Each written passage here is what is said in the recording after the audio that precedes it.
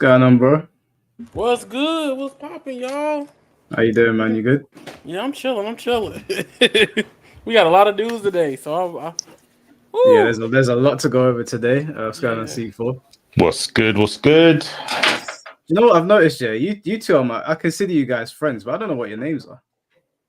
Really? Yeah, I don't know what your names are. Oh, I mean, everybody just call me Yaya, but it's just Wanye.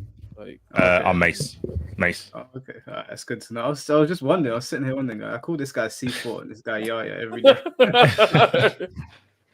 But all right. So basically, what I wanted to do today, what's going on, everyone in chat? I'll get to you guys in just a sec. I wanted to go over because I see dooming and glazing coming up a lot, and I put together this tier list. Now, obviously, you guys can add to it.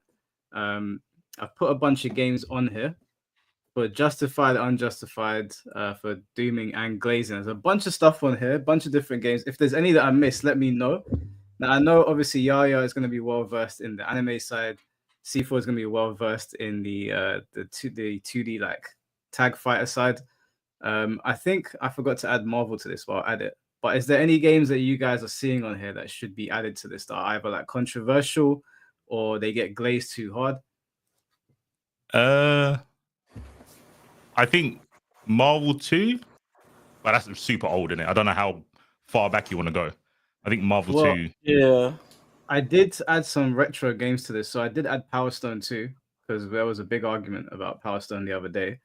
And I did add some of the old Dragon Ball games just because of the controversy around Sparking Zero. Mm-hmm. So we could in theory add some of the Marvel games. Yeah, other than the Marvel games, you got Third Strike. Have you got Street Fighter 4? I was gonna put Street Fighter 4 in it, but I was gonna wait to see what you guys say. You should put it up there. Yeah. All right. Put Street Fighter 4 up there. And yeah, then basically we'll go over and we'll talk over why certain games deserve to be doomed or they deserve to be glazed. I know what you missing. Because I said it yesterday, I got cooked. Xenoverse 2 gotta go up there. Okay. Xenoverse 2 count as a fighting game though, dude. I mean, you got all these other ones up here. You got Storm, you got Demon Slayer. I'd say they're fighting games. Yeah, I think they fight against Power Stone. Power Stone is definitely a fighting game. Okay. Which one though? Power Stone 2. Wait, let me put them on here. Yeah, I wouldn't agree with that one, but I'll tell you, Power Stone 1's the fighting game. Power Stone 2 is Mario Party. I'm gonna put Marvel Infinite on here as well. Cause okay. Cool, see with. Okay. Let's see how he defends this. Right. I am the strongest soldier for MVCI, so it's all good. That's so crazy. And you know it's true. I mean, I'm an MVCI person too. So yeah, let's go. All right, so put MVCI, MVC2, Xenoverse. You said Street Fighter 4, right? Yeah. Oh, yeah. Someone put 2. I've seen 2 good ones in chat, but I don't know how long you want to spend doing this. Street Fighter Tekken. I've got all day. It's up to you guys, really. I ain't got work until late tomorrow. Okay. I think Street Fighter Cross Tekken and I saw CVS. I'm guessing CVS 2, SNK versus Capcom 2. All right. Okay. They've got pretty polarizing people on both sides. I think they're pretty good. Yeah, I think I've got some opinions I don't think people are gonna like. I'm assuming Yaya probably does as well.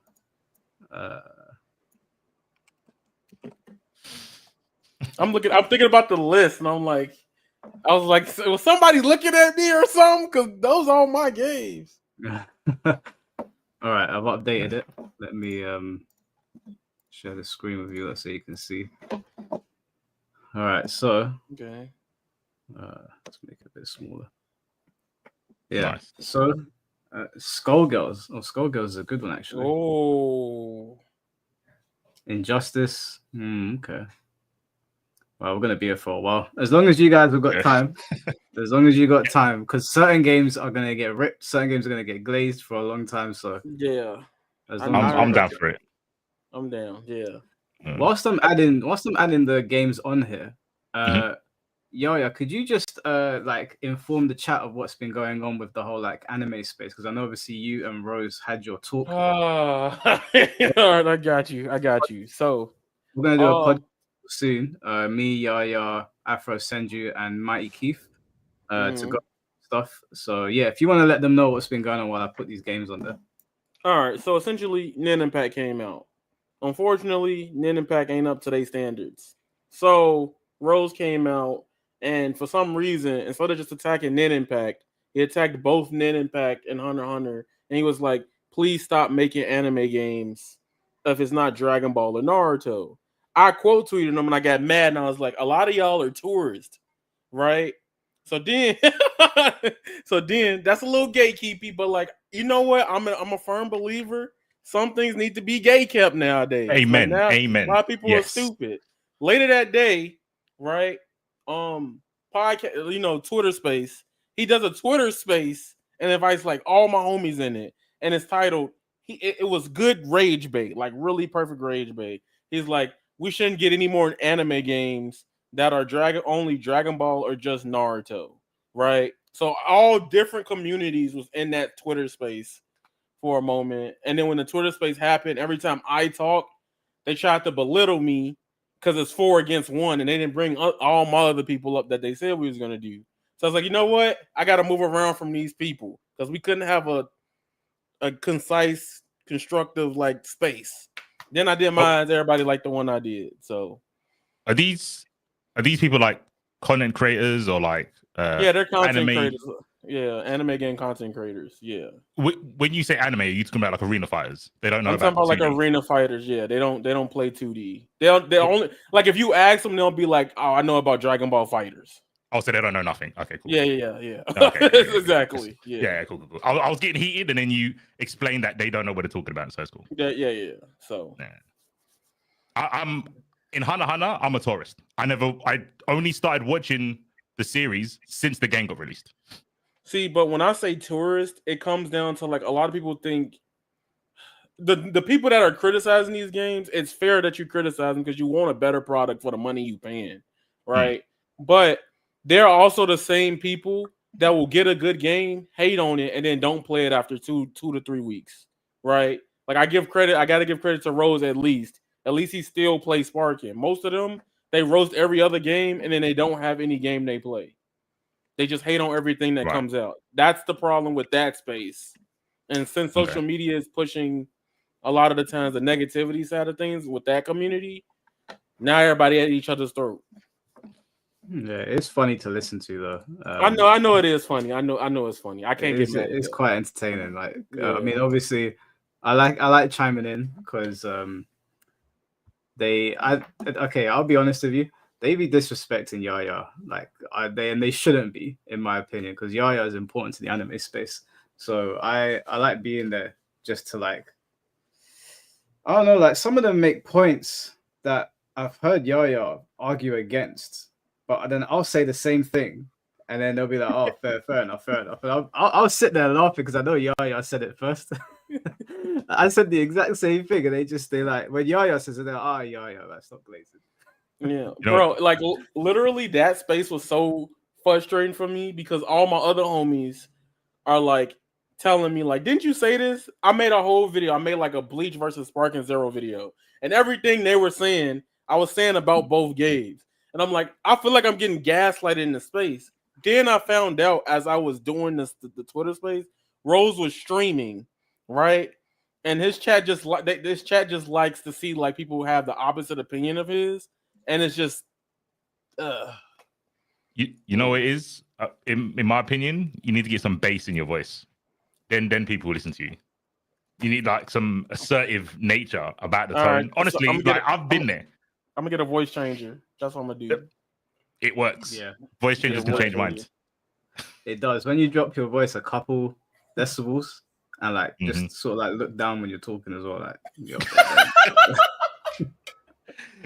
Oh hell no! All right, so I've added quite a few games to the list.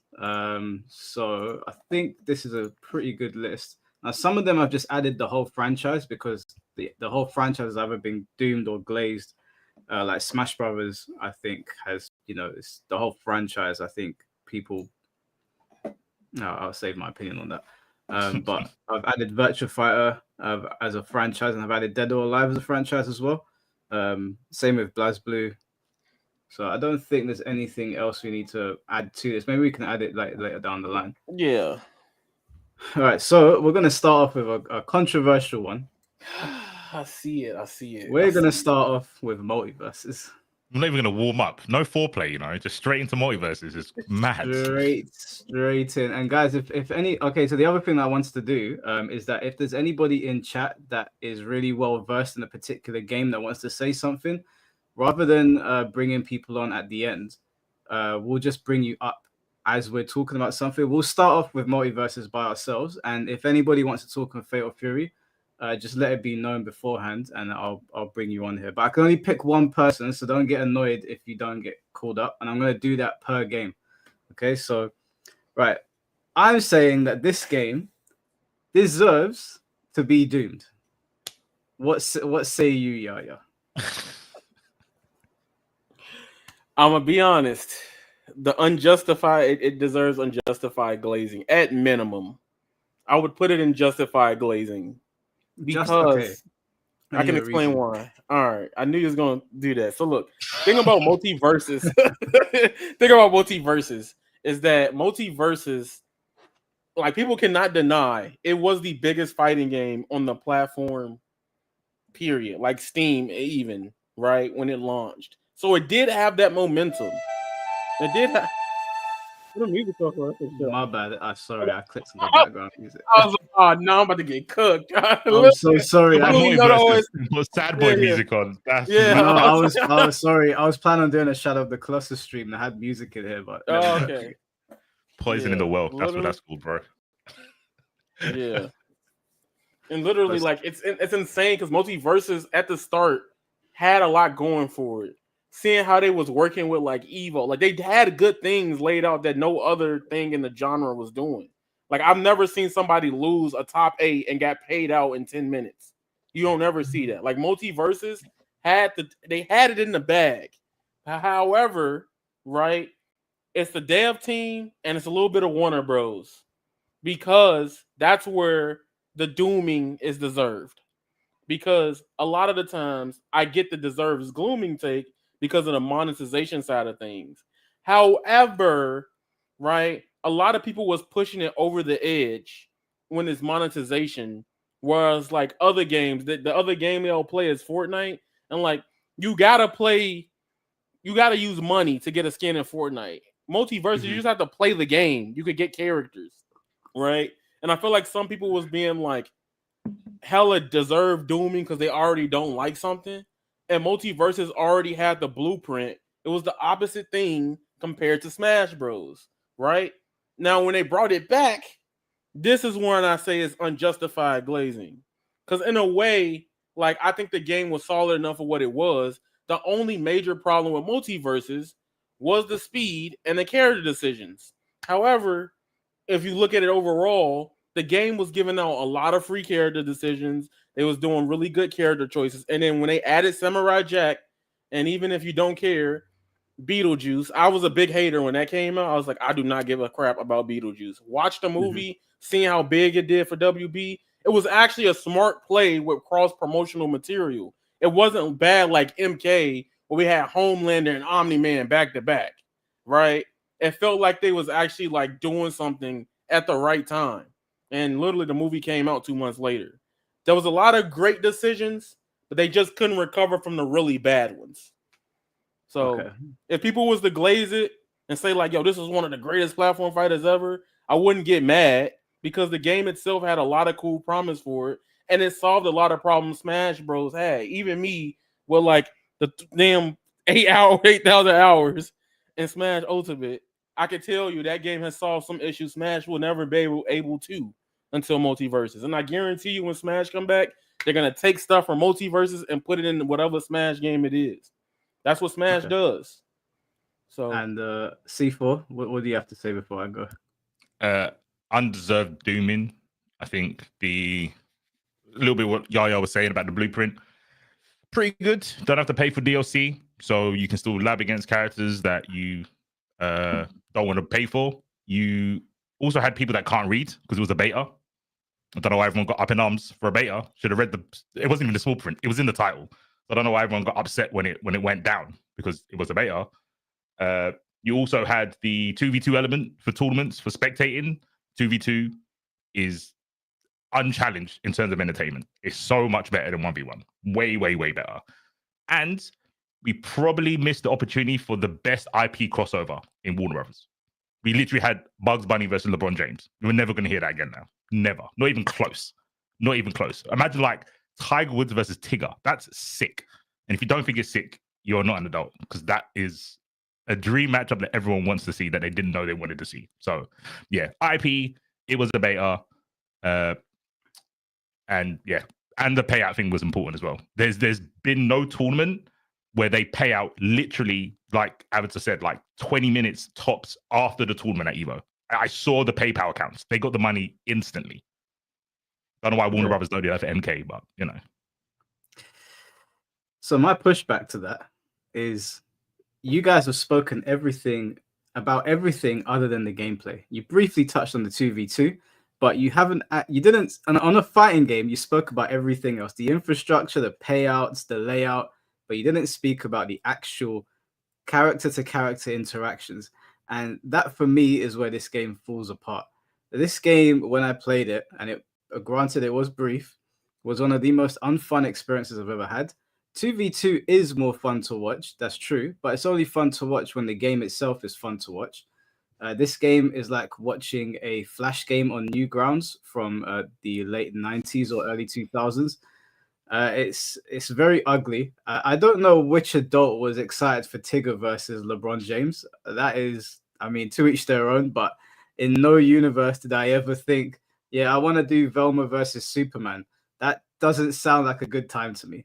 Bro, But you never had a childhood. That's crazy. to each their own. I never thought about putting Scooby-Doo against Batman or something. Like I just didn't. It That's never. fire. Some things don't need to cross. It's like pineapple on pizza. They don't need to cross. True. Okay, that's fair. I get you. Okay. It's like I don't know if they did Luffy versus Jeff Bezos. Like I don't need to see that.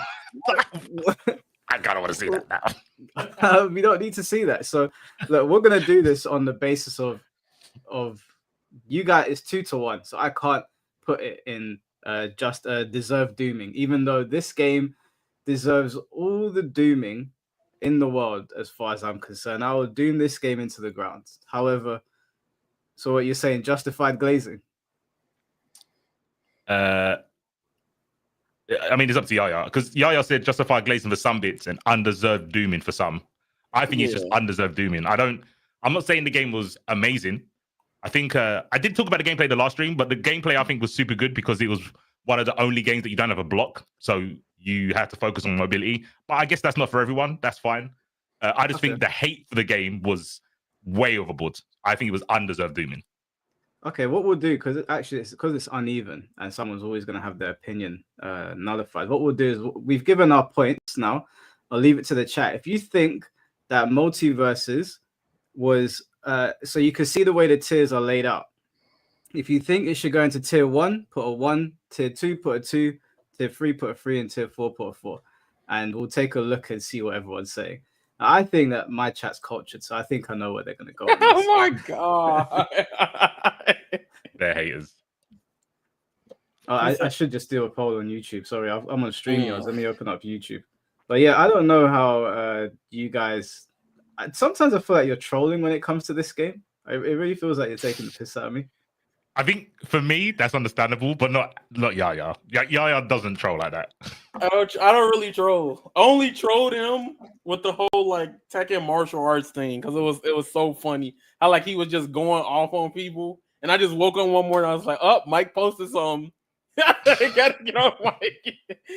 I mean, I get cooked on Twitter all the time, literally all the time. Why can't I do? Oh, there we go. Real quick, Mike, did you ever play 2v2 when you tried Multiverses, or was it just 1v1? I played 1v1. Yeah. Okay. Fair. Let me. Okay, I can played do the all. I poll. played all. Okay, so here's the thing about multiverses. A lot of people don't realize this though, is that when they changed the speed, it was the result of the player base complaining shit was hard to see. People forget that, right? However, when multiverses came back, they slowed it down a tad too much. Now I won't say the person name, but I know why multiverses gameplay got like that. I have it on my computer, and he said I want the hits to be methodical, like Street Fighter 6.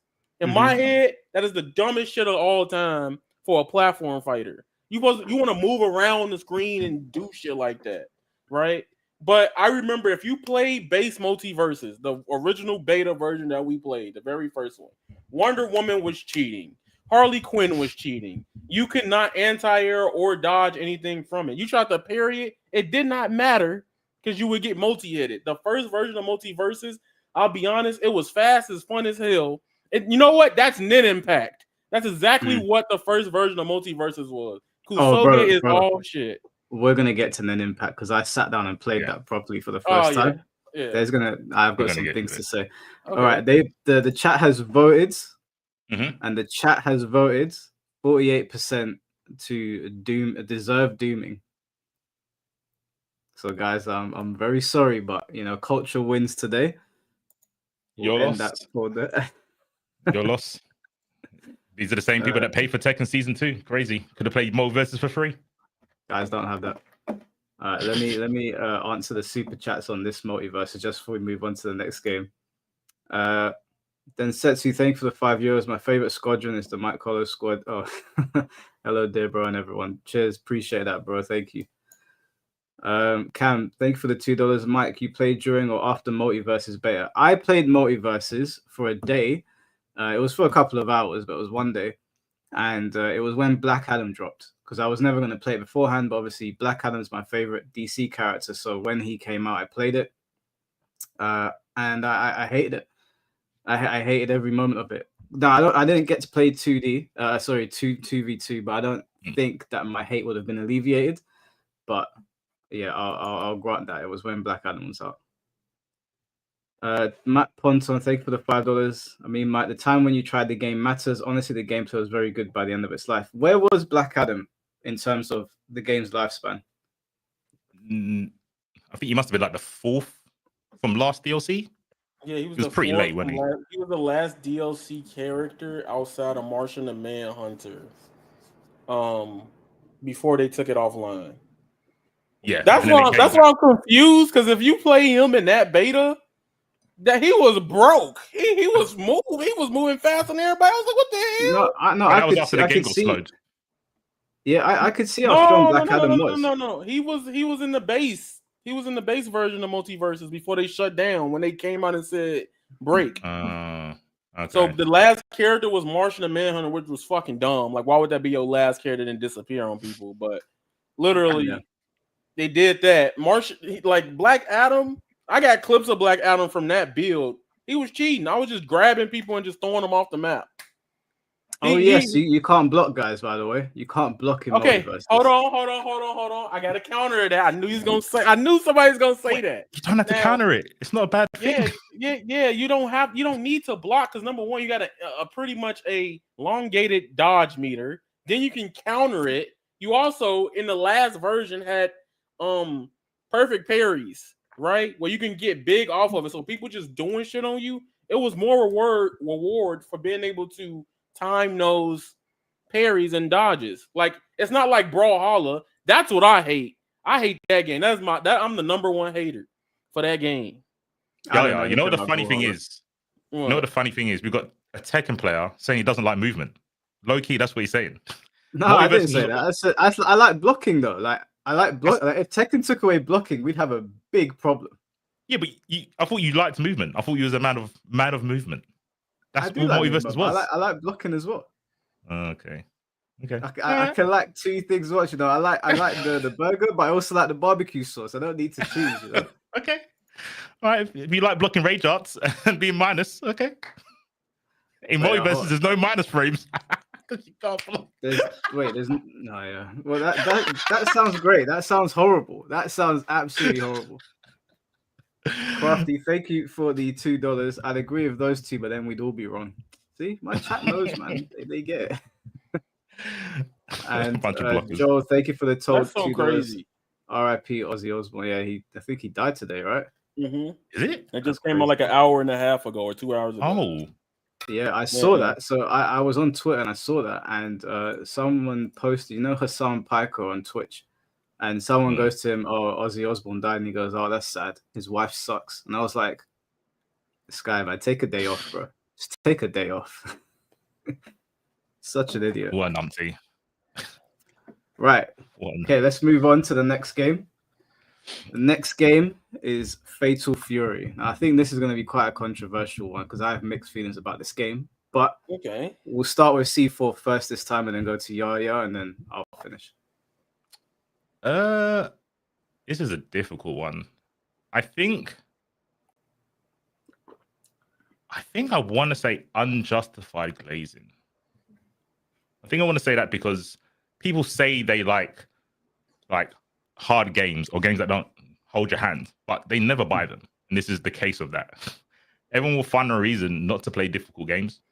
And for a modern game, Fatal Fury is hard. It's not the hardest game, but for a modern, like pre Street Fighter 6, I would say it's probably, in terms of traditional footsies, Yeah, it's the hardest game there for sure. And apparently that's what people wanted. They've got that. They've got the money.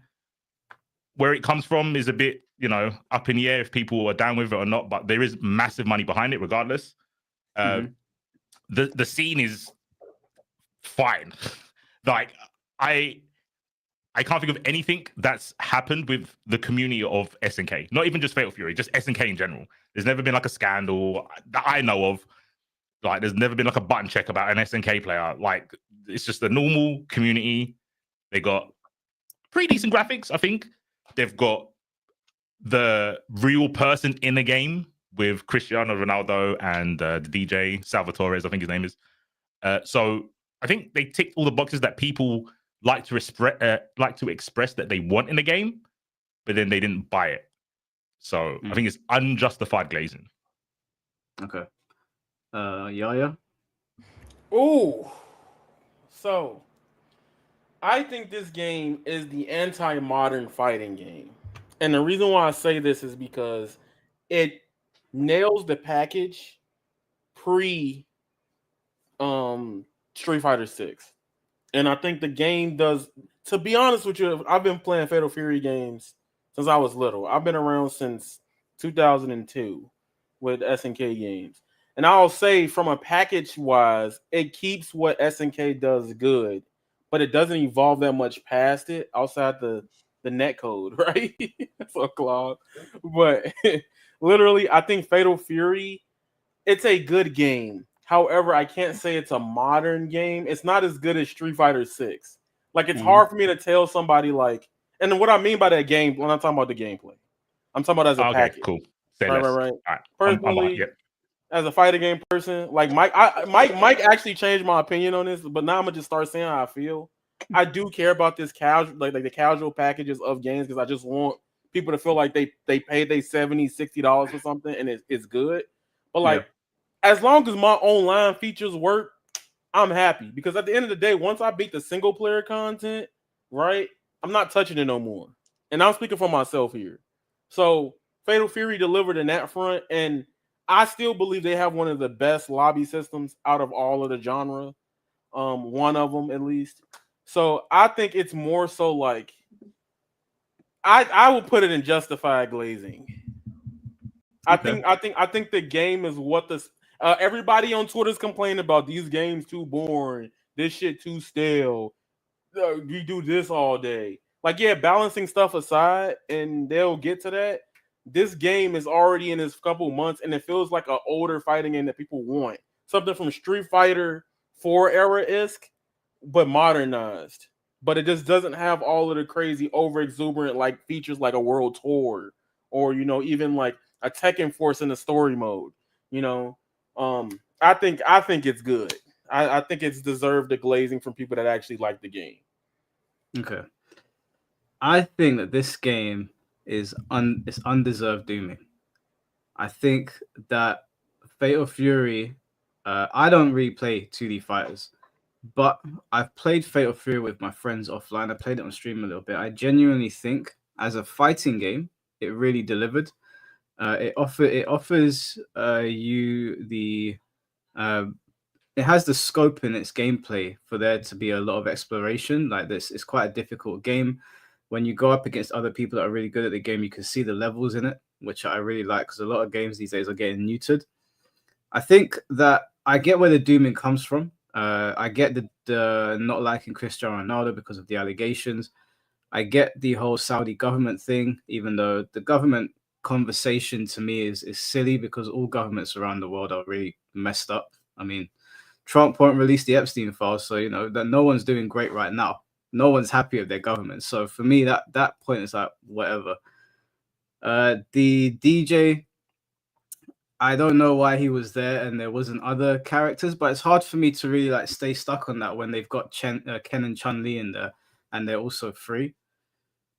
So I get why people got angry at the game. I get why people got angry at the game.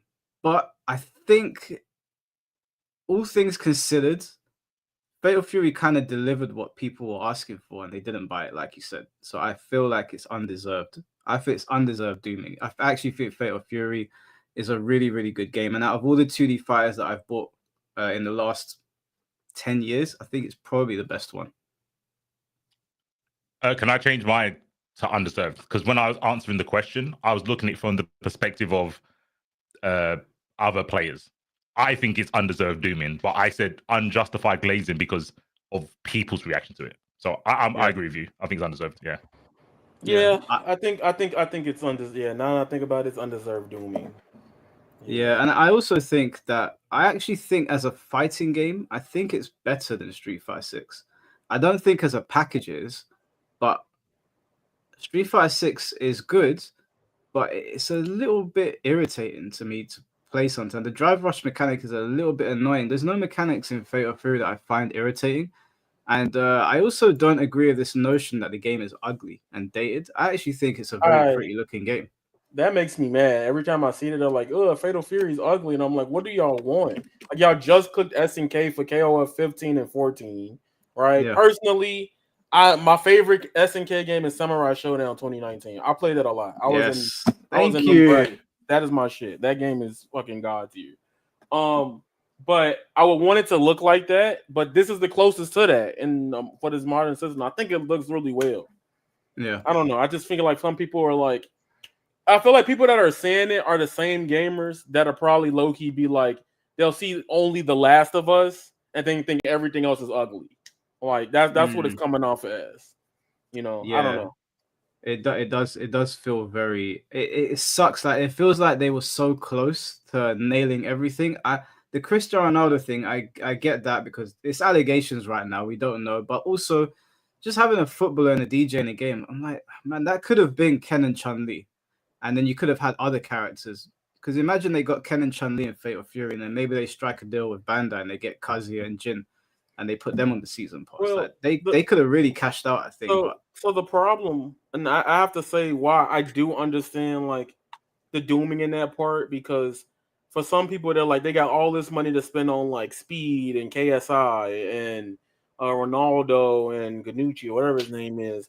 And like number one, Ganucci's problematic in my way because that could have been Duck King, right? A character from SNK. And I get people feeling that way because sometimes I'll be like I used to not feel, but like, why is people hating on guest characters? And then my homie told me, he was like, I can say one word, 2 words, and you will completely shift. And he said Minecraft. And I think about how Steve ruined Smash Bros for me, and I get it. Like I instantly got it. I was like, you know what? I'm not gonna argue with y'all no more because Steve is the character that just doesn't even feel like should be in this type of game. And I do feel like with SNK though, they have been nice about saying, hey, this is the game, but this is free. This is the game, but this is cheap. And a lot of people are not taking that into consideration when like, I don't know. I've been telling people today, I'm like, Tokon might be $80. It might be $70, $80. It's Marvel. It's Sony. You know, you got to be careful what you wish for. So I don't know. I feel like a lot of it's just overhated. Well, the chat has decided they agree. It's undeserved dooming. on this one. So, Oh, not the next game. oh boy, yeah, this is gonna start a shitstorm. Oh, here we go. This is gonna start a shitstorm. I'm obviously gonna. I'll go last. Let me just read the super chats for this one. Matt Ponton, thank you for the $5. That's before they brought the game back. Blocking was added when they brought the game back. Oh, really? Blocking was added to Multiverses when it came back. Why is that then? So all this time I've been saying, oh, blocking, not having blocking's dumb, and you guys have been going, it doesn't need it. Why did they add it? It was You know beta tested, and No. even then it wasn't finished. They caved into the people that weren't going to play it, like Mike. That's what they did. Yeah, that's what they People did. like Mike said, Wrong. "Oh, this." No. I People didn't like you. even Not say anything on Twitter. I just said, fuck this. I ain't playing it. no. People. I say people like you. I don't mean it like that. I mean people that made the argument like, "Oh, you should add block to this game because you're trying to be Smash. Add block." When they added block, I stopped playing. So I've only been talking about pre-block and pre-slowing the game down. That's after that, the game was shit to me. Like it lost its thing. But yeah, they added block to the game and it was already dead. The game was dead. I don't know why they did it. Maybe they were trying to bring people back with common sense, but who knows? We'll leave it for we'll leave that there for another day. I see you. Mr. Mars, thank you for the $10. Yeah, if you want people to start listening and taking you seriously, just become a VTuber and use a voice changer to make yourself sound like a girl. Oh, come on, Mr. Musk. Come on, man. Don't forget to say the N-word. I do it anyway, but like I had an interesting conversation the other day with a guy on Twitter about this, but yeah. I want to get him on here to go over that. It'd be a good conversation. But yes, no after school slander today, guys. Let's move on from that. Crafty, thank you for the $2. Tekken 8 4 end of discussion next. Hey, hold on. Let's get to it first. Let's get to it first. You want me to go first this time? Yeah, you go first. All right. So here's my thing. So Mike did a stream, I guess like it was like a month ago or some weeks ago or whatever, and it was talking about like the Tekken 8 and stuff like that, and like the gatekeepiness of the community.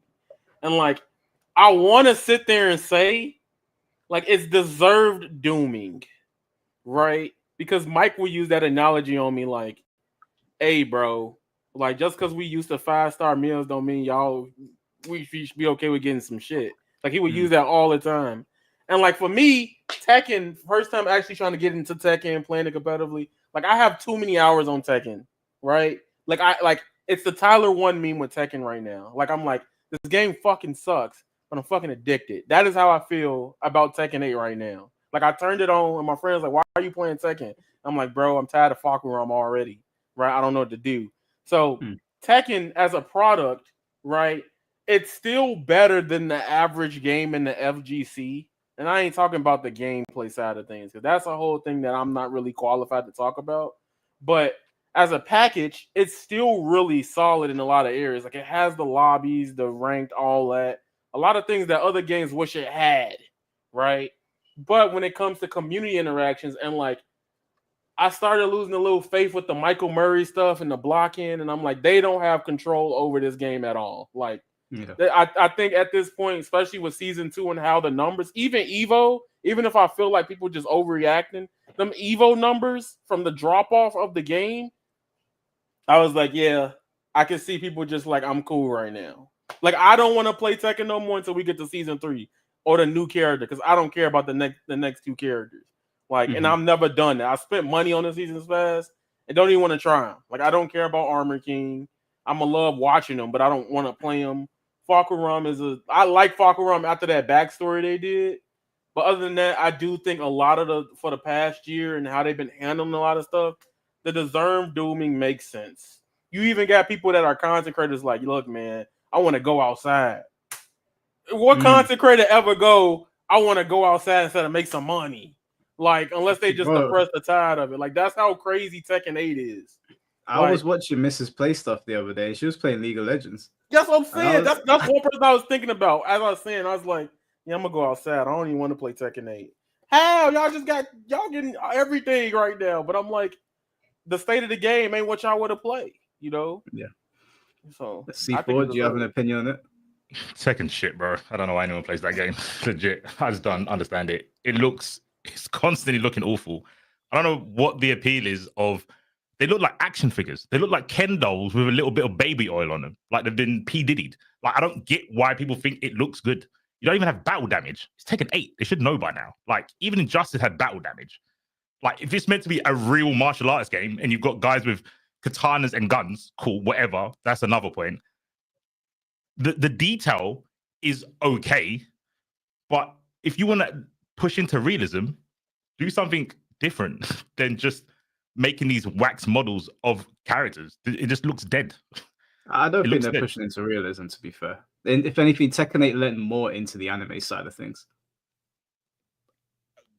I mean, fair enough. Then the game just looks bad for no reason. Then, like, I thought they were trying to look like, not human, very like hyper realistic, like Injustice 2. And I think Injustice 2 is too gritty, so you can't appreciate the details. It's like NRS just make dark games. Like, there's no lighting. I think Tekken has good lighting, so you can see everything, but I don't want to look at those characters. They look dead. They look soulless. They just look like husks of characters. Season 2 was literally, when I was like, the last time on it, was the only time I could watch as a spectator because it had the information. The fact that it took 10 alliterations of Tekken for them to do that is, you've been punked massively. Any Tekken player, if you stuck with the game for that long, you've been punked. They've been punking you out for a long time. I don't understand why anyone plays this game. It's beyond me. And are you saying that for all Tekkens or just 8? I think 1, 2, and 3, you're justified to not know any better. Then after 3, they've been punking you, and you've been actively asking to be punked. That's my opinion. But you're also down to play a game where most of it is down to knowledge checks. I don't see the competitive nature in the knowledge checks over and over and over again. I don't think it's a game. Okay. I don't get the appeal. Those were some takes. Those were some hot takes. What I'll say is Tekken 8 deserves all the dooming, and that is coming from a person that has played every single Tekken game. I think this one deserves dooming. Like Michael Murray aside, because I don't want to involve too much about what happens outside of the game, even though I will acknowledge Michael Murray's behavior on Twitter is embarrassing.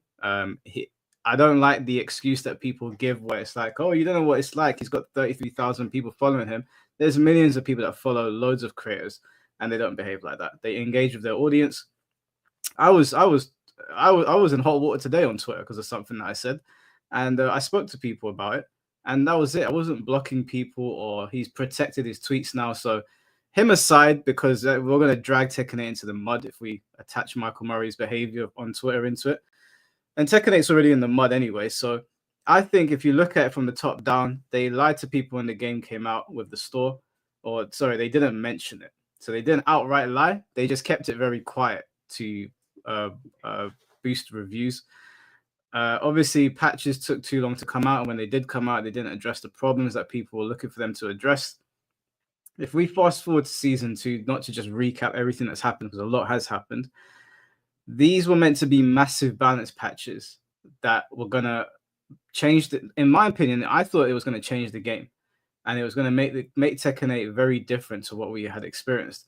Tekken 8 pretty much feels exactly the same as when I played it in Season 1, minus the sidestepping. The sidestepping is noticeably better, but there's so many other problems elsewhere that it doesn't feel good to play. It's a frustrating Tekken game to play.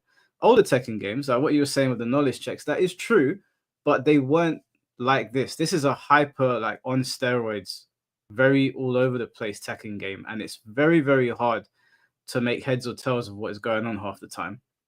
And even at the higher levels, you see the players complaining. You can see the look on their faces when they lose matches. They're like, what just happened? I was watching, I think it was Ferguson playing against Austin or someone the other day, and he was just running people over with Asuka. And it wasn't because, not to like downplay anything Ferguson's doing, but Asuka's ridiculous. Like, she just puts you in situations that nobody wants to be in. So other Tekken games have always been difficult, but this one is frustrating. It's really frustrating to play. So for that reason, not to mention the store and constantly updating it with these stupid shirts that have a square cutout of a movie on it, And then you see other games getting proper costumes. They've just done it again. They've announced another collaboration. So people are clowning them, saying, we're going to get another strand of hair. I think that this game deserves all the dooming in the world. I think that it's a stain on Tekken's legacy. I came back to play season 2 and give it a fair shake. I played it. I got to Tekken God. I'm like halfway through. Like I'm approaching Tekken God Supreme or whatever it's called. And I just said, I don't want to play this anymore. Like I was winning. I was on a win streak. I put on the members area. I won my games. And I was like, I can't do this anymore. Like this is not even fun to win with. And that is not a good sign, because a lot of the time, like when you were talking about Black Adam before, you were like, I'm surprised you didn't like it because he was so broken. That is what this game is. Everyone feels broken in this game. Everyone feels like they shouldn't be doing that stuff, and you're still not having fun. So I think I know what the chat's going to say. However, I'll leave it to them. Was there anything that you guys wanted to add onto that? When I first got on wanted here, to add something. Go ahead. Real quick. Yeah, it's more addressing chat. The C4's not play Tekken. I've also not put a cucumber in my rectum, but I know I don't want to do that. I know it's not good for me. Like, you don't have to play something to know that it's good or bad. Everything I said had nothing to do with gameplay. Nothing. If a character has 100 moves, yes, it's a knowledge check. In games like Street Fighter, you don't get knowledge check. You can see a normal whiff and then go, oh, I can react or I can't react. In Tekken, when something whiffs, because they've got a million different variations afterwards, you can't whiff punish. So yes, I don't have to play Tekken to notice bad stuff in it. Do you know what? He's not wrong. He's not. Yeah. I think that this is true for a lot of different things in life. I think you don't have to necessarily be somewhere or be in the situation yourself to identify a problem. The problems with Tekken are so obvious. They should be so obvious to anyone that has played any fighting game what the issues are here. Now, Tekken has always been a knowledge check game, but this is far and beyond the worst that I've ever seen. And the worst part is that there's a lot of situations in this game where it's like, okay, cool, I know what's coming. I can't do anything about this. Like, for example, I'll use my character as an example. If Fengwei does shoulder and he cancels the heat and dashes in your face, you're kind of at his mercy. They have made it a bit easier to explore some other options, but you're still kind of at his mercy. And I hate situations like that. It's like you've just used a move that would have granted you high damage, and it's still your turn. And your turn is going to go into another launcher. And one thing that I hate about Tekken 8 is they actually did a good job with decreasing overall damage, but you wouldn't be able to be able to know that because everything's a launcher. Everything launches. Like, oh, can this just not be like you hit me, we reset neutral, and it's my turn now? It's like you hit me, I'm in the air for 20 years. Maybe I'm at the wall. You hit me again, I'm dead. Whereas in the older Tekken games, the damage was very high, but you were out of the combos very quickly. So you felt like you were still in the fight. Now it feels like a turn-based RPG, and it always feels like the guy's got an extra turn. So I personally, I can't stand Tekken 8. I put it on Twitter today or yesterday that I got to Tekken God, and I was like, this is a party game to me. Yeah, I was like, this, because I got there in I think collected like maybe like 2-3 hours. So it wasn't difficult. I feel like ranking up is a bit easier this time, or maybe they just made Feng stronger. But Tekken 8 to me is a party game. It's an unserious fighting game. It can be enjoyed if you're just messing around with your friends. But going into a ranked competitive environment on a game like this, I can understand why Blackheart was having like a mental breakdown the other day. I don't know how he does it. I did it for 3 hours. He's done it with 14 characters to God of Destruction. That's all mad to me. I will say, as a person learning the game for the first time, the game promotes a lot of why not? Like you have, and like I didn't get that when it came out. I was like, why y'all all mad? And you know, we had that whole arc with Kento and stuff like that. And like literally, I'm playing Tekken and I'm realizing to myself, I'm like, I feel like the game like you want to do some like masterful shit, but then you try to do it, it feels horrible because you get punished for he comes off as stupid. But like Clive, for example, I played Clive when he was really broken. Why would I not do 4-4-1+2? They're gonna get hit into the wall. Now it's my turn again. And the game promotes the idea of like it's aggression, and I'm fine with aggression, right? Like Ultimate. One of my best game was Ultimate. literally, I'm fine with aggression. But then what Tekken does is like, well, it's dumbass aggression. Like I'm just doing stuff and things happening, and then I just react based off of did that work or not. And that doesn't feel fun to me in the grand scheme of this game design. Like I started doing it. Like Combo Breaker was the moment I was like, okay, Tekken 8 might be bad. Because mind you, I didn't play Tekken for like a month before I went into bracket. And I launched this dude 12 times. His homie looked at me, he was like, bro, can you tell him to block? And I was like, I just kept doing it. But I was like, yo, when I stopped doing it, I lost a round. And I'm like, damn, this kind of dry because I feel like I'm doing the same thing over and over again. I don't know. I just had a deep realization with Tekken. As I was the line looking at Fatal Fury, like I should have signed up for that, bro. Like, bro, I was playing ranked, right? And I came up against Clive for the first time because I had stopped playing by the time he'd come out. And he did this move where he sort of like went like this and his sword reached across the screen. Like it was 5 character paces. And I was like, I'm sorry, what the hell was that? And it goes into a stance. I couldn't believe it. The Tekken developers have lost their minds. Like they must be having fun in the office just doing whatever they want because it makes no sense. There's so many moves in this game where I'm like, why? Why did you do that? There's been changes to Jin that don't make any sense to me. It's just nonsense across the board. And I can't find many good things to say about it. The only thing I don't think I agree with is C4's analysis of the aesthetic. I don't like Tekken 8's aesthetic, but not because of that. I think it is a pretty looking game, but I don't like how over the top it looks. Like I don't like all the sparks and all the colors and everything. I prefer the more gritty look. Or I feel like Tekken 5 found the sweet spot, but I like Tekken 4's look. But I could accept Tekken 5 as well. Tekken 8 just looks too, I don't know, it just feels like a constant explosion on your screen. That's what I don't like. That's fair. I remember 5. That's kind of the first one I tried to play. Tried to play Steve. I didn't play 6. And I played Miguel in 7, not like competitively, and I think I played it like super, super casually. And 5, I don't remember looking bad, but it also might have been the games that were out at the same time. I think Tekken 8 to me looks bad in comparison to other games. Or maybe not bad. No, actually, no, it's bad. It's fucking bad. It's bad. It is bad. They fumbled big time. Yeah. But yeah, 5 looked good for the time it was at. Oh yeah, I still think 5 looks good, to be honest with you. Crafty, thank you for the $2. Michael Murray, you mean microtransaction Murray? Oh my god. Avocado Meat TV, thank you for the $2. I know it's a crazy name. Do you know what? He was in my Akira Toriyama video and he was like, hey man, this is Avocado Meat TV. I started cracking up. That's a mad name. I should have used that instead of cucumbers. That's mad. That would have been it's a funny name. MK1 should be in green and red. It's a confused mess. We're gonna get to MK1 shortly, bro. Don't worry. All right, so the next game is Street Fighter 6. I'm fighting for this one. There's only one to this one. Go in. All right, we're gonna start with C4, then we'll go to Yo-Yo. You might want to loop back around to me. I look at Street Fighter and I think, would Street Fighter 6 be popular if it wasn't Street Fighter? If it didn't have the Street Fighter IP? Because I feel a lot of people don't like the mechanics of the game. But I think the marketing was good.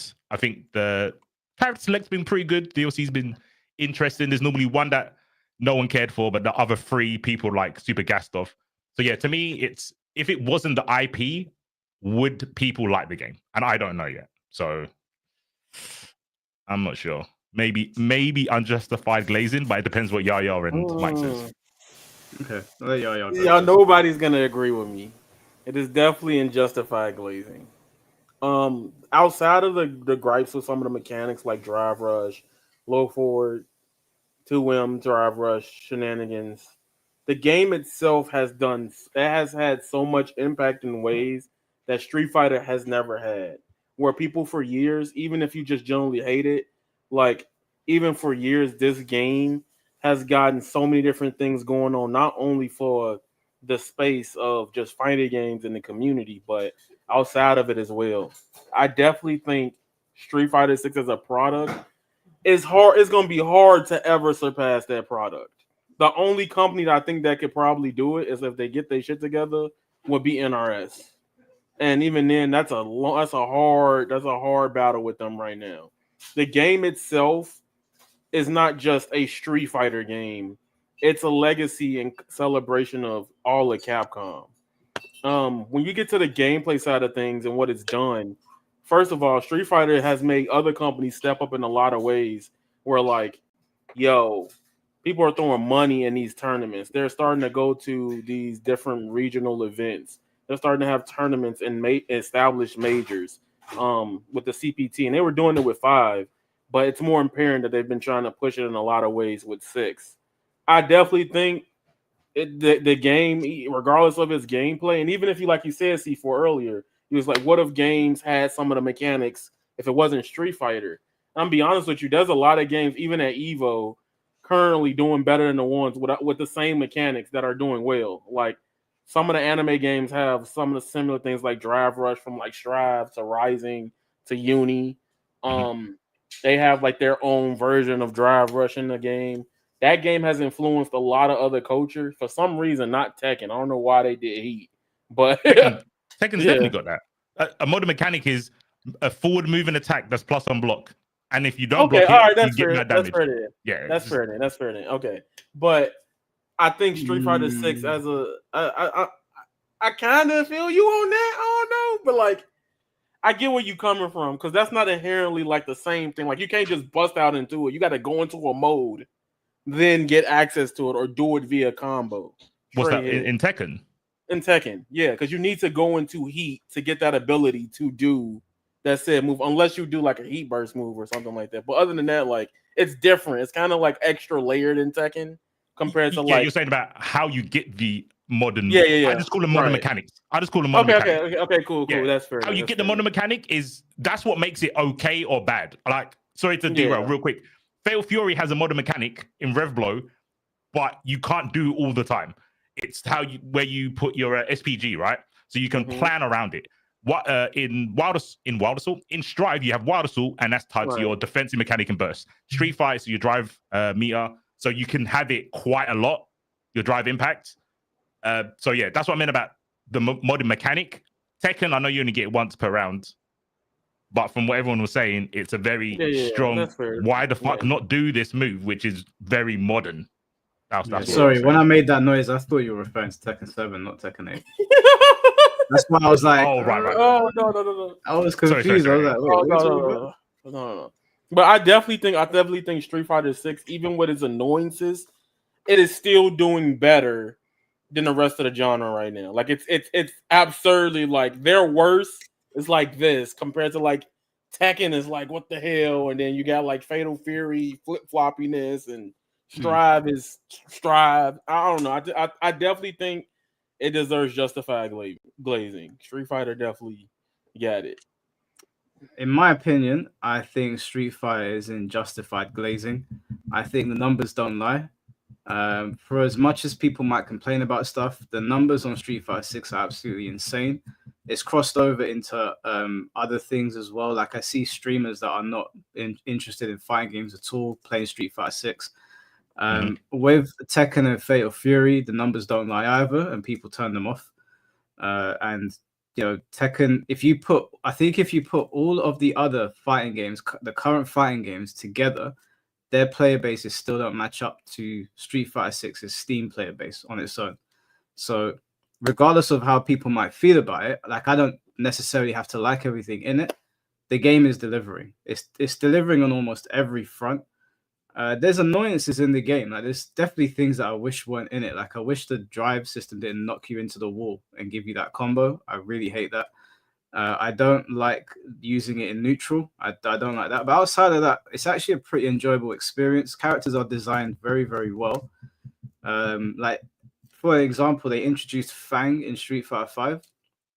I always hated Fang. I was like, this is such a lazy design in my opinion. Then they introduced Aki, and I was like, wow, this is fantastic. Like, she's actually such a sick character. if I was gonna play one of the female characters in the game, it would probably be Aki, and I don't usually gravitate towards female characters, so I think character designs are really good. The DLC's been pretty good as well. I'm pretty happy with what I've seen so far. The music in the game for me hit hard. Like I know some people find it controversial. I really like the music. The general presentation is really good. Street Fighter 6 is a super pretty game. I don't care for World Tour mode, although I don't dislike it. I think it was a pretty decent endeavor, especially when you're expanding the lore of Street Fighter. I feel like everyone got what they wanted with Street Fighter 6. There's some cons, but it covered a lot of areas. I can't hate on it. Can't hate on it. And judging by the chat, they're all saying it's justified glaze as well. So I think that's it. That's unanimous. Street Fighter 6 is the king right now. Right. Let's see. Cam, thank you for the $2. What's your guys' perspective on game versus package? I don't care about package. Gameplay. I get what he means. I think he's talking about gameplay versus overall product. Depends on the game. It heavily depends on the game. We've had this. Me and Yaya have spoken about this quite a few times. Yeah, like for example, like Bleach. It in some ways it's an okay product, but if I'm talking about gameplay, it's fucking fire. Like for what they did for their first game, it's insane. If you know that company, I wouldn't have expected them to pull something out like that for their first type of game like that. Well, they did Senran Kagura as well. That was it wasn't exactly a fighting game, but it was pretty. Apart from the greening. Yeah. But the problem with Senran Kagura is that it took their Muso-like elements and turned that into PvP. This game completely did that from scratch and built up to what we know as Bleach Rebirth Soul. So like game versus package does matter in a lot of ways for me, because sometimes if I don't like I'm not gonna lie, it all really low-key depends on the IP too. Like Hunter x Hunter, getting the time of the day because I like anything that remotely plays like TVC. I'm in that shit. But like the fact that the rollback's bad and they delayed it 9 months, I can't support it. I literally have not bought it. I like everybody's like, why haven't you bought it? That's why. Why you get the demo? I have the demo. I have like 100 hours in the demo. I played a lot of the demo. Okay, cool. So should we add Grand Blue to this? I would add Grand Blue to it, but it's going to be in the same spot as Street Fighter to me. Spoilers. Yeah, spoilers. I mean, like I'm just gonna say the same thing again. It's just anime Grand Blue. I mean, anime Street Fighter. Okay. I'll add it in a little bit. Let's move on to Mortal Kombat 1. So I'll go last. Yaya, if you want to start on Mortal Kombat 1. I have a whole friend group. You know who Not Very Good is, right? Yeah, I know. All right, so at the wedding, they roast that game. They hate MK1. They're like, we like 11. At least 11 had content. Yeah. I like MK1's gameplay, but I want to be a hater because my favorite character is not playable. She's a cameo. So that's my Sonya. I've been a Sonya since I was little, and she's a cameo. Then they had the nerve to give her the bicycle kickback. I was so mad. I was like, all right, bro. So y'all gonna mean tell me she's only cameo able to do this here, but you can't play with her? MK1, I feel like it's it deserves the dooming, but like some of it's overhated. That's how I feel with it. Like as a product. What do you think is overhated? All right, I think Invasions is overhated. Oh, are you being for real? No, because I knew he's gonna look at me like that when I said that. No, my thing with Invasions is like, okay, it is a mode. Like, if we're talking in terms of replacing the crypt, it's very dumb. It's dumb as hell, right? It's very dumb. But in terms of unlockables and what you get from it, you get more by just BSing it versus like how we use the crypt anyway. This is why NRS probably got rid of the crypt. They were like, people just gonna go on YouTube and look up the coordinates anyway. So what's the point of them playing through crypt? And that's very dumb because he said that in an interview before. But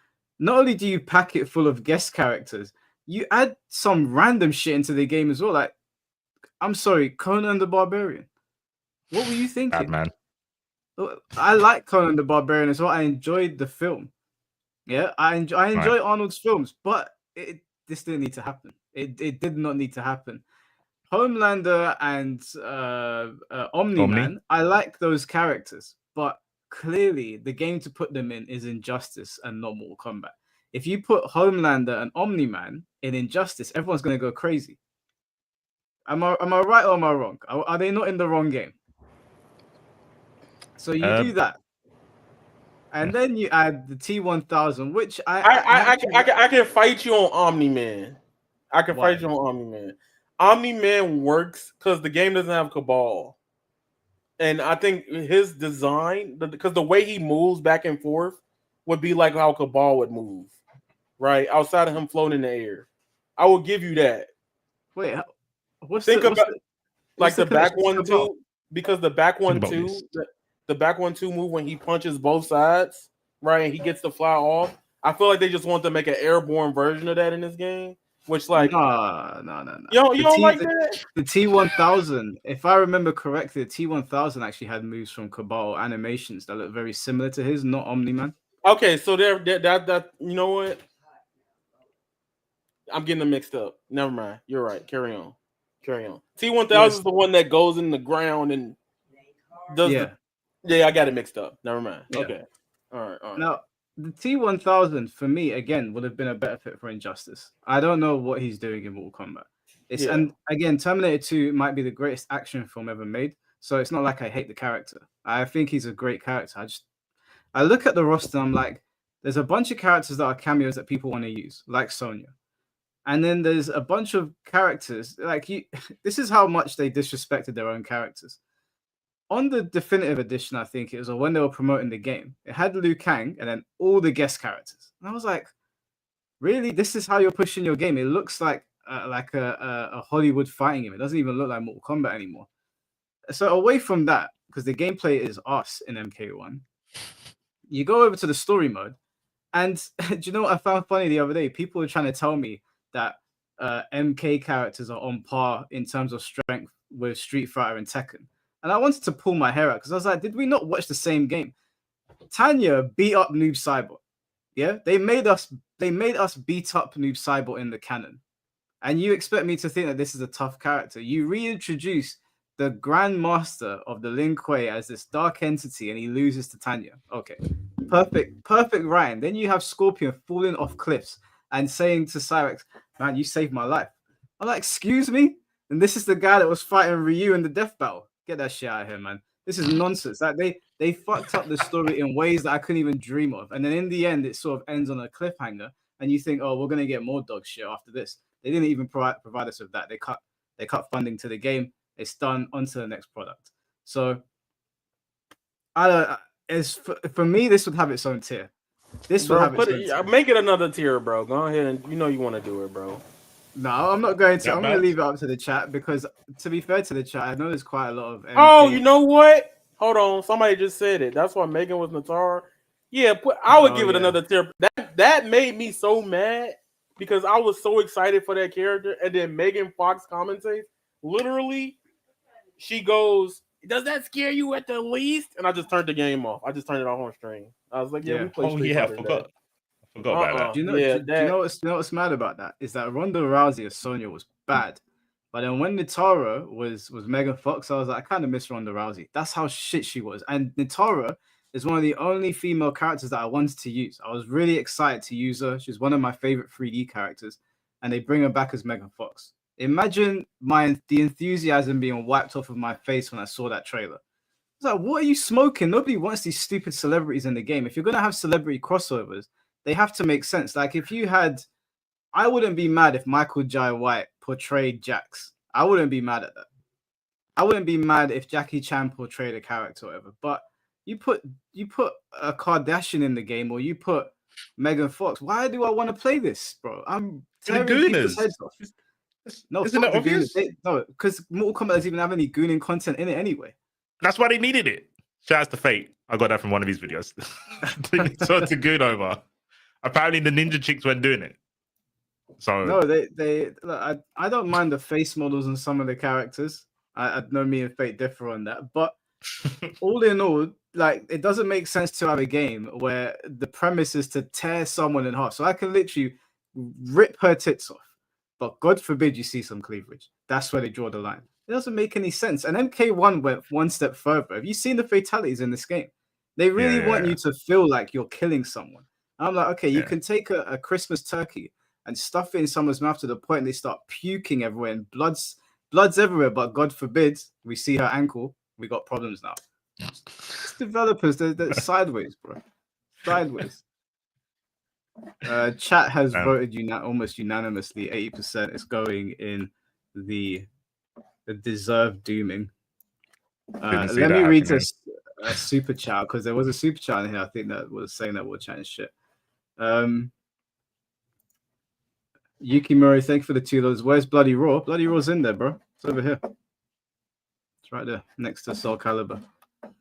Mr. Moss, thank you for the $5. This is probably a hot take, but Beats in My Heart is better than Beats in My Head. Both are still good. Do you know what? I haven't heard Eleanor's theme yet. Or at least I don't remember it. No, actually, I do remember listening to it and I liked it, but I can't remember how it goes. It's kind of like a DJ version of the one you'd hear in a nightclub with a live DJ. It's just bare scratching and wheeling up the beats. That's all it is. Like, I think it's okay. But Pussy bored like Kylo. That's a crazy name. It's a song. It's the doctor that's sending me, bro. It's a line from Lil B that basically he has a song called Cow You. He says that line over and over again in a part of the song. It's like an old ass song. What is it? What's a Kylo? Caillou, like cow. You know, the little ball boy that used to be on like. On like the you never seen Caillou? Maybe it's a UK thing. I don't know. Yo, that's crazy. He never I don't know what that is. That kid was a menace. He wouldn't get his way. He'll push his mom and stuff like that. But he said, I gotta read the comment. He said, y'all just hate us for MK1. Name me one game you can file taxes while you getting hit with a combo, 6-hit combo. Tekken. I was going to say Tekken. I was like, you want to do Hokuto no Ken? There's also Nen Impact. I only need one button and do it 3 times with Leorio. But yeah, you want to talk about filing tax? You can take your kids to school and come back, and you'll still be in the air on Tekken. Have you not seen that video where someone put, I think it was 4 Tekken 6 combos into 1 Tekken 8 combo? That I don't agree. That I don't agree with y'all with. That's my only take. I can't agree with y'all with. I actually do like watching Tekken combos because it hit. Like I can show you. There's a stop motion dude taking all the combos, like the sample combos, and making them real good. And I just like the dynamic sound and hits of them. I get that it's annoying. Do you like it when you're in it? I mean, I'm okay, bro. I like Marvel. I can hold that shit. Like I'm cool. No, but like, Marvel's not Tekken though. That's the thing. Everyone says that. I play Marvel. That's fine, but like it's still long regardless. Like that's my even when I get hit, I'm like, damn, I don't want to get hit by that again. Like that's how I feel dealing with it in Tekken. Yeah, stop trying to be reasonable. They've just got TikTok brain rot. They've got TikTok brain rot. They can't look at a combo more than 5 seconds and they go, they freak out. Like, let me out. And then just play Yui. You've got a burst. Yeah, but these are not the same games. You know, like when I play a certain game, like when you play Mortal Kombat, you have an expectation. You don't want assists in Mortal Kombat, even if they work the same way Marvel ones do. It's not Marvel. This is Mortal Kombat. When I play Tekken, I don't want to be in the air like I'm fighting Phoenix. This is Tekken. Like what? Why am I in the air for 20 years? Because you've got to do something innovative. That's what it is. Otherwise, you stay stagnant. You got to try other things, man. Every game does it. Innovative to keep me in the air for longer. Hold on a minute. Wait. Tekken Tag's a game, right? Tekken Tag is a thing. They literally did that to your game. No, Tekken Tag combos was like this. Like that's Tekken Tag combo. No. That is untrue. That's untrue. You can pull up a Tekken Tag combo right now. They're gonna be flipping a couple times. No, that is okay. First of all, I still play Tekken Tag. You're not in the air for as long in Tekken Tag. The damage is extremely high in Tekken Tag. The damage is the problem. There's some characters like Nina. If you pair her with the right character, yes, you're going to be suffering for a lot. But there were characters like Nina, Lars, and Lee were known for their wall carry. Those were wall carry characters. Now everybody can do it. In Tekken Tag, for example, my team, Jinpachi and H Shinoga, you were eating a ton of damage in the combo, but you weren't in the combo for a long time. He nearly smiled when he said that. Almost.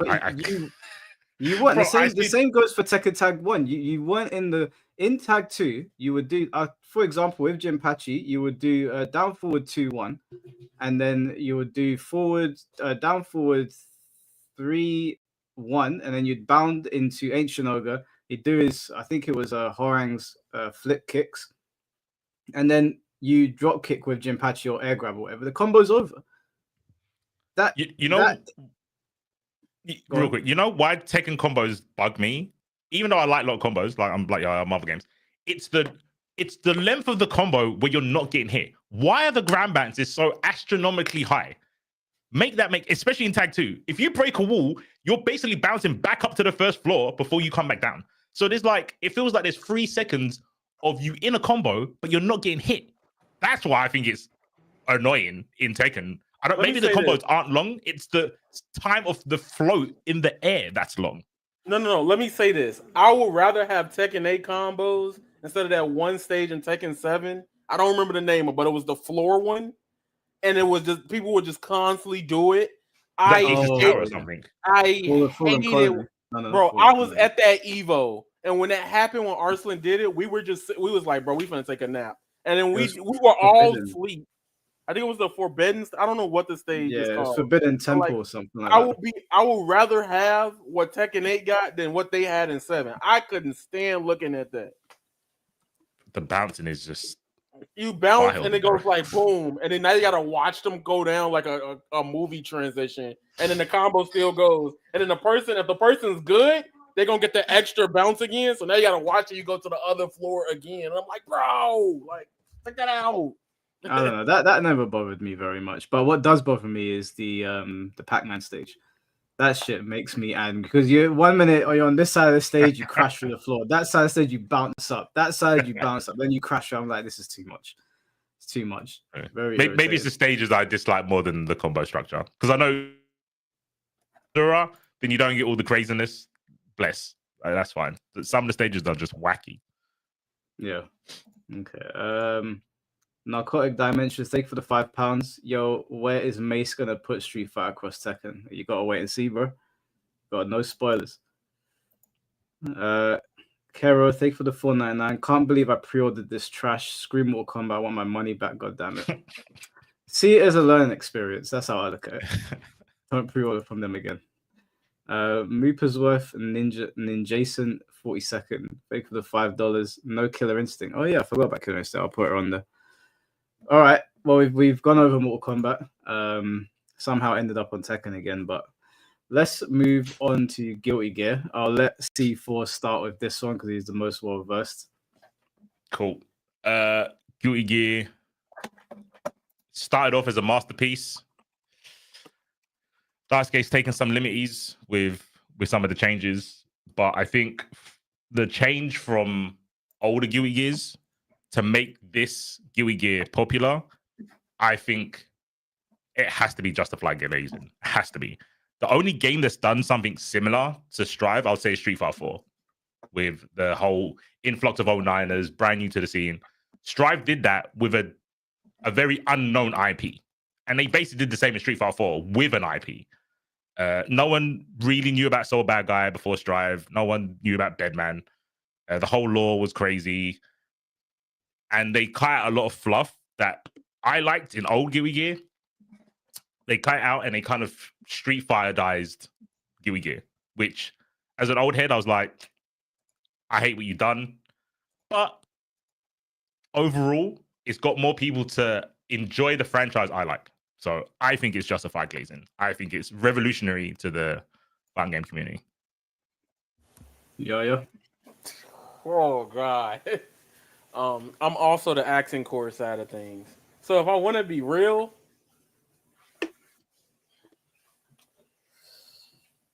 I feel like undeserved dooming. It's a hard in between of undeserved dooming and justified glazing. Because I agree with C4 100% in that matter that more people learned about Guilty Gear because of Strive. Like, for example, everybody knows who Bridget is, even if you don't, people know who Bridget is in 2025.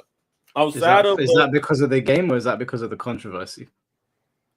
I knew you was gonna ask that shit. I was trying to avoid it. Just say both. It's both. Both. It's both. It's really both. It's both. The community is different. I think what's right you should now. have said Johnny instead of Bridget. Johnny's got no. I know. That's why I regretted it, but I was hoping Mike wasn't gonna be like smooth like that. That's why I was like, damn, bro.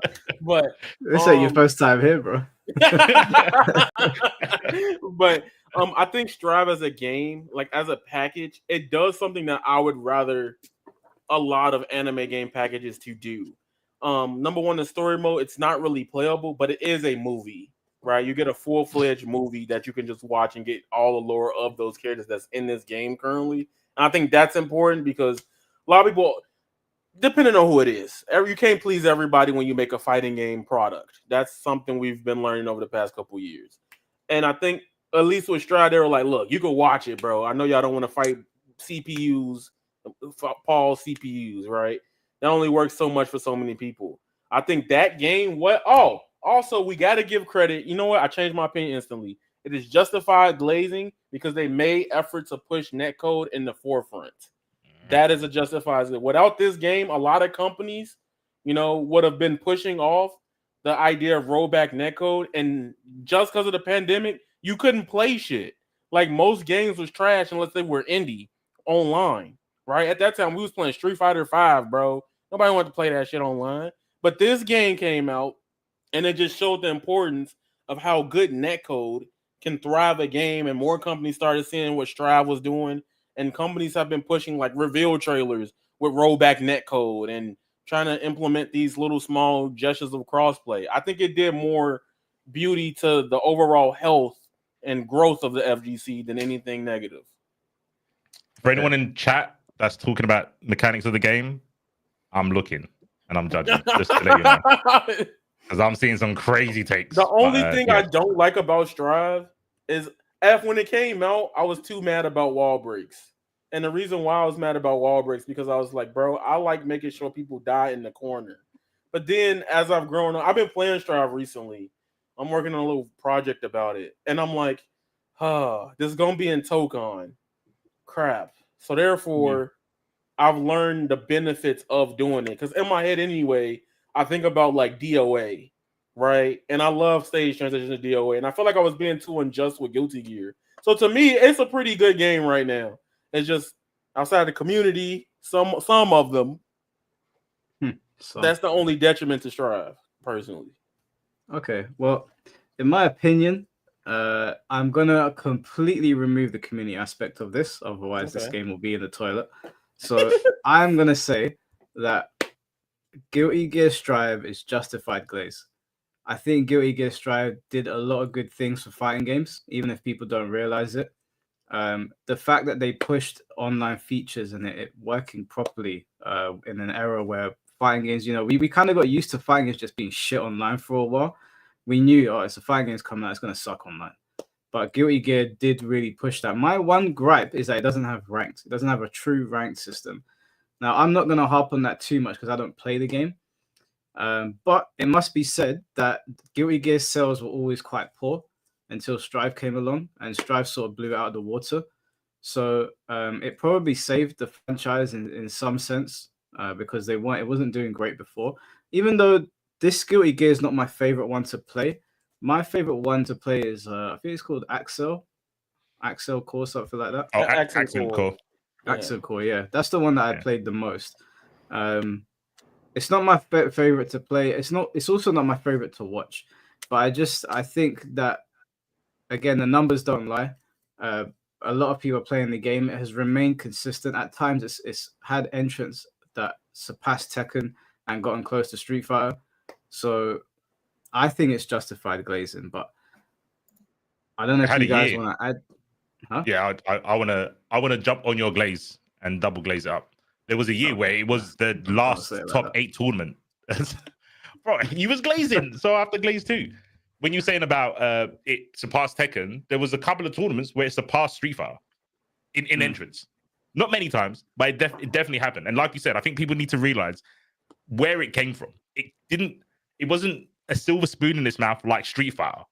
It didn't have like a platform to jump off of. It had to climb from the bottom of the well to get up there. And there's a lot of people saying that the older games are better.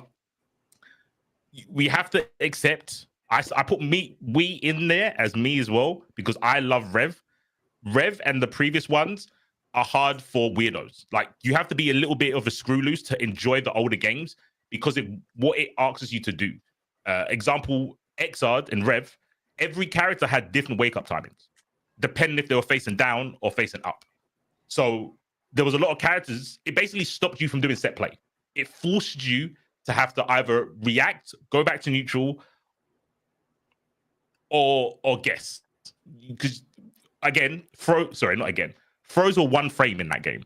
And the first iteration of Rev, you couldn't tech. So one frame throws, can't tech. That's how the game started.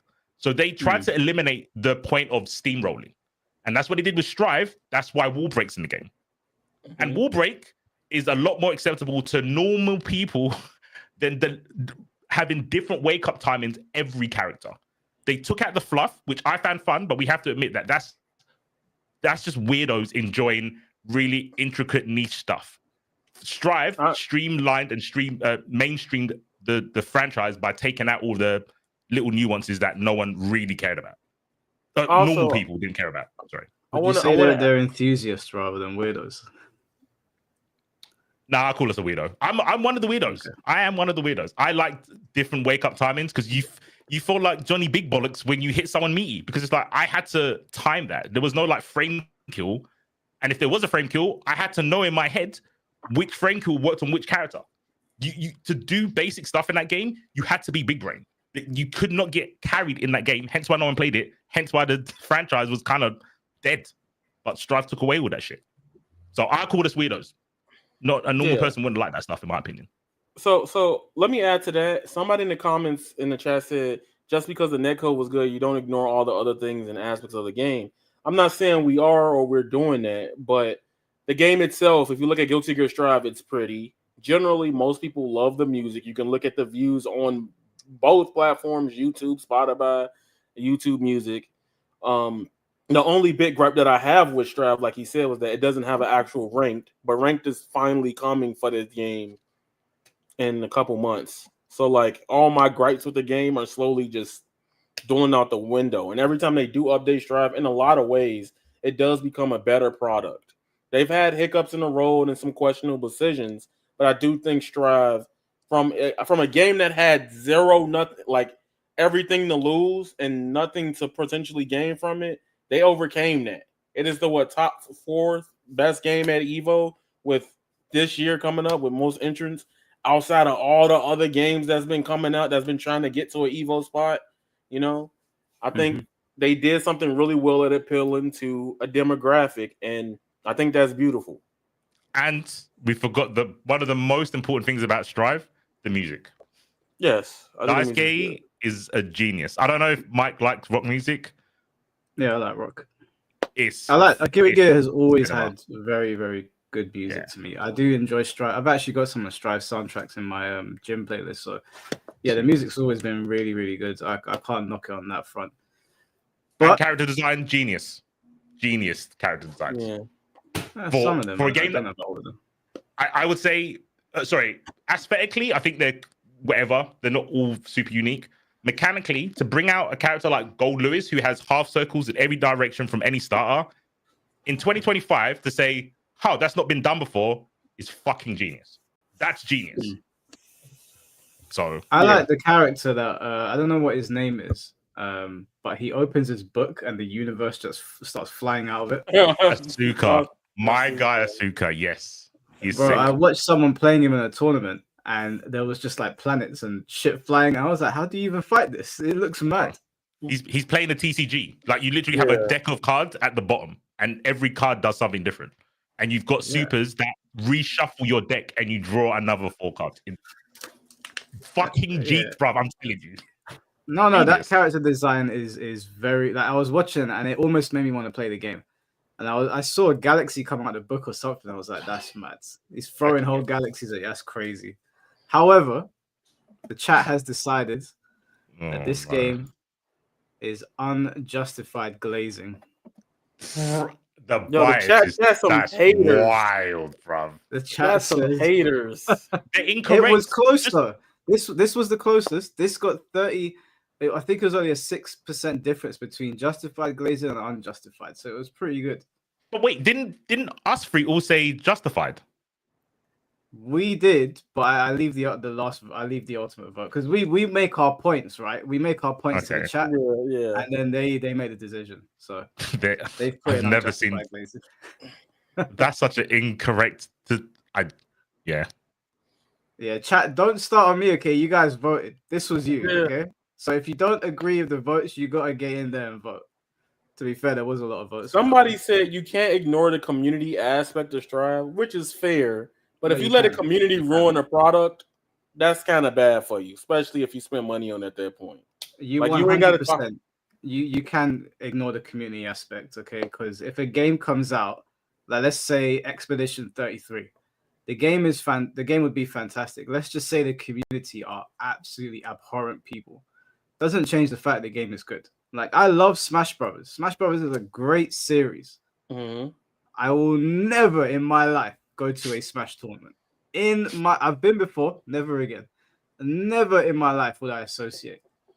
But the game is still awesome. So yeah, my only rule with Smash now is I can't go to a Smash tournament unless it's like a combo breaker or something, so I can like not be like so I can weave in the Smash there. Like I'm never going back to a Smash tournament. Never again. I mean, I'm good. To me, it's a weird argument because a casual doesn't know about the community. So if you ask a casual if they think the game's good or not, they're just gonna say, yeah, the game's good. They don't know about some people play Strive and don't know about tournaments or offline tournaments. Like weird. Interesting decision chat. It has nothing to do with the game. But if we were doing this, if we were doing each game based on community, it would be a very different looking. Yeah, it'd be different. Yeah. Be very different. All right, next game we've got is King of Fighters. I'm about to get food for this one, so I'm gonna let y'all talk because I know where I'm putting it. Okay, I know where I'm. All right, C4, we'll start with you then. I'm gonna say undeserved. Actually, no. Justified glazing. I think I can't defend the graphics. I'm not that powerful. I think everything else. I think they're okay, but I also have not reliable eyes because I like Dragon Ball and I play MVCI. So clearly, graphics don't mean anything to me, right? I don't. It doesn't affect my liking of the game as much as it does other people. So, and I've always heard that KOF looks bad. All of them, bar 13, where it was the sprites, right? They said after 13, KOF has never looked good. Yeah. So I just go with what everyone else says. Mechanically, I think the game's super, super good. For how many characters are in the game, there is almost no transferable skills in terms, or no, there's no like clone characters. Sorry, C4, just not to cut you up. It's KOF 15, guys. For those of you that can't see the poll, it's KOF 15. Yeah, the latest one. There's I don't think there's any clone characters. There's a lot of DLC, so there might be one or two, but everyone is super distinct. I get that some people don't want to have to learn 3 characters, especially 3 very different, and some are really hard to use. I tried to play. Well, I tried to get good. I couldn't get good, so I just like played a meme team. But I tried to play Ash. Ash has got like TODs, and he's a charge character. Insanely hard, but that's why I like the game. The game is that you can't just learn a combo and win. It's a really difficult game. That's why I think it's justified glaze, because again, we go back to no one wants games to hold their hand. They don't want these combat mechanics, blah, blah, blah. And then when there is a hard game, no one plays it. So the online was pretty whack, though. I will say that. KOF 15 online was pretty whack. So that's pretty bad. But I think other than those aspects, mechanically, the game justified glazing for sure. Okay. Yeah. It's undeserved dooming for me, bro. So my thing is with KOF, I like them, but I know what type of games I like. I would rather it just be like this has been my thing, and a lot of people get mad when I say this, but I would rather it just be a tag game because I don't like the idea of learning the 3 characters separately. But it is unique once you learn how like the point, the mid, and things like that work and how they interact. So I can see some people being like, "Ugh, why am I doing this?" But at the same time, just play the game. I do think it's in the undeserved dooming because one dude caused the downfall of this game. That dude was such a hater of the matchmaking. He made a website that lasted for a year saying, "Does the matchmaking work?" for KOF 15 for a year. He was that much of a fucking hater, and that was up there for a whole year. And literally every time somebody like, "Dang, I can't find no matches," they will link you. Like, if you was a fan of that game, I felt sorry for you because people was cooking you and screenshotting that website, and every day it would update and the number would get bigger. 365 days matchmaking doesn't work, and I Wait, feel like but it's well, I mean, if he's doing that, is it rooted in truth? I mean, it is true. Okay, it is truth because if I'm being honest, I'm putting that shit in deserved dooming for my taste. But he is rooted in truth. But he definitely blew the game up to his shit. Like he literally was like, "This game sucks because I can't play anybody." Therefore, and it took SNK such a long fucking time. It was almost like 9 months, I believe, till they actually fixed the matchmaking for the game. And at that point, if you can't play with nobody, what's the point of the game? So, like, I do think the dooming is justified a little bit, but it was a little too far. That's why I said undeserved dooming. But Okay. So this is one of my favorite KOF games, but I unfortunately will have to put in deserved dooming myself. The reason for that is that I actually think, from a gameplay perspective, it's an awesome game. When it came out, I actually had a lot of fun playing it. I don't think it looks ugly either. I actually think but I don't know if it's because I'm so used to seeing SNK in a certain light. I kind of like their aesthetic now, but I like it. My problem with this game is the same problem that I have with another game on this list that we're going to get to in a bit. That it's such a good like endeavor for them in terms of gameplay, but I can't play with anyone, and it's all pointless if I can't play with people. I remember trying to get matches. Obviously, I know our community, the KOF community, is going to be smaller than Street Fighter, and I don't even know how big it is over here in Europe, but it doesn't matter if I can't play people. None of my close friends like KOF. I'm the only one that likes it. And I only like it. I like it like not as much as like Tekken or whatever. So I just want to play casually here and there, and I can't casually sit and play the game. I'm sitting there for ages. I remember it was longer to get matches on that game than what I experienced in Rebirth of Souls, which is not good. And then when it would connect to a match, it was like, am I going to get to finish this match? Like, is it going to cut out at some point? Like, it was too much. So when people were ripping into it, I didn't know about the website, but I did see people ripping into it. I was like, yeah, you walked into this one, SNK. You made a fun. It's even worse when the game is fun and you can't play it. When the game's shit, it's like, okay, the game's rubbish. I don't even want to play it. But this KOF game is actually solid. It's a good game, and I can't play it. So for that reason, I'm saying deserve dooming. Was there anything you guys wanted to add to that before I reveal what the chat have said? okay. Again, before somebody get mad at me, I do think KOF 15 is solid in its gameplay. But in a lot of areas, it is way worse off to me personally than Fatal Fury.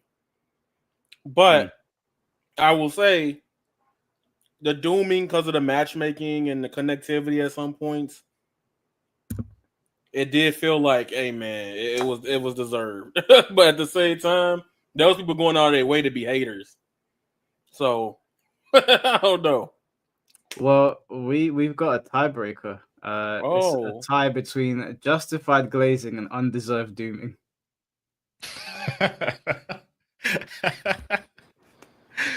I guess people are looking at it as the same thing.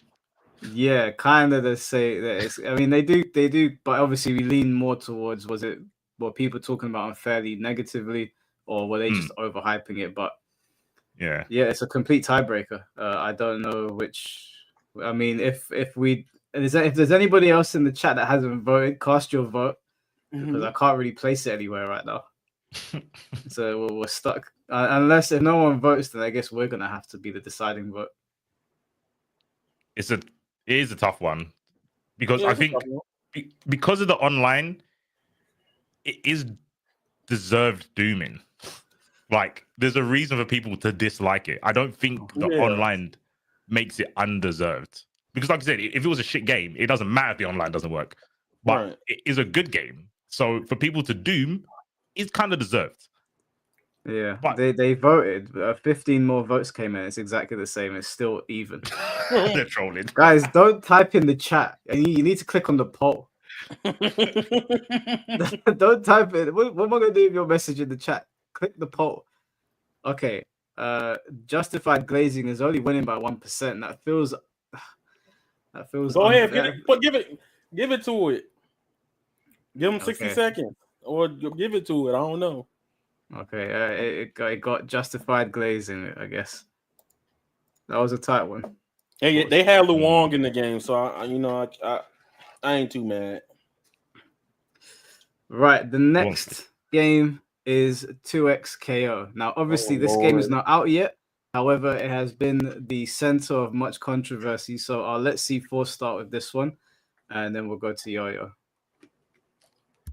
Undeserved dooming, big time. People were weird, mega weird. One thing, off bat, I understand most people don't like tag games anyway. So I think a lot of the hate, or maybe not hate, hate's a strong word.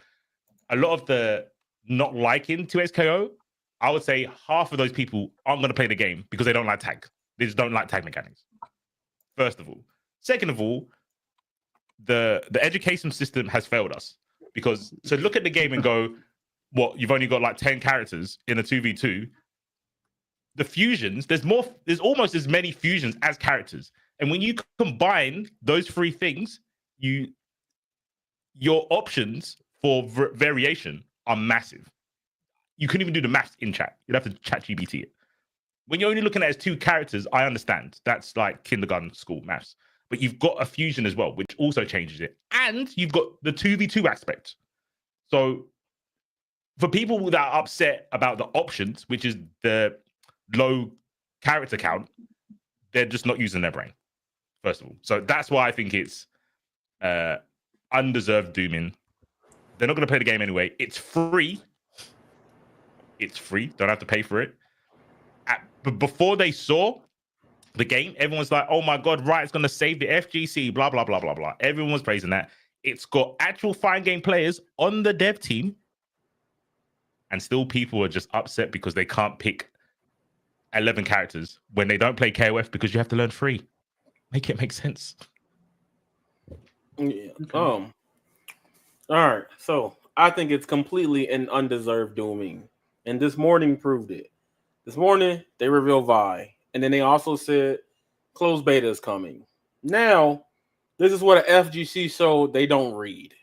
This morning was the morning I realized, y'all just don't read or comprehend all the way. Riot came out and said in a minute and 30-second video, they're like, the closed beta starts September 9th, but that beta will last all the way until launch of the game. In my head, that means the game out September 9th.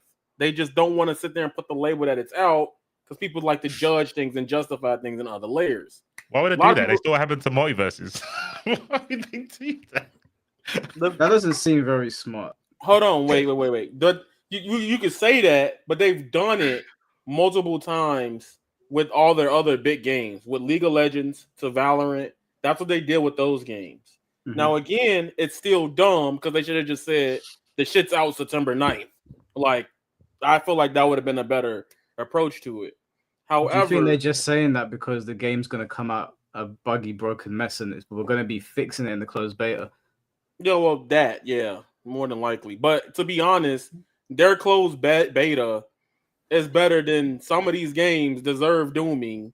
Well, we could use the last alpha, for example. Their last alpha was better as a product than most of these games and deserve dooming.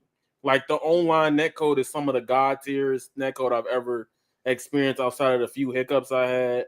The lobbies they had ranked, the costumes and customization didn't look too pricey so far from the MTX standpoint. I think they can actually cook up a really good game, and a lot of people are dooming like, oh my god, Tokon is gonna kill this, or a lot of people are gonna too many other tag games are gonna do this. 9 times out of 10, most people don't even want to play a tag game. Like seeing all the people excited, and I'm not trying to roast Tokon, everybody, but people will be like, I don't want to play tag games. You're excited for Tokon with 4? You can barely handle 2. You can barely handle 2. And I do feel like people are like only hurt because it's Riot Games and they think the game, people were hyping it up early on like this is going to change the FGC. Because Riot, we know Riot got money. But they did take a long time to drop this game, and I get people's concerns. However, we do only have 10 characters, and that kind of sucks in a certain scape of things. But if we're being realistic about it, the game's free. Like, you're going to unlock them characters for free anyway, or you could just pay to buy the new characters, right? If now, it'd be a different discussion if people just came out and said, I don't like none of these League of Legends characters that they put in the base roster. That'd be different. But 9 times out of 10, even when most people in fighting games, people will complain about a roster size, but only play one character. You know, like, and I think a lot of the hate is very frustrating because I understand the doom and gloom and the wait for the game, but at the same time, it's not in a right critiqueful place because one, this game's coming out in September compared to 2026. A lot of the stuff people are saying that's going to hurt to kill this game. It's not even real because the game coming out in like 2 months, less than 2 months. I don't know. I feel like it's just overhated. So I'm not gonna lie. I know very little about 2XKO. I did see it when I went to Evo Japan, but I decided to not play it. It doesn't look like something I would spend time on. So I'm not. I'm not gonna play it. Well, I might play it, but I'm not gonna play it like seriously or anything because it's free. The way I look at it though is that for all of the issues that people might have with it, nobody has to part with money. So for me, I'm like, it's free. You know, so even if they do fuck it up, it's free. The worst thing that could happen to you is you waste a bit of time. But you'll catch on very quickly if you don't like it. You spend about an hour with a game. If you don't like it, you turn it off. So in my opinion, based on everything I've seen, again, I don't know anything about League of Legends. I think it's undeserved dooming. And again, it's free. That's my biggest thing here. Like, no one has to part with money. If this was a $60 game or £50 or whatever, fine. But because it's free, I really can't get on board with any of the complaints. I would just be like, okay, it's not out yet. Even if they release a closed beta and it's just a way to like, they're releasing the game, but they're calling it closed beta so they can fix the problems they can't do in-house or whatever. It's free. So for me, yeah, it's undeserved. The chat also agrees that it's undeserved as well. It's won by 43%. Did you guys have anything you want to add to it? I was gonna add the mechanical stuff, but I decided not to. But I just want to put it there just so I wouldn't be remiss. They are making the game less defensive. That was one of the gripes with the last beta. The backdash was too strong, and Oki wasn't very good. Like people would just escape Oki. They've seemed to address that. So again, it's kind of overblown because people are upset about an alpha, not even a beta. People are upset at an alpha, which I think is ridiculous. In an age where, what was it? I think Fatal Fury got patched 2 weeks after the game dropped because of the Marco Infinite. It's like, stop pretending like you just can't at someone and with enough likes get something changed in the game. Right? That's what I think is undeserved. Another thing about 2SKO, and I hate to sound like this is Glaze, but it's Riot. If it's bad, they're gonna put money to fix it. That's just been that's been with Legends of Runeterra. That's been Valorant. You know how many people have been like, Valorant's dead 2 weeks later. Oh my god, this is the best Valorant update of my life. Like, if Riot really wants this game to take it in the direction they want to take it in, they will definitely do that. Okay. So I don't know. I just feel like there's more. There's more lead. This not NRS. What you bought at $60, $70, $100, it ain't gonna stay the same way for like season 2 or 3. You know, there's a difference. Mooper's worth Ninja Son, 42nd. Thank you for the $5.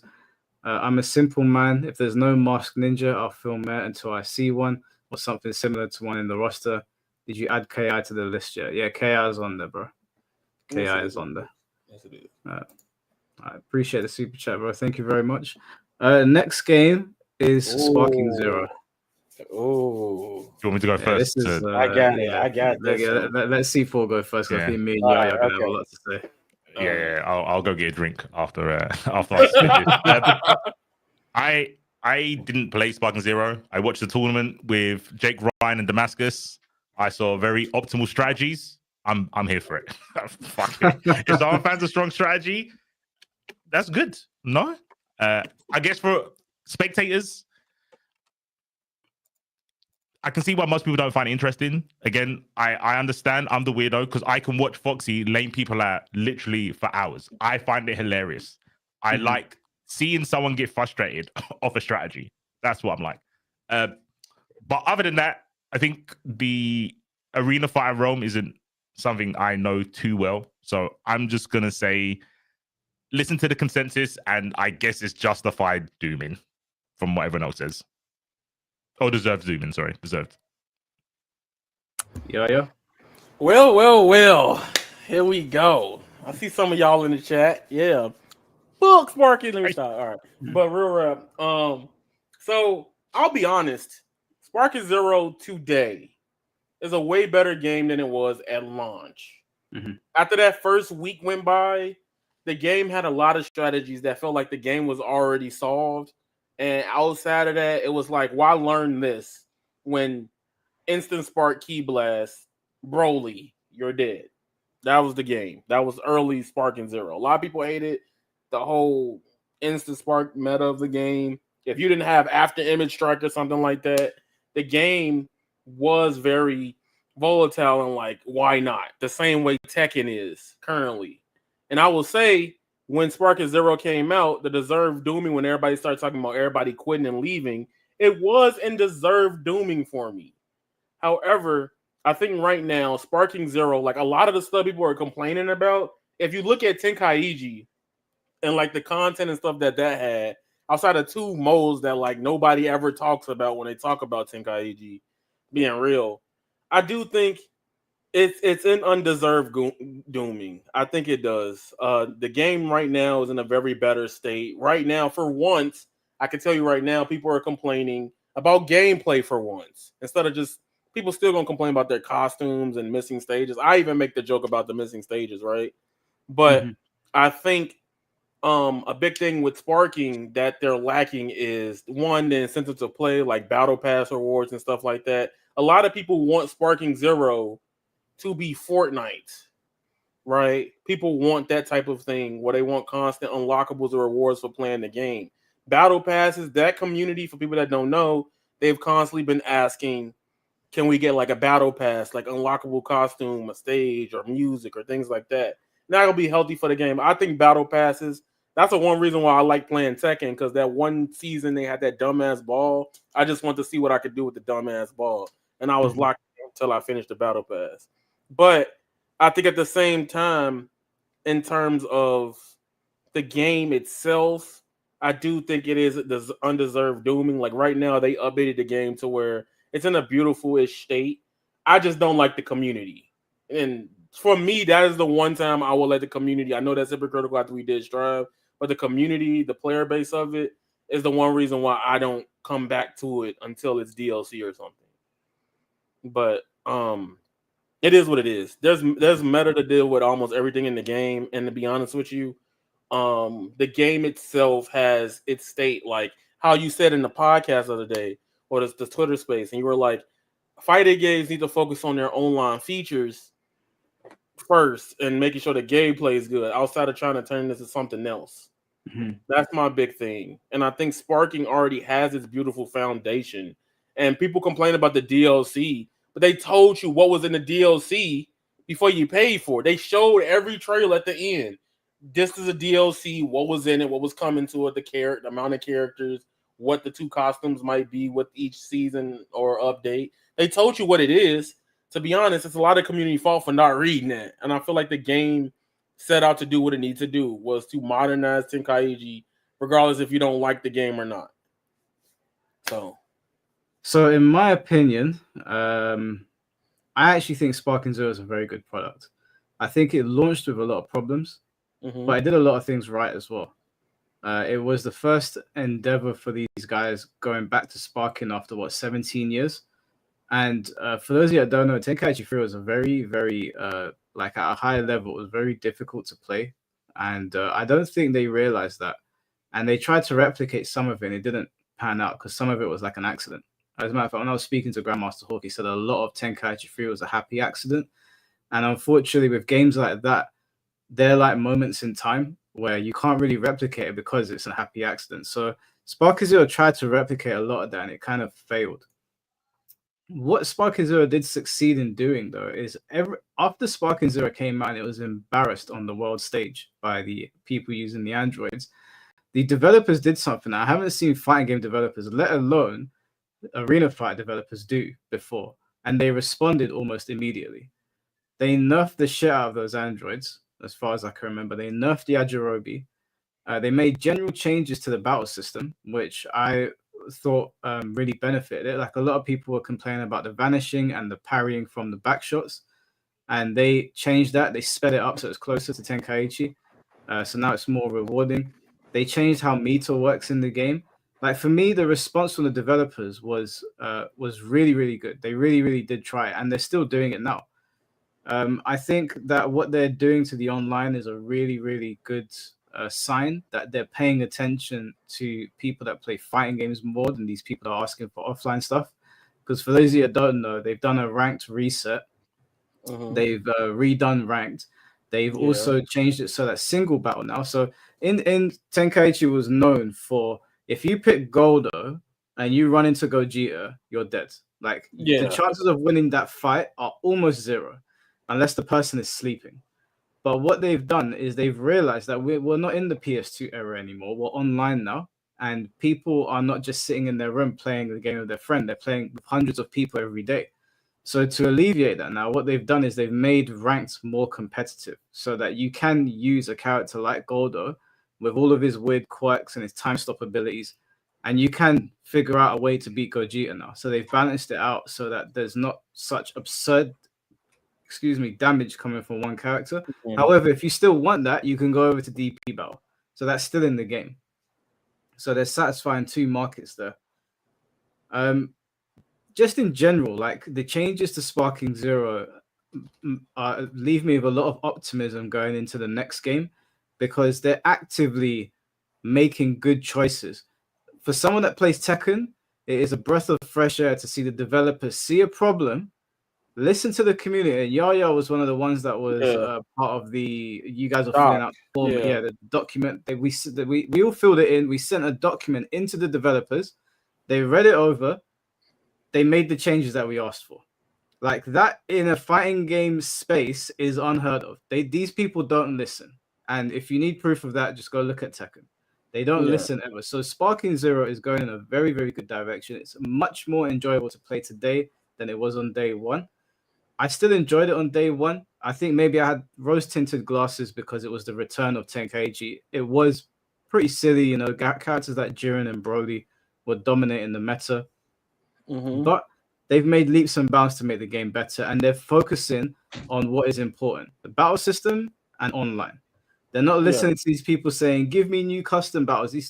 I get those people. I go play Kakarot if you want to do single player stuff. Okay, this is a fighting game.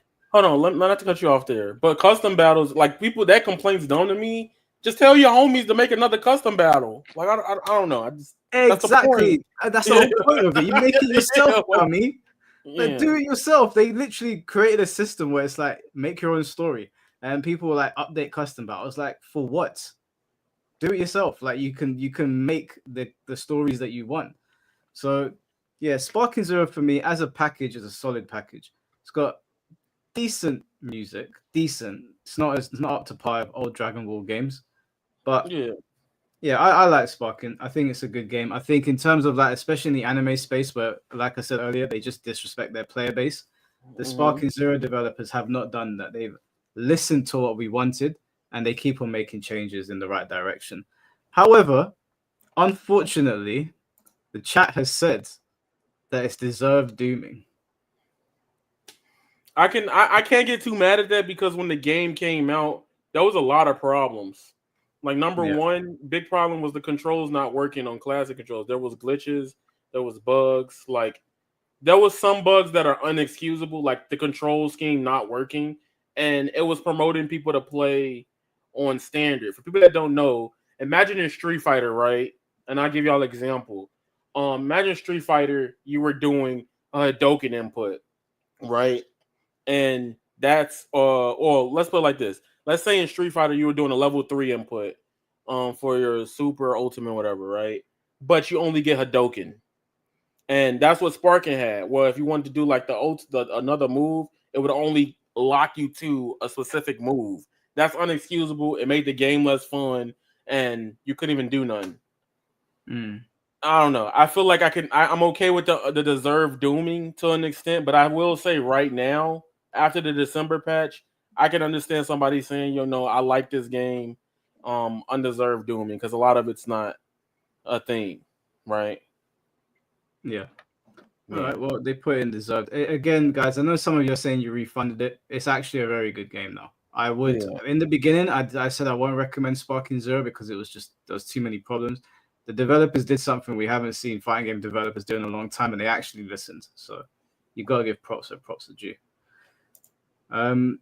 Song Lao, thank you for the $9.99. Roster size is important because it increases or decreases chances of seeing other characters you want or your character if they are not launch roster. I agree, but I believe this is in reference to 2XKO. The only reason that I can't get on board with all of the anger towards 2XKO is that it's free. It's a free game. Like, it's free. So if it was a paid game, then suddenly there's a bunch of things you can talk about. But for me, I don't really have anything to say because it's free. Also, just wrong. When we get to Marvel 2, you'll know you're wrong. Yeah. Marvel 2's got 50 plus characters and you see the same 6. And everyone loves it. So, yeah, just incorrect statement. I was like, I would have said put Melee on the list because I instantly thought about Melee as I read his comment. Yeah. I put Smash Brothers together because all of the Smash Brothers games are kind of like, I think they're kind of seen in the same light. Oh. Yeah, no, hell no. He done a 180, bro. He was shaking. Okay. What Smash Bros. Games do you want me to put all of them? Each, I mean, if you wanted to, you could, but like Ultimate, Brawl, Melee, right? Smash 4, they all have different quirks to those games, and some are worse than others. Okay. Like, no, I understand. I'm not saying all the games are the same. I'm saying that the way the masses have received Smash Bros. Seems to be the same sentiment across the board, which is why it's so successful. Not just the FGC. I still don't agree with that because I think about Brawl. Like Brawl is like the ultimate. Brawl sold like crazy though. Like, I know it's not a competitive game, but like in terms of like how casuals view each Smash game, I'm thinking like what they like and what they don't like. I don't know. You are right though. At a base level, yeah, I'll let it slap. But I'm getting too deep into like Brawl. Like everybody loves Subspace Emissary, right? But then you got Ultimate, you got World of Light, and I'm like most the consensus with a lot of casuals is like, yo, that shit's low key mid, but we like the character roster. It's so many different things about that I could go into. But Yukimori, all I am missing is Super 17 and Sparking Zero. Thank you for $2, bro. Yeah, I think that's a crime that Super 17 is not in the game. Super 17 is not in the game, and PyCon. And I was like, why are they missing? Like, why? And King Vegeta's not in it. I know that sounds like, oh, do you really care? But now that they've balanced single player modes on, single battle, I'm like, yeah, actually, I'd like to use King Vegeta. That would be pretty cool. And one thing I would really like Sparking Zero to do going forward, just before we move on to the next game, is they've basically got everyone in the game. There's a couple characters like Super 17, King Vegeta, and PyCon that are missing. But I would really like them to lean into the what if kind of characters. So, like, if we had King Vegeta, give him Super Saiyan. If we had could we get Timebreaker, Goku, and Vegeta, baby? Like, these as DLC characters. Those would be sick DLC, because at this point, you're adding in Daima. And then what happens after this? Like, what happens after Daima? Where do we go from there? They've got everything. Go add other characters that people want. Like who, though? They've got 17, PyCon. a couple of like Tenkaichi 3 had grade 8 variants for all of the Saiyans that were in the game. You could do that, but I don't know how many people are going to buy that. That's not in the base roster. So in my mind, I'm like, look at Dragon Ball Heroes. They've got Golden Cooler. They've got that Time Breaker Cabba, or whatever his name is, that Super Saiyan Cabba with his angry Super Saiyan mode. They got Super Saiyan 4 Broly. There's things that they can do that you can look at Heroes and you can start exploring a bit. That's what I hope they do anyway. All right, now we're gonna kick it old school. And Yaya, what do you think about this being justified glazing? I ain't have to think about it. They just ported the shit too. Like, come on, they knew it was that. Capcom knew it was that good. They ported that shit again in 2025. Both of them. C4, what do you think? It's Power Stone for anyone wondering. It kind of looks like a party game. I'm not gonna lie to you. It's a fun party game. The part 2 is the party game. 1's the fighting game. Being a party game's fine. Nothing wrong with that. See, you gonna make me switch up on Multiverses. No, but for real. I'm actually gonna compete in Power Stone. Already? Yeah. 1 or 2? 1. Okay, well, this is Power Stone 2, but I guess we can just mention both of them. Yeah. I think that Power Stone, I went back and played it. I don't think it's aged very well. I think it's aged quite poorly, actually. I went back and played it, and I think the premise of Power Stone is good. I think if you were to revisit it and touch it up, I think it would be good. And I respect the legacy behind it. I do. I'm not disrespecting the legacy. But I have to be honest. I got to be honest with chat. I'm not just going to chat shit because Power Stone is loved by everyone. I think it aged poorly. Very poorly, actually. I can see that. I can see it. I don't agree with it because the game itself has proved Power Stone 2 is the party game one because they took away like all of like the training mode, the frame meter stuff. Like they took all that stuff out, right? 2, the game itself. The only problem I will give 2 more so than the first one is the supers are crazy. Like some of them, like once you get the diamonds, you might as well put the controllers down or the gems because you have Ninja Lady, where she just throws the kunai and it just does whole AOE across the map, unblockable. Right? Some of them are stronger than others. That is the only thing I would say is probably like aged badly about Power Stone. Once you get hit with them, it's just GG. But I can understand unjustified glazing. It's good, but it ain't. I can see you going. It's good, but it ain't all that. But do you have anything you want to add to that, C4? Nope. I am fully on board with Yaya. Let's see what the chat has said. They have said, wow, justified glaze. Okay, I'm not against it being a justified glaze. I'm actually not against that. I get why people glaze Power Stone. I do understand. It's just I feel like it has aged pretty poorly.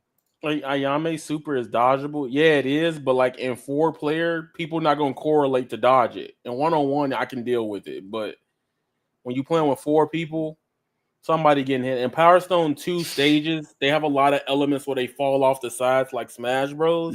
So you can't even just like some characters can't cling to ledges or the side of the map like that. They just jump off, you lose damage. It's a lose-lose sometimes.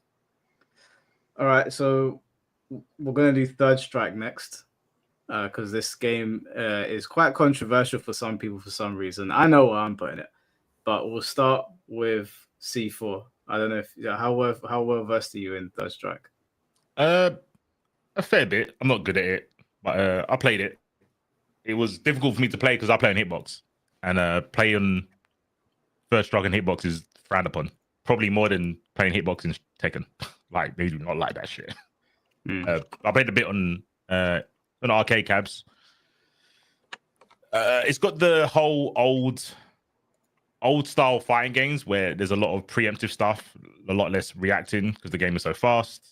There's no hit stop, so it's really hard to do simple like supers. Like that's impressive. Drum and bass. I like drum and bass. It's a very niche type of music, but it seemed that people mostly like the BGM in Third Strike, which is surprising. To make people like drum and bass that don't normally listen to drum and bass is pretty impressive. Sprites are obviously top notch. There's a lot of character, a lot of personalities in the characters because of like the intros and whatnot. A lot of little Easter eggs and stuff. It didn't have I don't think it had a one-player mode. It was just arcade, right? That's all it had, I think. Yeah, there was an arcade mode. Yeah, because I'm thinking Alpha endings. 3. Oh yeah. Oh, they had the ending screens, right? Yeah, Just yeah. Static ending screens, yeah. So you would fight Gil at the end, so yeah. Because I'm thinking like Alpha 3 had lots of different modes.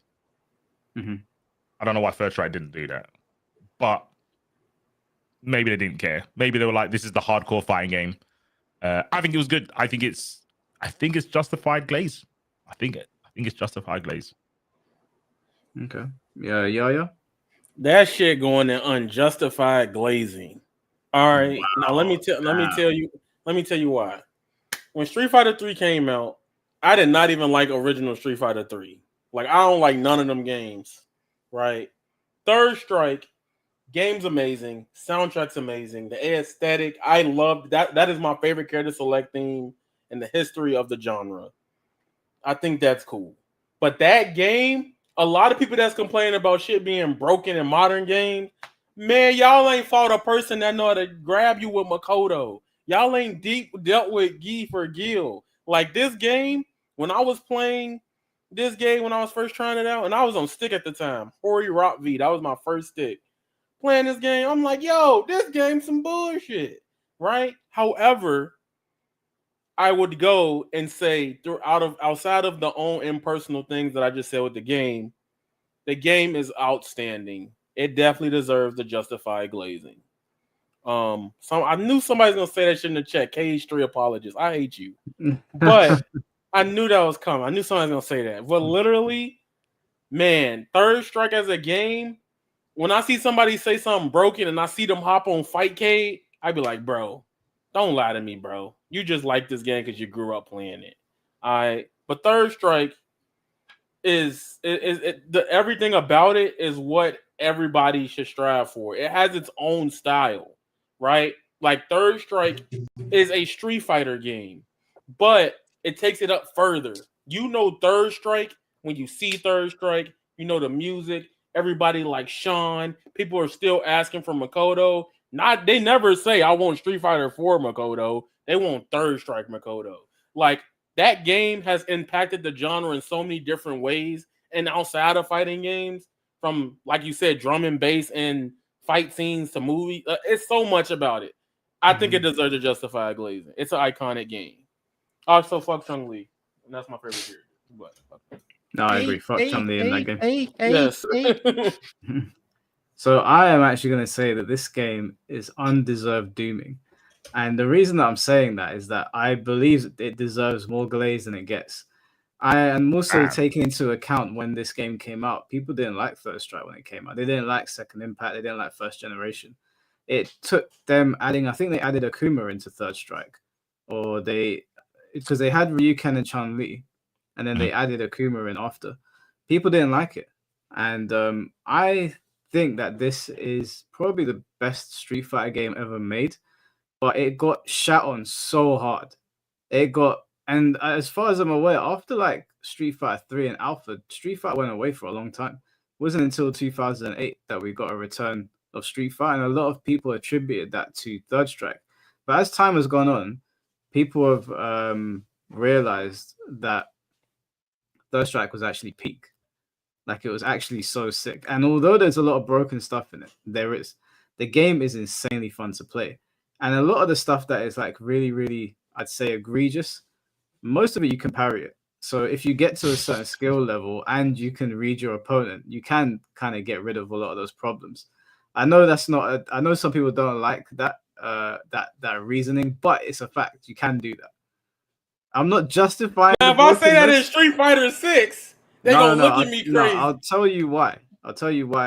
I'm okay with it in Street Fighter 3 and not 6.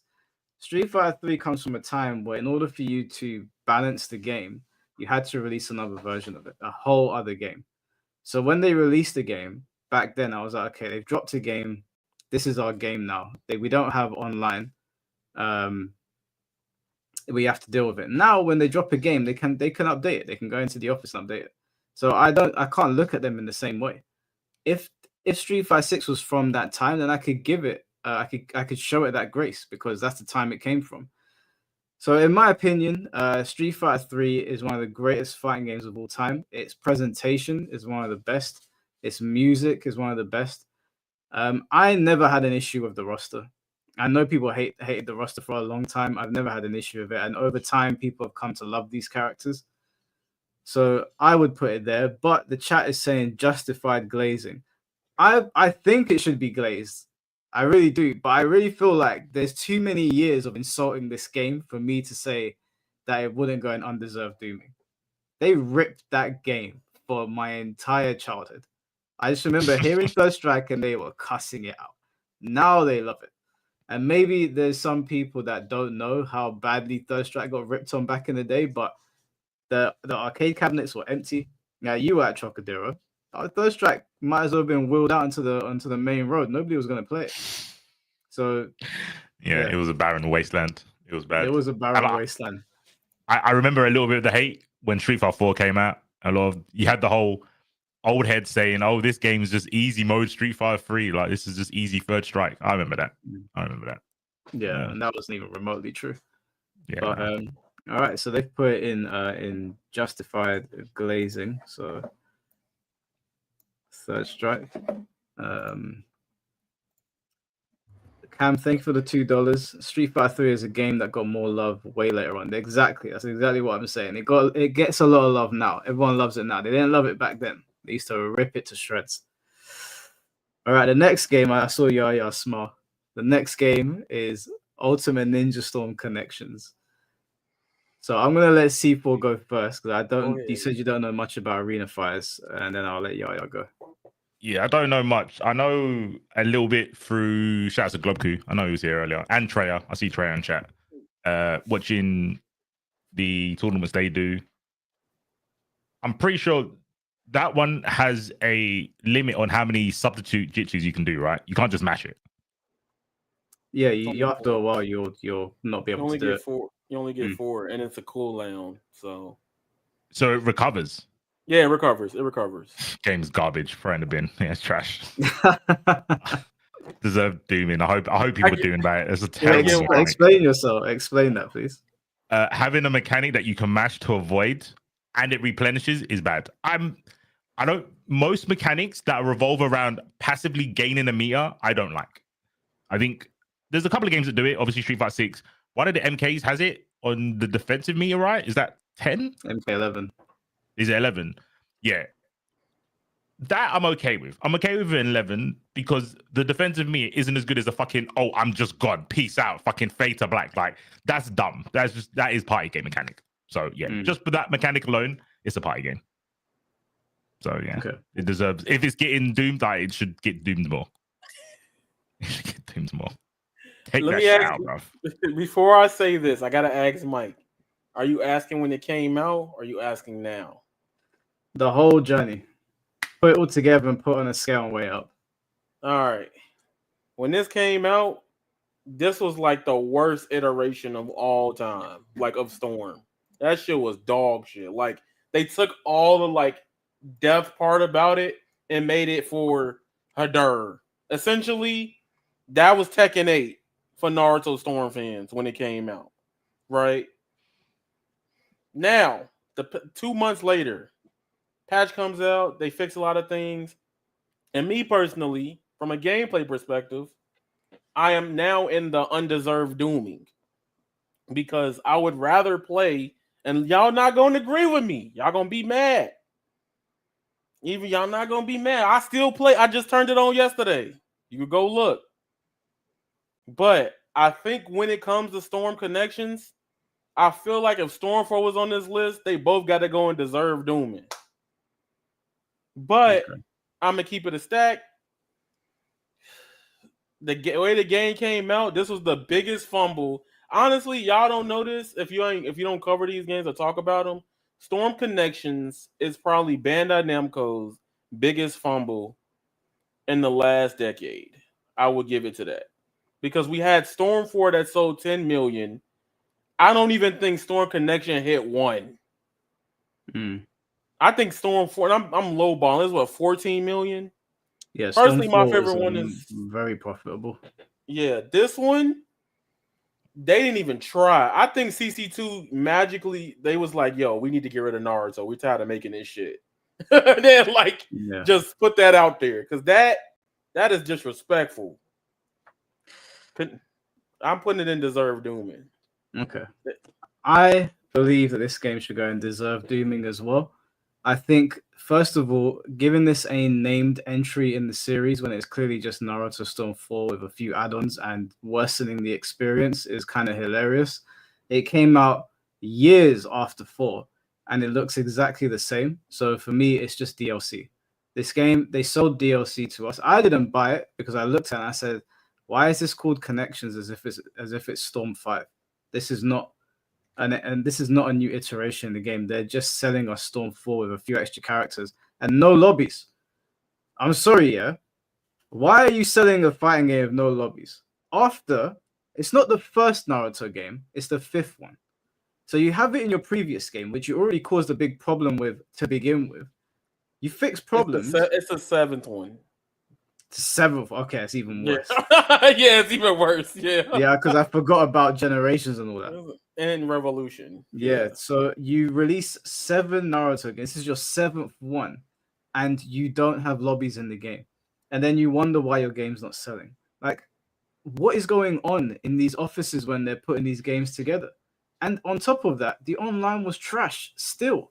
7 games deep, and you can't get the online prop. Like, it's ridiculous. On top of that, I don't know if it was Connections, but it was definitely connected to Storm 4, I think. Which Storm Connections is basically just a shit 4, in my opinion. It's that I swear we were promised like jutsu clashing and fighting on the walls at some point, and they never came back. Why did they remove that mechanic from the game? Why would you do that? Let me explain why. This is where I get into my thing. So wall fighting is a horrible fucking mechanic. I'm happy they didn't bring that back. Because online, man, you refine it. You need to refine it. You can refine it, but every game that's tried to refine it does it worse than what Storm has. I'd have zero faith in that mechanic. Fighting on the wall is horrible. All you had to do to refine it for a fighting game is when you knock somebody onto the wall, don't have the camera sideways like they're on the wall. Just have it so that it acts as a stage transition. So you knock them onto the wall and the camera moves like that. So it looks like you're fighting on another stage, but the perspective is all going to be different because you're going to be fighting on a wall, but it's still going to be from the normal perspective that we're looking at. It's just going to be that you've got to manage your meter a little differently because you're engaging, you're using chakra to stay on the wall, right? So maybe you've got to manage your meter a bit differently. Like there's ways that they could have done it where it was like, okay, this could be an interesting way to explore the lore around chakra a little bit more. But instead what they did is you knock somebody onto a wall and then the camera is like sideways. So you're looking at the screen like this. And then when someone gets hit, they fly off the wall. And I'm like, okay, this interaction ended in 2 seconds. There was no need. Sucks. They could have y'all gassing that plan up. Y'all hate one's justice. I'm not trying to hear that. I'm just listening to him say this, and I'm like, no. But it's the same as fighting on the ground. It's just a different that's perspective. One's justice. No, but it's just a dip. So how does it suck if we have stage transitions in games? This could be Naruto stage transition where instead of you flying off to another stage, you knock somebody onto the wall. The camera shifts perspective now, so we're looking at it as if they're fighting on the ground, but they're on the wall. So the rest of the stage looks a bit odd to us. That could have been a cool aesthetic change. Okay, that would be cool, but that's a waste of resources for them. Because in a way, when they develop that shit, no, don't look at me like this. Because literally in Naruto, when they do fight on the wall, they're in the same place. That's like me fighting right here to right here. Like it's the same shit. But that's what I was saying. Like, engage with like the mechanics a little bit more, so that they have to use chakra to stay on the walls, right? Maybe you got to manage your chakra a little bit better. Bro, y'all in the chat talking about Strikers actually not bad. Y'all don't even want to play that game.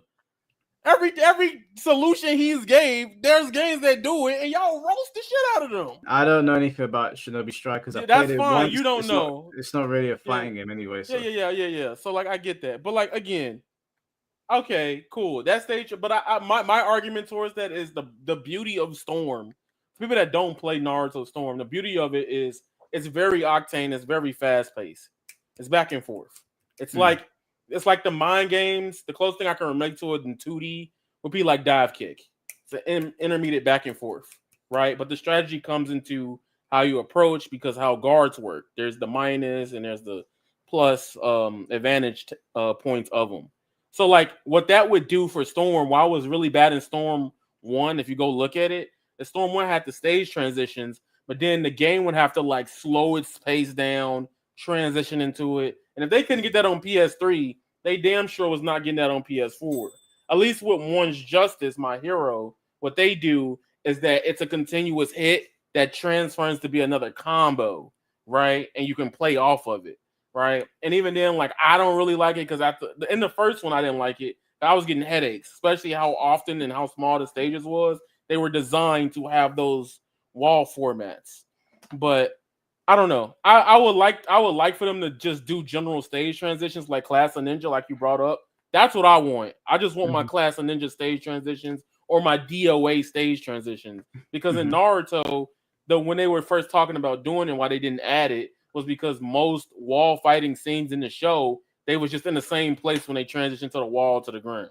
And I feel like that would just be extra to just make the stage shift the orientation to make a new map that focuses the camera the way you want it. I don't know. They could do it. Let me explain one of the problems of Naruto.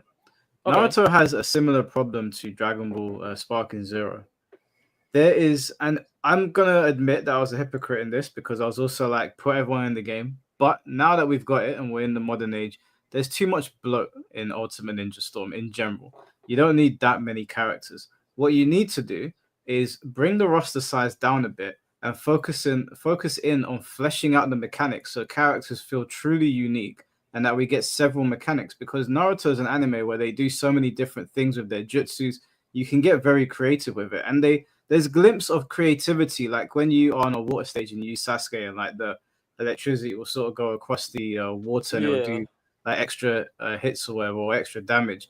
There's hints of it here and there, but because the roster is so bloated, it's like they can't refine the characters the way they want to, because then they have to do it for everyone. And if you don't do it for everyone, it's like, well, you've left half the roster without all of this cool shit. What about these guys?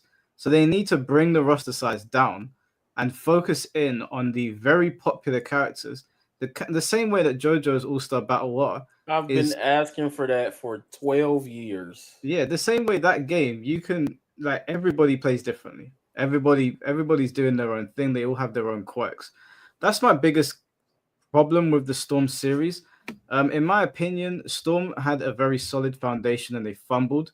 I do appreciate the story mode in 4. I think it was a great job, but I would again rather that resources were allocated to the fighting system, because there actually was something special there. Connections is an insulting installment into the Ultimate Ninja Storm legacy. It should have never have happened. It should have been called. It should have just been a DLC add-on for Ultimate Ninja Storm 4, because there's no aesthetic changes whatsoever. They look identical. Yeah. Deserved dooming has also been decided by the chat, and I couldn't agree with them more. They absolutely put it in the Now I have to be the depressed Naruto fan for the next 8 years because they're not gonna give us shit. Yeah, and they don't want to work with Arxis, you know. Can I ask a really irrelevant question real quick? Go ahead. To Mike and Yaya, what's your favorite character in Naruto? Obito. Oh, Sasuke. Do you say Toby? Mike. Obito. Who's that?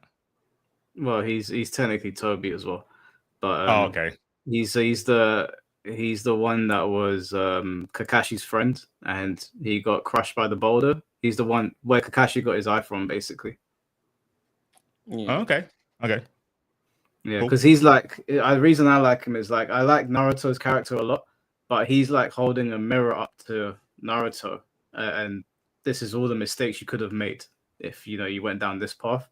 And I just like the way Obito's story played out. So yeah, he's definitely my favorite character. I know everyone's like, "Oh, Obito's a simp," blah blah blah. So what, man? So what? I was gonna cook you for that, but you said it, so never mind. Listen, yeah, if you're gonna lose your temper over anything, it's gonna be over your girl, okay? And if I had the Sharingan, a couple guys would probably get cooked as well. So let's be honest about this. Look, real rap. My reason with Sasuke is because one of my favorite characters in history is Zuko from Avatar: Last Airbender. So when I was watching Naruto growing up, I like those characters that have like those decision making like paths, but also they experience confusion and learn more about the truth about their whole life and bloodline. That's one thing about Sasuke. Plus, my favorite thing from Sasuke was he's fighting Itachi. I knew that was my favorite character at this moment. He's fighting Itachi. He puts his hands out, be gone with a thunderclap, and then and then the episode just like fades out, and I'm like, holy fucking shit! That was one of the rawest things for me. And early on in Naruto and Shippuden at least, but yeah, I was never a big Naruto. I was never a big Sasuke fan. I always thought he was an arsehole, and I get where he was coming from, and I do like Sasuke more in Boruto. Like I like where his character has gone, apart from fighting dinosaurs and all that shit. That's all dumb. But bro, that is a Naruto thing. That is not a Boruto thing. They just adapted it in Boruto. That is that is Naruto Sasuke side story. In the Naruto Shippuden thing. That is not a Boruto thing. But it is a Boruto thing, though. Because they adapted it in the... I don't care, bro. Yeah, but they had the common sense to not do it in Shippuden. And then they were like, let's put this bullshit in Boruto. So it's a Boruto thing. Whatever, bro. All right. Yeah. We have... I also like Boruto.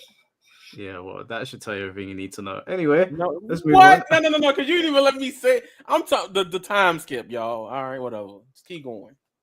I haven't read the manga, so I'll give you that. Maybe the manga is better, but the anime is hot garbage. And we don't like the anime. Then we're in agreement. Then that's fine. Yeah. Okay. Yeah. Wolfsman, thank you for being a member for 4 months, bro. Appreciate you very much. All right. Next game we've got on here is Tekken 5 Dark Resurrection. Yeah, we'll start with you. Justified glazing. I love that game. Everything from the soundtrack, the way the game moves. I think that game is fucking amazing. I've bought the game. I remember getting the game multiple times because as a kid, we loved that game so much in my family, and this is biased by that. That game, our PS2 broke, and my granddad was like, "Well, we got to go get another one." We literally got another one the same day to play Tekken 5. We all grew up playing the Tekken 5, just mashing and shit like that. That game, from the content to the sound, the aesthetic, I still love the main. Oh my god, that deserves a justified glaze. Yeah. C4, do you know much about Tekken 5 DR? I'm pretty sure I played Dark Resurrection. Pretty sure I did. That was on PSP Vita, right? It's on PSP and PS2. Yeah, PS2. Yeah, I think I played it on Vita. Because it was on a handheld, it didn't look as shit as normal Tekken games, so it sufficed. When you cram everything down, the dolls don't look as bad. I think for the time it came out, it seemed pretty good. I don't know what the consensus is about it now. I don't know. It's still pretty loved. I still think people consider it the best. A lot of people consider it the best Tekken. Unjustified glazing then, because it's Tekken. Wow, this guy's a generational hater, bro. He's like Toby Rama to Tekken. It's okay. You'll all get your revenge when we talk about an Impact. So, oh yes, I'm looking forward to that. Yeah, let me get my jabs in now. In my opinion, Tekken 5 Dark Resurrection is, again, one of the best fighting games I've ever played. I think it captured the what we were looking for in Tekken perfectly in terms of like character designs and stage and music. It's like I think I prefer Tekken 4's aesthetic, but Tekken 5 got that sweet spot where it was kind of a callback to Tekken 3 in some of the designs, but it had some of the Tekken 4 flavor in there as well. Obviously, Tekken 5 introduced my favorite character, Jinpachi, so there's going to be a level of biasness there. Yeah, the soundtrack was great. It wasn't bad online either, to be honest with you. From what I can remember, it wasn't half bad to play online. So I hold Tekken 5 in extremely high regard. If you go and look at Tekken 5, when you're getting comboed, you don't feel like you're being sent to space for 10 years. You always feel like you're getting your turn back. Combo damage is high in the game, but there is an opportunity to play a bit more Tekken than sitting in the air for 10 years. The roster was good. Have no complaints. Also, Tekken 5 had the other Tekken games packaged in it as well. It had Tekken 1, 2, and 3 packaged into it. It had yeah, it had, I believe it had Space Invaders on there as well, or Pac-Man, or one of them. It's also got one of the greatest fighting game openings of all time. It gave birth to one of the two of the greatest fighting game soundtracks of all time, which were Ground Zero Funk and Moonlit Wilderness. It introduced us to a playable Devil Jin, which was great. It did so many things right. It had, I think it was at the Devil Within mode. Was that 6 or 5? I can't remember. I feel like it was 5. But anyway, either way, the arcade endings were a lot of fun in this game. A lot of fun. Even the arcade playthroughs, they had their own like character interactions where they'd meet halfway through the game. Yeah, Tekken 5 as a package is awesome. As a fighting game, if you just put the fighting on its own, it's an awesome game. So I think it is as justified glazing as you can get, and the chat votes 84% justified glazing. So C4, you missed out on peak, bro. Can't lie. Maybe. I remember 4 the most. I don't know why, but I remember the gym stage. The theme in the gym stage is banged. The snow the guitar castle. riff. Yeah. Yeah, we just literally it's just got guitar for like the first 15 seconds. Yeah, Yeah. I don't know why, but I remember that the most. That's the only good part of Tekken though. So soundtracks Wow. in all of them. All Tekkens have banger soundtracks. I'll give you that. You don't think the character designs are good? Like the actual design, like Kazuya is like, I think his name's like an anagram of Yakuza, and he's a devil. I think Tekken has really sick characters, but because they've got so many, it's like, well, eventually you're gonna get it right. If you make 70 characters, you should get 10 of them to look good. But if they did 20 characters and 10 of them look good, I'd be like, oh, that's more impressive to me. So okay, so just all right. So give me 10 characters that you think are rubbish, like terrible character designs. Anna's pretty. Why? Why have Anna when you got Nina? Okay, I don't agree, but fine. Go on. Pissed off the whole fan base. Yeah, that's like everyone. Man. It's a genuine. It's a genuine. Okay. I never got. I mean, this is on the same path, and I'm probably gonna get more hate for this. Why have King when you've got Armor King? That doesn't make any sense. I know King came out first, but Armor King is arguably more edgy. So put the edgy version of King in the game. Why put King in the game? Do you watch pro wrestling at all? Haven't done for years. But why? Why do you need both of them? Well, because Armor King is his teacher, and sometimes in these things, like whether it's wrestling or like martial arts, sometimes they pass things down. So the King aesthetic is like sort of passed down. There's more than one Armor King and there's more than one King. So I know they do that in like Japanese wrestling, and they've done it over here as well. So yeah, it's not that bizarre for me to see that there's like different iterations of King. Okay, so cool. They've got 2 people wearing 2 versions of a different costume. I mean, that seems like a wasted slot. Just have both of the people wear the Armor King. But they fight. Why is one wearing armor?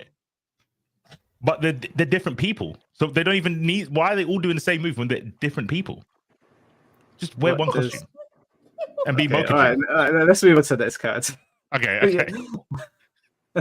One day you can make it make sense. Like, yeah, look, it's just there's no need. There's no need. Kazuya's wife doesn't need to be in the game. No, let's just move on to the next game before C4 nukes his entire reputation. Oh my god. Sanglar, thank you for the $9.99. Important to talk about roster size versus selection. Some games have a nice size, poor selection. Some have small size, good collection. Characters with exact same abilities should be skin or one slot T3 star. No, I hear what you're saying. Some characters are like, some rosters are over bloated and some are really small but have a good selection. What would be a good example of that? Well, I mean, I guess we were talking about Ninja Storm just now. Anime fighters have a tendency to do that. They're over bloated. So yeah, I get that. What game has a small roster that I liked? I know you. I don't know if you played it. Skullgirls has got a small selection, but they're all super different. Yeah, you wouldn't catch me dead playing that. They've got a wrestler in it. I don't care, bro. I don't care. I'm not interested in Skullgirls, not in the slightest. Yeah, Third Strike. Third Strike's a good one. Third Strike's got a very small roster, and I thought it was really, really good. So sorry, guys. I know some of you might be Skullgirls fans. I'm just keeping it 100 of you. If you see me playing Skullgirls, it ain't me. The lizards. Why? I don't get it. Why? Why? Well, I mean, Skullgirls is on here, right? So we'll talk about it when we get there. Yeah. No one's gonna like that. All right, next game is Demon Slayer Hinokami Chronicles. Okay, I can go for this one. Let's see. Yeah, I'll well, go. Actually, let's C4 go for it because he's probably not. I assume you probably haven't played it much. I haven't played it at all. I saw it on Globcu's channel. It looked like fucking palette swap Naruto. So, but it didn't have jutsus. It didn't have the fucking dropping logs. So it's probably better. Justify Glaze. Fuck it. Justify Glaze. I will say though, just before Yaya goes, that I am in full agreement with you of the substitution mechanic in Ninja Storm. That's one of its weakest points to me, and it kind of takes away from it being a legit fighting game, in my opinion. I wish they would get rid of that mechanic, but we'll talk about that another time. Yaya, if you want to go. Okay, so let me answer this question. So I don't like it either, the substitution jutsu. But I grew up with it, and I will say it fits Naruto as its fan servicey side of things. Does it make it a good mechanic? No. But in Naruto, that happens in Naruto. That's literally most fights. Substitution punch, substitution, Rasengan substitution, big final attack substitution. So that's why it shouldn't regenerate though. If it didn't regenerate, then it would be okay. I feel like it's fine. I feel like it's fine when it regenerates because it takes so long to do it. Like you gotta think about it. There's two life bars, right? Mm-hmm. So like they had it in Revolution actually, where you would counter the jutsu, and if you got caught mashing, you was locked out.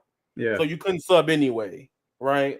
The problem is there was characters that had like TOD potential, like from one combo. Like the match can start counter. Now you stun for like 30 seconds. That's all I need. I only need 30 seconds or less to kill you if you can't sub or nothing.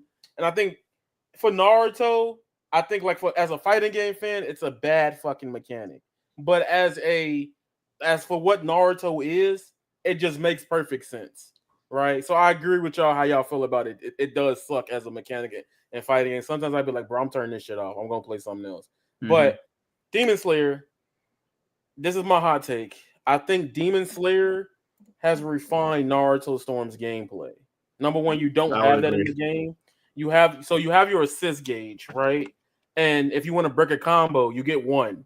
It regenerates, but you get one and it takes a longer time. So there's more opportunities for you to get caught doing stupid shit in neutral or getting punished and getting a full-fledged long combo off. Is it like a burst mechanic?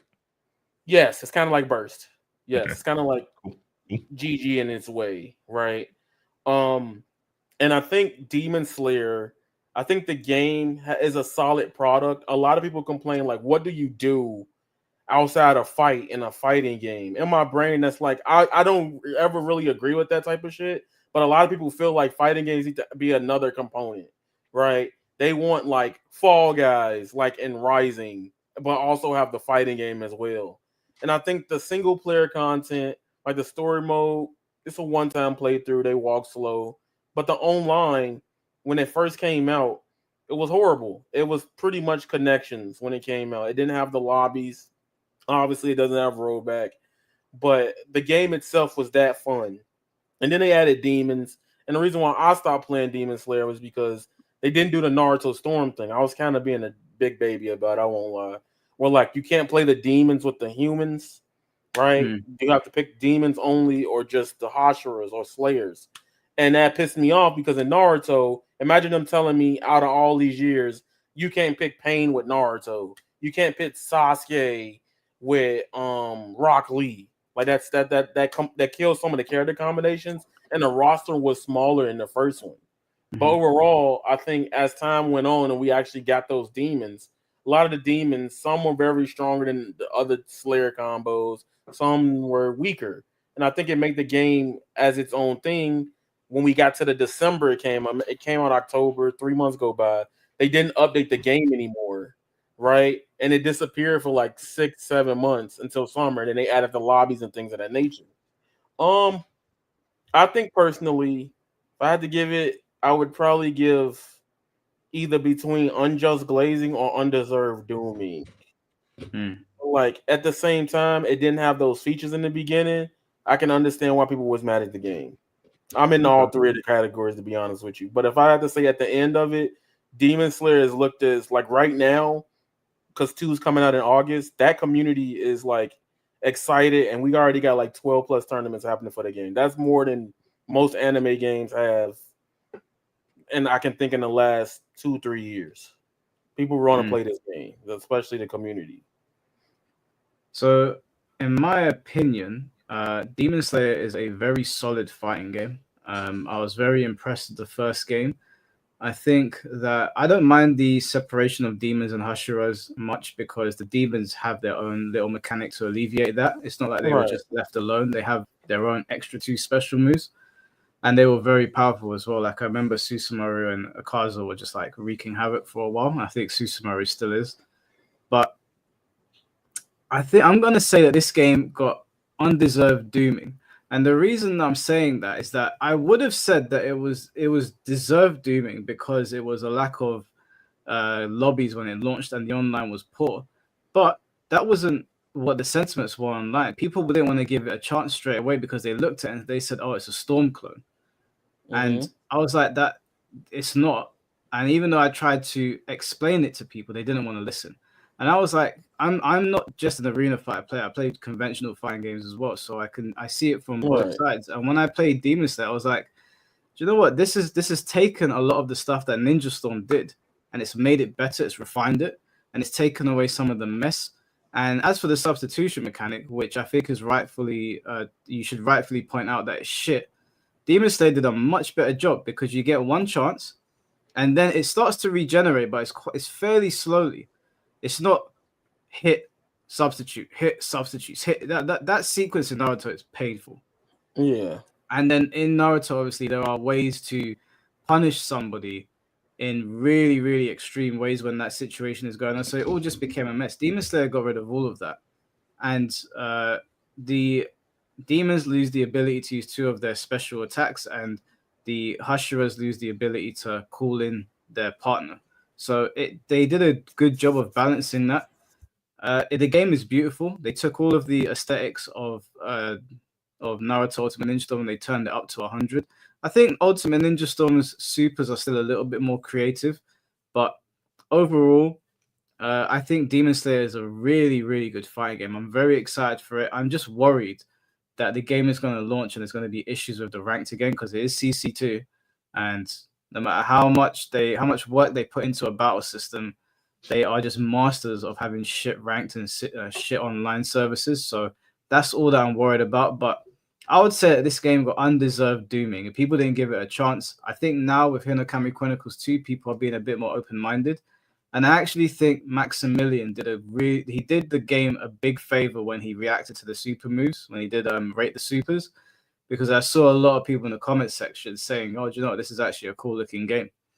So hopefully Hinokami Chronicles 2 is better at launch and it doesn't take 7 months to get fixes for things, because that's going to kill it. I'm not going to stick around for 7 months waiting for a fix. I think that's ridiculous. Yeah. I'm okay with undeserved dooming. I just Yeah, wanted. I just my big thing with anime games, if people don't know, is that like as a person who likes fighting games, like people like okay, yes, that's my content. I cover arena fighters, but like I do like fighting games like traditional 2D, 3D ones more. And the reason why is because at least the community aspect from the game based product is usually there, even if it's ass. Like they have the lobbies and the invite buttons. And a lot of y'all don't know, a lot of our anime games, if y'all don't play them, they usually come with no invite button, or you can only play with one friend. You can't yeah. even host tournaments properly. We have to use Parsec to remote play. That's annoying, you know. And that's something I appreciate from both sides of the spectrum. Where like the arena fighters can offer this fun, flashy single player story mode, but the actual fighting games worry about building something in longevity, in my opinion. So Yeah. that's Well, all Demon Slayer got to do. this one was very, very close between unjustified glazing and undeserved dooming, but unjustified glazing has won by 2%. Okay.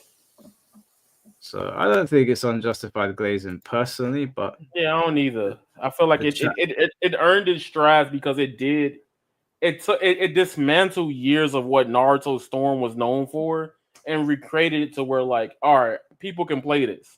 I've had people like, for example, Kenzo and a lot of other FGC players. I've had them try and they're like, yo, this is kind of cool. yeah. But people write it off because they see, ooh, arena fighter. They don't give it a try, which is fair. I can understand. Kara, thank you for the 199. Y'all ever play Akatsuki Blitz Camp? Shit fire. I've never heard that in my life. Yes, I have. I played it. Yes. Yeah, What it's is cool it? Is game. that like a mod or something? No, it's it do sound like a mod. Holy shit! But it's I believe it's made by a subsidiary or it is a French bread game, and you may have seen the characters from Under Night and Birth. They're in that game. Akatsuchi, he's in there. The game is pretty like early anime fighter, like around Melty Blood Actress again. Okay. All right. The next game is Hunter x Hunter. So I know you two have probably got a lot more to say than me. So I'm going to start out just because I know you two have got much more experience on it. I think that this game is absolute dog shit. I think that this is an embarrassment to the Hunter x Hunter franchise. I think that it's a travesty that they released this at full price. How dare they? I think it's an extremely ugly looking game. If it came out in the early days of the PS2, it would be barely passable. I think the gameplay is horrid. The online doesn't work. I sat watching Biscuit playing it for about an hour, and I couldn't believe my eyes. It looked worse than JoJo's All Star Battle 1. I didn't even know that was possible. The roster size is tiny, and I know that like it's quality over quantity, but it's really noticeable in Hunter x Hunter. The game just looks bare bones. It looks like the people that made it hated the franchise, and this was like a sick joke. I have absolutely nothing nice to say about the game. I wish I could reclaim my hour of playing it, but I can't. So this is my way of getting them back. The game sucks. If you got it, refund it. Do not buy games from developers that are going to shit on the animes like this. We already get disrespected enough in the anime community without this happening. This game is so bad that I haven't even watched Hunter x Hunter yet, and I went to watch it before I went to play the game to then watch it. And I was like, you know, I'm going to chill on that. I'm going to chill on that. I am going to watch it. I am going to watch it. Yeah, watch it. The series is actually sick. Like, from Yeah, what I I've know the series is sick. It's the only big shonen show I've not seen yet, and I'm definitely gonna watch it. But this game is absolute garbage. So, if in my opinion, this is deserved dooming with a capital D. A big D. I hear you loud and clear. You gonna go C4? The chat's killing me because they like somebody picked one to be fucking funny. Somebody's like, knit it up back to the garbage. You go first. I need to warm up. I'm gonna be real honest. I did not buy Nin Impact. A lot of y'all like, what? He didn't buy Nin Impact, the strongest soldier? It's because I was in Canada and I played it. I let my homie use his account. I'm in, using the Wi-Fi to try the game out. And I heard I saw the Kill Sage. I don't know if y'all know who the Kill Sage is. The Kill Sage was like, yo, this got 2011 netcode. Heart started shattering because I was like, it can't be. I got to play this myself. I plug it up and I got into my first match. I saw rollback. I saw delay 8. I was like, oh, hell no. I already knew this was going to be bad. I got into the match. I was like, maybe dual connection's bad, right? Like the person place I was at. And then they showed me the internet speeds and they had 2,000 up, 2,000 down. So now I'm thinking to myself, okay, maybe it's just my computer at the moment.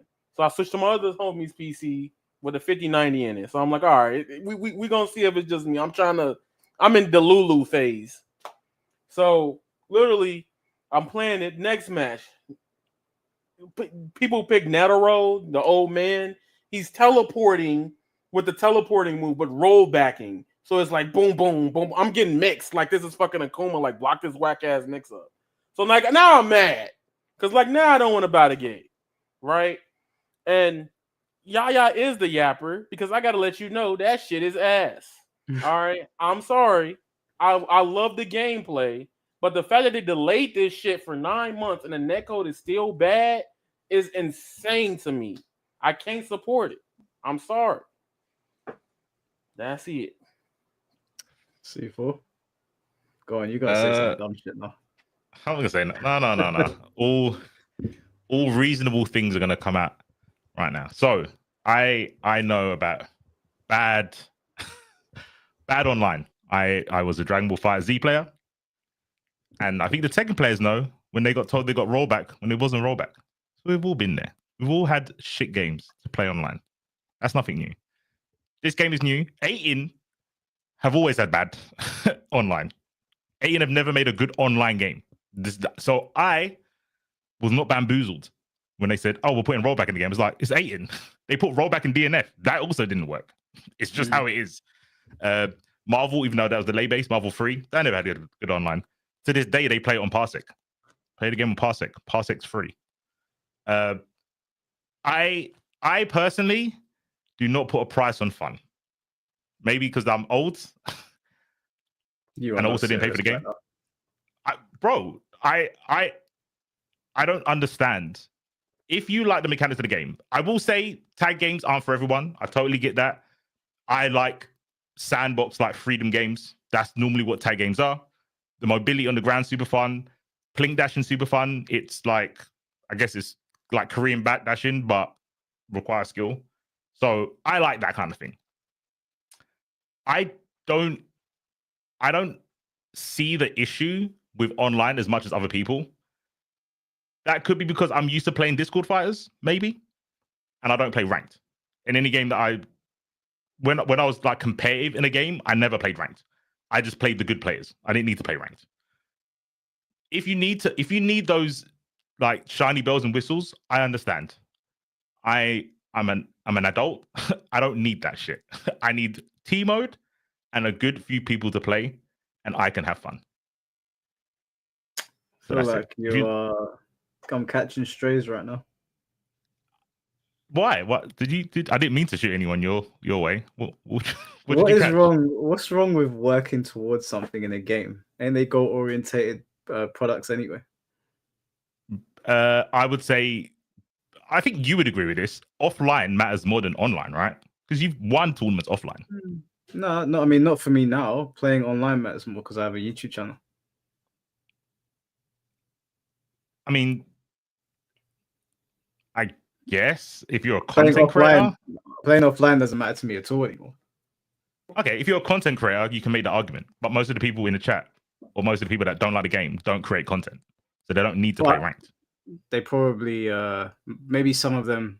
I'm just assuming. Maybe some people don't have friends, and maybe some people. No, I'm just saying. I'm not saying anyone in particular. Okay. Just say maybe someone hasn't got a friend to call to play a Discord fight, right? But if ranked gives you the. I didn't mean to sound like. I'm listening. I'm picking up what you're putting down. People no friends. No, I didn't mean that. I'm just saying some people don't, right? And it gives you the opportunity to play with hundreds of people that you don't have to go out of your way. Maybe some people don't want to chat to other people. And they're like, I don't want to chat to these Discord weirdos. I just want to play ranked. And it gives you the opportunity to play loads of people. And it rewards you for it. It's like, hey, that's me at the top of the leaderboard. You know, like I did that shit. I'm sulking or whatever.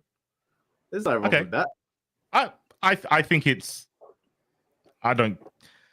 As someone else who's played offline, Yaya's played offline. I've played offline. Winning offline, there's nothing that a title online, a digital title, can do to give me that dopamine. Like if you're someone who lives in the fucking Timbuktu and you've got no offline or local to go to, understandable. If you're friendless, I guess. I if you're friendless, I don't think fighting games are for you unless you really enjoy like team mode. And I think 18 games in general have the best team mode. All this is an argument, but you can look at the top players that will say this game is shit because of the online. The game's gonna die. Probably will. It might get a world tour and like DNF did, and then it will be dead. But they said training mode is fun. That doesn't happen often. Only 18 games have that, where team mode is legit fun. What's fun about it? Because it's a free game. It's a sandbox game. There's very few rules, and the rules that are there, like the hard-coded rules, for example, there's certain moves that you can't call assists in. So there's when you do like your Nen attack, you can't call an assist. The fun part is breaking the rules. Most fighting game players, if they like beyond casual, they see a game, they see what they can and can't do, and they try to subvert that. They try to do something that they aren't allowed to do in game. That's basically what fighting game players do. That is the whole game of Nen. Everyone understands that they have, well, maybe people that haven't played it. The game is very 18, where it's like everything's broken, so everyone's viable. That's kind of their mantra. And it allows you to play any team and then play offline, or if you can get a game online, and you can impress someone and show someone something they've not seen before. If you look at all the Marvel games, to this day, people are still showing tech in Marvel 2. That's what Nen Impact has that other games won't have. They won't have tech. That's all well and good. That is all well and good. But the game has barely anyone playing it. And who are you going to show that tech to when the online don't work? I'll show it. Well, not me, because I'm not entering, but everyone gets to show it at Evo for the one time. Oh, is it going to be at Evo, yeah? Evo France. Main game. Oh, really? Yep. What, is it top 8 straight away? No comment. I've not seen the numbers. Also, I just want to say, I'm just stuck on one thing you said. You said that if you don't have friends, you shouldn't be playing fighting games anyway. What does that mean? That means that fighting games are PvP, bro. Fighting games are PvP. If you don't have friends, play, I don't know, Dark Souls or some shit. Like, but if I don't have friends, I could play with people online. If you have no friends and you want to engage in a game that makes you have to interact with other people, that sounds like that's Xbox Live. That's what Xbox Live is. That's where you get people flaving you. I mean, you could make an argument that MK players, I've been in Foxy chat. Those players, to me, seem like they don't want to play another human being. They should just stay in the crypt. That's what they're there for. They're not mature enough to play online. And I think if you haven't got friends, you clearly have some social issues, and you should just stick to speedrunning or something. I don't know. It seems like PvP games aren't for you. That's like saying, oh, what a person who doesn't have social skills should play League of Legends. It's like, well, no, they shouldn't play with other people. They should stay over there. Maybe they'll develop social skills though from playing those games with people.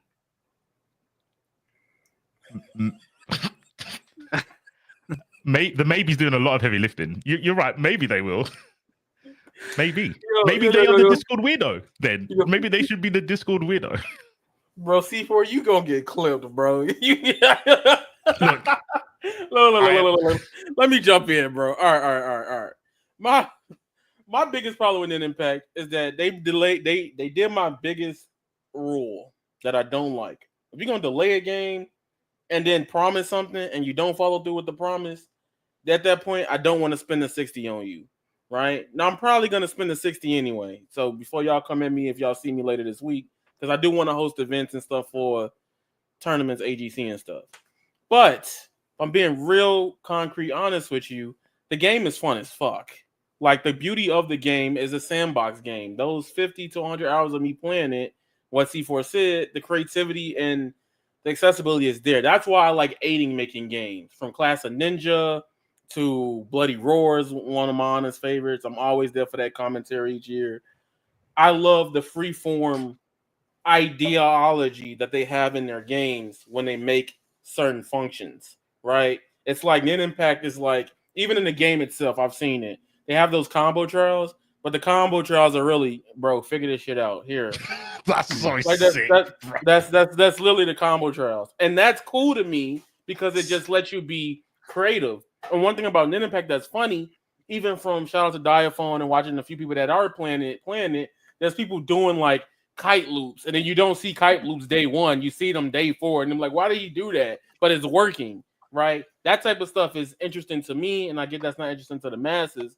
But other than that, I love the gameplay of the game. I just can't get jiggy with what they promised. I feel like I'm getting cheated on, like in real life. Like I want to deal with this shit, but I can't. You know. It just sounds like you guys are like skirting around the fact that the game is shit. Okay, I'm not scared. No. See, no. See, you looked away and said that shit with a straight face. I believe the game is shit. Kusoge games, though, that's why we play them, because they're shit. Can we make... Someone made the distinction earlier between the game and the package. The package is shit. Yes. The game is very good. And like I said, the fun part is why people keep playing a game. The game is fun. No, find me someone who says the game's not fun. Find me that person, and I'll drop as number 1 shield. Find me him. They're all over Twitter, bro. No. They're refunding it because it's a bad product. Exactly. Well, no, the reason that you're not going to find a lot of people saying that it's not fun is because a lot of people didn't buy the game. There's only like 100 people playing it. Okay, but the 100 people playing it, you ain't never seeing none of them saying it's ass. And it was a free demo, so everyone who went on the demo said the game is fun. I'm in one person. That's a lot of Wait, did I not put Dragon Ball Fighters on here? No. I thought you didn't do it in there because it's obvious. It's justified glazing. I'm not gonna lie. No, I'll put it on there. It was meant to be on there. I don't know why it's not. That'll be a quick one. Should games feel like work? I mean, it depends. Do you like feeling it like that? To play a fighter game is damn near work anyway. You got to learn some shit. If you want to be good, if you want to be good, then I don't know if it should feel like work, because work don't feel good. I don't know if that's the right way to. It should feel difficult, I think. I don't think saying it feels like work is the right way to frame it. Would you not say to be at the top level, you would have to practice things or engage in the game in ways that aren't fun? Like, do you not agree with that? I think so. Yeah, I think to be at the top level, you would need to do that. I think that is a very exclusive set of people. None of us are trying to get to the top level. We're like intermediate at best. Fair enough. Okay. If you play Nen Impact, it will never feel like you're at work. The game is all fun all the time on your own, because online doesn't work, but it's still fun. Yeah, I'm going to hard pass on that one. I appreciate the suggestion, but the chat has also voted, and they have voted that this game is deserved dooming. Rightfully so. Just say you like your handheld. That's what you have to say, guys. I understand. Isn't it a one-button game? Can I get a favor, though? It is a one-button game, but it's hard. No one in this chat can do the combos I do. Not with a week's worth of practice. Can I get Nen Impact above connections? I'll be happy. Like just move it up just a little bit. Chat, what do you think? Nen Impact above connections? God, bro. We need to ask the chat. Nen Impact or connections? Let me know. It's not gonna happen, Yaya. Just accept the loss, bro. You're not even the strong. I'm the strongest soldier here. Like, I've accepted it. It ain't gonna happen, bro. I'm finna buy the game, bro, just so I can say that. And how much does it cost? 60. I'm trying to find a cheat code, like a coupon or something. W spend of money. All right. Just play the demo. Play the demo, bro. Chat said move on. Request denied, bro. Request if you don't denied. like Nen Impact, you are friendless. Remember that. That's his ninja way. That's so true. Yeah. Tell me you ain't got friends without telling me you ain't got friends. Yeah. Now, just because Urban Boy is going to clip this, I do not co-sign that. I don't think that you need friends to play games online. That's a weird take, but Wait, PvP games, you do need friends. You do need. You why should do I have need friends. to be friends with anyone to go on rank and beat everyone? Because it's a PvP game. You don't want to have BM, right? You don't want to have bad manners. You have to say Okay, GGs and stuff afterwards, right? No, especially not on Tekken 8. No one's having GGs. But I haven't even run into a friend on Tekken 8 this entire time, so it would have made no difference. But you've got a community. That's a little bit different, right? You had friends prior to Tekken. Yeah. I'm talking about people that are literally basement dwellers that have like 3 to 10 2-liter bottles of Coke. Some of them with Coke, some of them with some other liquid in it. Those people that don't leave their dwellings and they'll just run games. And I'm not saying they're normally speedrunners, because speedrunners are sick people, bro. They've got crazy focus. Like, to do what they do is extremely hard. But they are speedrunners because the only interaction they have to do with other people is look at my time, you can't beat it. Okay, what if all of your friends play other genres? If all your friends play other genres, you probably should get more friends that play your genre. Like, if you have a friend, if you only watch and read Marvel and all your friends watch and read DC, you can have them as your friends because you all read comics, but you should get some Marvel friends too. No? I am speechless. You're trolling, right? Wait, no. What is wrong with that? Hypothetical. You I like ain't Marvel, got nothing, right? I ain't got nothing to say to that. Why would you not do that? That would be the thing you should do, no?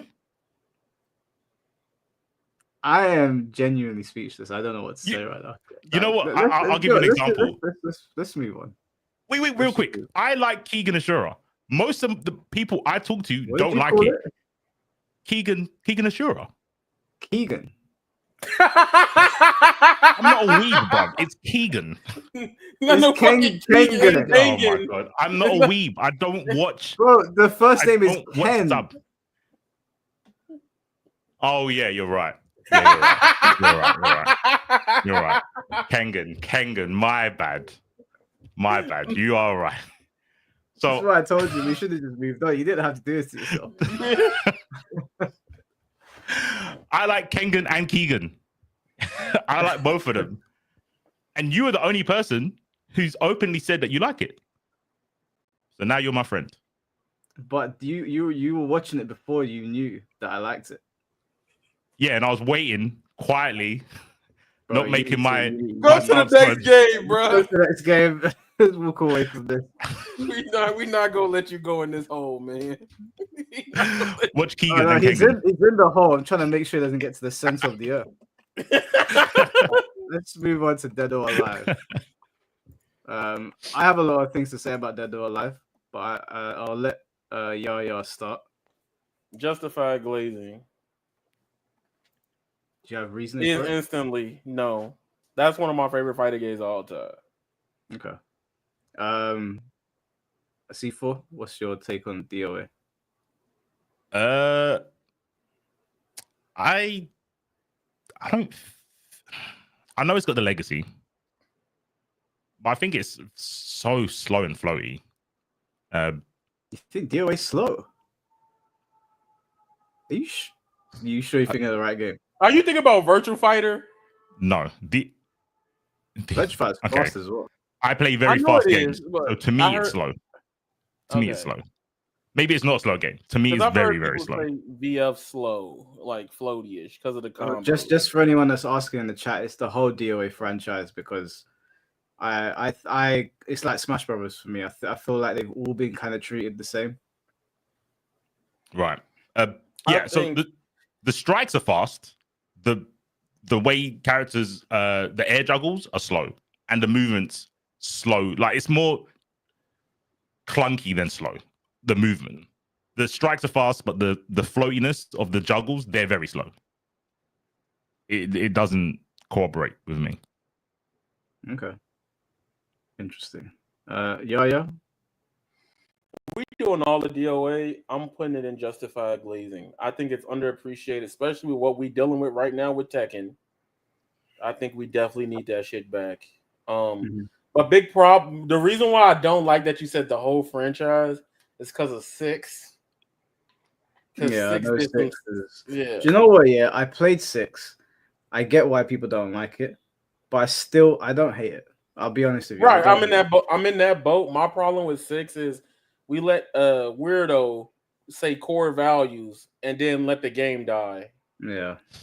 But I generally love. I was at one point in my life, like outside of like the early Tekkens, I was like, yo, I just generally like DOA more. That was my 3D franchise. That's how I met Emery and stuff like that. Because I was playing DO. I'm big Tina main, but I just love DOA. I think DOA is very hated in a lot of ways, which, to be honest, that kind of makes sense. You could put it in under Zoom Dooming because the series is really good. Outside of, like, I hate the whole Gooner word anyway.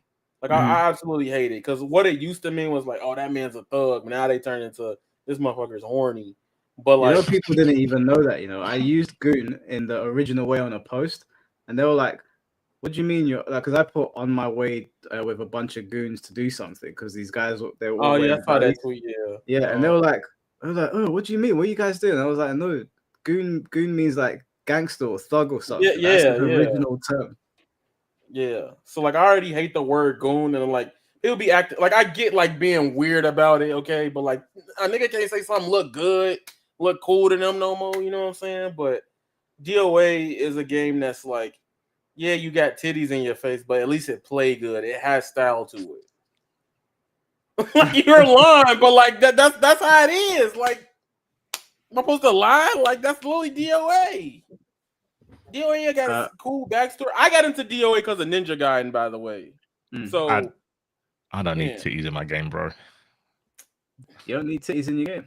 I don't need titties in my game. No, you don't. You don't need them. Just appreciate. You don't need them. Just bro, I can't avoid the titties on Twitter. I can't scroll without seeing titties. I don't want to go into my game and see the titties too, bro. It's just the too titties much. have always been there in fighting games. No, not in my fighting games. What's the oldest fighting game you've played? Where's the titties in Third Strike? No, he's right. There were no titties in First Strike. He's gonna go check Kangoon over him. There's no titties in First Strike, bro. He's just gonna pick Chun-Li and go look at the titties. Like, bro, come on now. There's a difference between Chun-Li and Jury. There's a big difference, right? Don't you play Strive? Yeah, Strive has minimal titties. Older Guilty Gears, I'll give it to you. Strive has very minimal titties. There is Biken in Strive. Isn't she like known for having one arm and big tits? Sorry, that was not. I just talked to my attorney. My defense was I don't play Strive, I commentate Strive. My bad. That's my defense. No, you get away with that one. I commentate Strive. I commentate Strive. Bro, in Skullgirls, I don't play any girls. I'm not about titties on my character select screen, for me anyway. Everyone else can pick them. But if you've got titties, I'm probably gonna try harder to win. What in Skullgirls? They're girls, right? They're not women. No, in I don't know. I don't pick them. It's not called Skull Women. I don't know because I don't pick those characters. I pick Beowulf, the man wrestler, and Robo Fortune, the robot. I do not pick any of the girl characters. All right, in my opinion, I think that DOA has got an undeserved dooming, an undeserved amount of hate. And I'm saying that as somebody that at one point just didn't even give DOA the time of day. And it wasn't until this year where I actually started getting into DOA and talking to the community and playing the games. And I got the chance to go and play my friend's old. He's got the Xbox. He's got a DOA 2. I don't know if it's like Ultimate or something, but DOA, in my opinion, is one of the greatest fighting games I've ever played. I don't know what you mean by slow, but maybe when you start playing it and like interactively, you see how quick it actually is. It's a very, very, very fast-paced game. The better the opponent, I guess, because of the way the hold system works and everything. I think that the whole like the FGC is very funny when it comes to DOA. Because when they release the bikini costumes for Street Fighter, goes viral. Everyone's going mad. Oh, look at this. Look at Aki. Look at Jury's foot. And the minute you look over at DOA, they're like, oh, look at this Guna game. I'm just like, first of all, every single time, almost every single time when I see girls cosplaying, they're not cosplaying the tame versions of the costumes. They're cosplaying the most bombastic versions the game has to offer. If anything, they're making them even more crazy. It's very rare that you see these girls cosplaying in like even in Mortal Kombat, right? The new Melina costume, you don't see that. You see the old Melina costume all the time. So everyone that's always ripping into DOA, I'm like, I'm sorry, like Tekken gets bikini costumes. They're like, oh yeah, look at Lily in a costume. Mind you, she's 16, isn't she? And then you get Street Fighter, and you know that? Yeah, she might be a little bit older than Tekken 8, but that was always the running joke, right? Lily's very young. And then you get Street Fighter, right? Jury's trailer in Street Fighter. What happens the moment you see her? She does the Akira slide, goes right to her foot, right? And then the next shot is her foot going up. Now we know that there's a whole foot movement online. Foot Clan. Foot fetish is big out here. They knew what they were doing. TMNT Foot Clan. Yeah, they know exactly what they're doing with these trailers, with these costumes, and I ain't got a problem with it. They're appealing to their base. Another point that I want to bring up in terms of gooning is: has anyone seen the latest update to Marvel Rivals of the summer costumes? Has anyone seen that trailer? Yeah, I jumped off. I think there's. I jumped off when they introduced Emma Frost. It was too much. It was undefensible, bro. I've got a wife. I can't do that, bro. I just can't. Well, okay, well, you're not going to want to see this latest update. It's a lot. Good. Like, the girls are at the beach. They're zooming into their bums. They're zooming into the feet. The titties are all out. And I'm like, okay, do you know what? They're appealing to their base. I don't play the game. I'm not interested. But I know what they're doing. And everybody, and it's not a case of whether you like it or I like it, but everybody's like, yeah, I know I'm spending my money, blah, blah, this, blah, blah, that. But DOA does it. And the FGC is like, no, we can't have this core values, blah, blah, blah. So I'm just like, it's a load of nonsense. The whole gooning thing against DOA is a load of shit. If these guys could just spend their money continuously on different versions of costumes where Jury is showing her feet, they would do it. And then in the same breath, they'll insult DOA. So I ain't trying to hear none of that bullshit. Outside of that, the fighting mechanics are great. I think that when you just look at the command list and you see PPP and KKK, you might think it's very simplistic, but DOA is one of the hardest fighting games that I've played. Just because as soon as somebody understands it and you throw a punch out, as soon as they understand how it works, they're just going to grab you and throw you. And you can lose life very quickly like that. Also, if you go for a hold or like a grab at the wrong time and then they punish you for it, you get added damage on top of that. So it's a very like well put together game. Scissors. Yeah, it's rock paper scissors. It's one of the best RPS systems in the genre, in my opinion. Yeah, 100%. Do you know what? I used to make that face as well, and so I sat down and played it, and I was like, wow, this is actually really sick. Another thing is that DOA is a beautiful game to look at.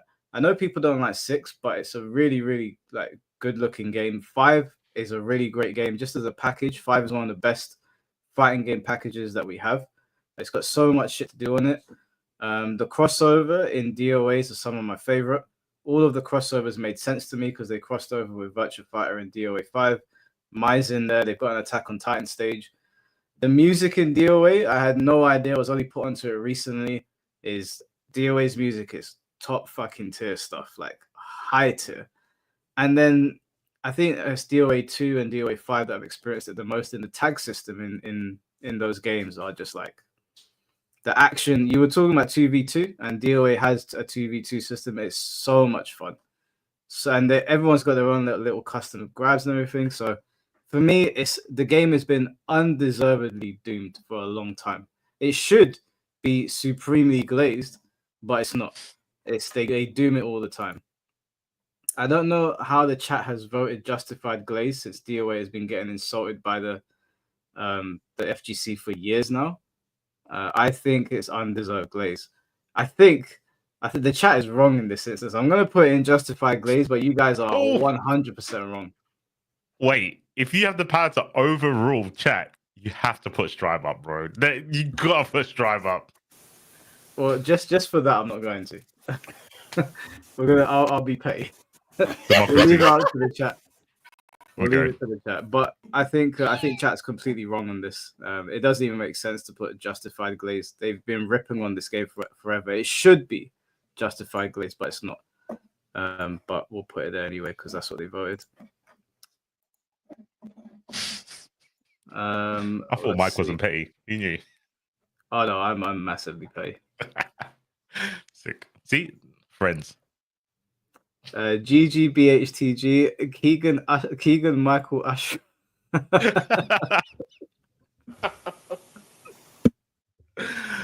I got. What can I say? Keegan Usher, that is hilarious. Matt Ponton, shouts to Matt, is a DOA legend. Thank you for the $10. DOA is definitely undeserved doom. So many people come in, even today, like Mike, that say, I thought this game was trash, but after playing it, I want to learn more. Yeah, I mean, I'll openly say that I didn't know DOA was that good, and it is that good. Crafty Matt, thank you for the $5. Ancient Chinese proverb, those who cry Guna are the ones who goon the most. You might be onto something there, bro. I'll be real. C4, you got something to explain to do. Just tell me the person who said it. Matt Ponton, thank you for the $10. Let's also not forget that it originated multi-tier stage interactions, offered a whole tag 2v2 mode in the same game that offered single 1v1. Was the first real 3D fight with a lobby system. That's true. And DOA 5's lobby system, that's the one that I have the most experience with. It's just like packed full of content. And it's you sit there and you wonder, why is Tekken not doing this? Like, why is this not a thing in Tekken? You can do tournament, kumite, 2v2, 1v1, like winner stays on, loser stays on. Like, it's got all of these features that most games don't have. Cam, thank you for the $2. Opinions on DOA Extreme / Prison. I wish those games would go away. I'm not giving my opinion because y'all gonna call me Gooner, so I'm gonna shut up. Oh wait, now we need to know. Yeah, it's the. I think this is the dating one, but I think it has volleyball in there as well. The games are fun as fuck. How much of them have you played? I'm not. Why would you ask that question, man? I'm just curious. How much of them have you played? Wait, I need to know, bro. How much of them have you played? Why did he change the camera angle? Come on, bro. I played all 4 of them, man. If you were to say accumulative hours, how long have you spent on these games? I say about 100 total. 100 hours, good lord, holy yeah, about 100 total each. You know what the important question is? Was that all one player? Saying so. I'm not answering that question, bro. You're not getting that out of me, bro. Yo, man sunk 100 hours into volleyball team mode on his lonesome. Now we got to ask the chat: is Yaya going in unjustified Glazer or justified? Like justified Guna? Boy, he plead the fifth on. Did you play it on your own? That is. Do you know what? I've never played them before. I've always seen them. I've always looked at them and been like, "See, I'm a justified look. I'm a Gooner with a purpose." What was the purpose in putting in 100 hours? To see if them games good. The fuck? Wait, did you do like a video on it? No, I did not. You didn't stream it. Hold on. That was before I was a content. Chill out. Wait, I'll do it, but that was before I was even thinking about making a video. Okay, so you've got a reason to put another 100 hours in to make a video about it. Yeah? I did not do that yet. I'll do it. Right, the next game that we've got in here is Dragon Ball Z Budokai 3. Let's see C4 go first. I don't know how much experience you have with this game.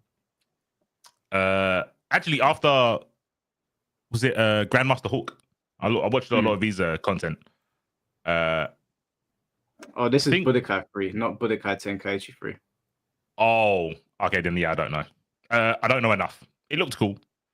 But yeah, I don't know enough then. Okay. But shout out to Yeah. Grandmaster Hawk. His videos are sick. Yeah, they're very informative. Justified glazing. I think that game is a package that just it does everything right. And even when it came to Sparking Zero, that game was also brought up in a way to why didn't we get Budokai 4, even though there was Infinite World.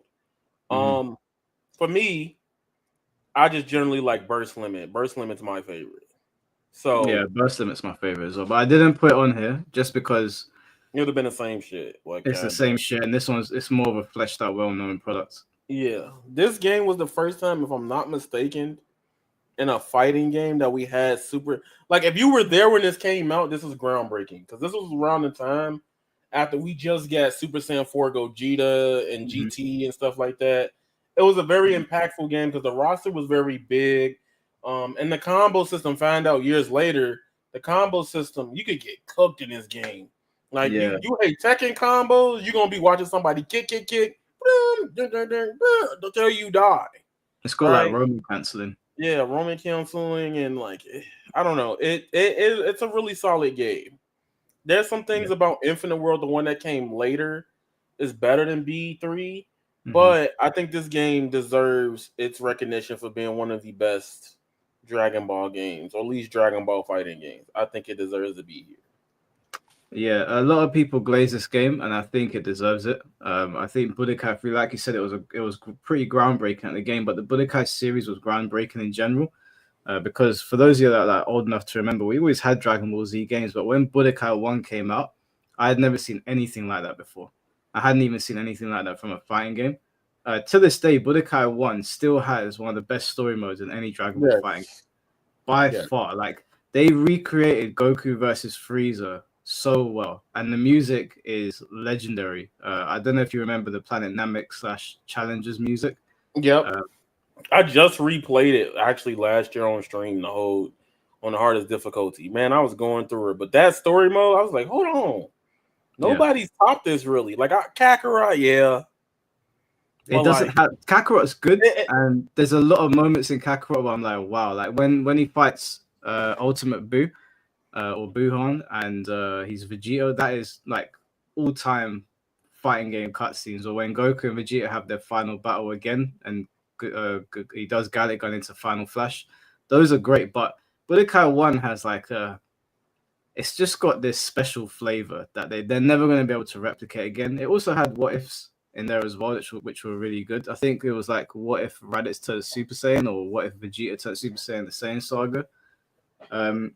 But Budokai 3 was pretty groundbreaking because we didn't have those characters in the game to play with. Like you said, Super Saiyan 4 was pretty fresh. Well, a lot of that shit we were seeing for the first time. It had loads of cool stages, cool stuff to do offline as well. Obviously, because that was like the main selling. I also was a huge fan. A lot of people, I don't know how people feel about this, but the mini games to get the ultimates off, we have to hit the gauge and get them up, but you can interrupt them if you was just better at the timing of things. I really like that. It was dynamic. It had angles in it. It just like the game knew how to stylize something that Dragon Ball the anime didn't even do.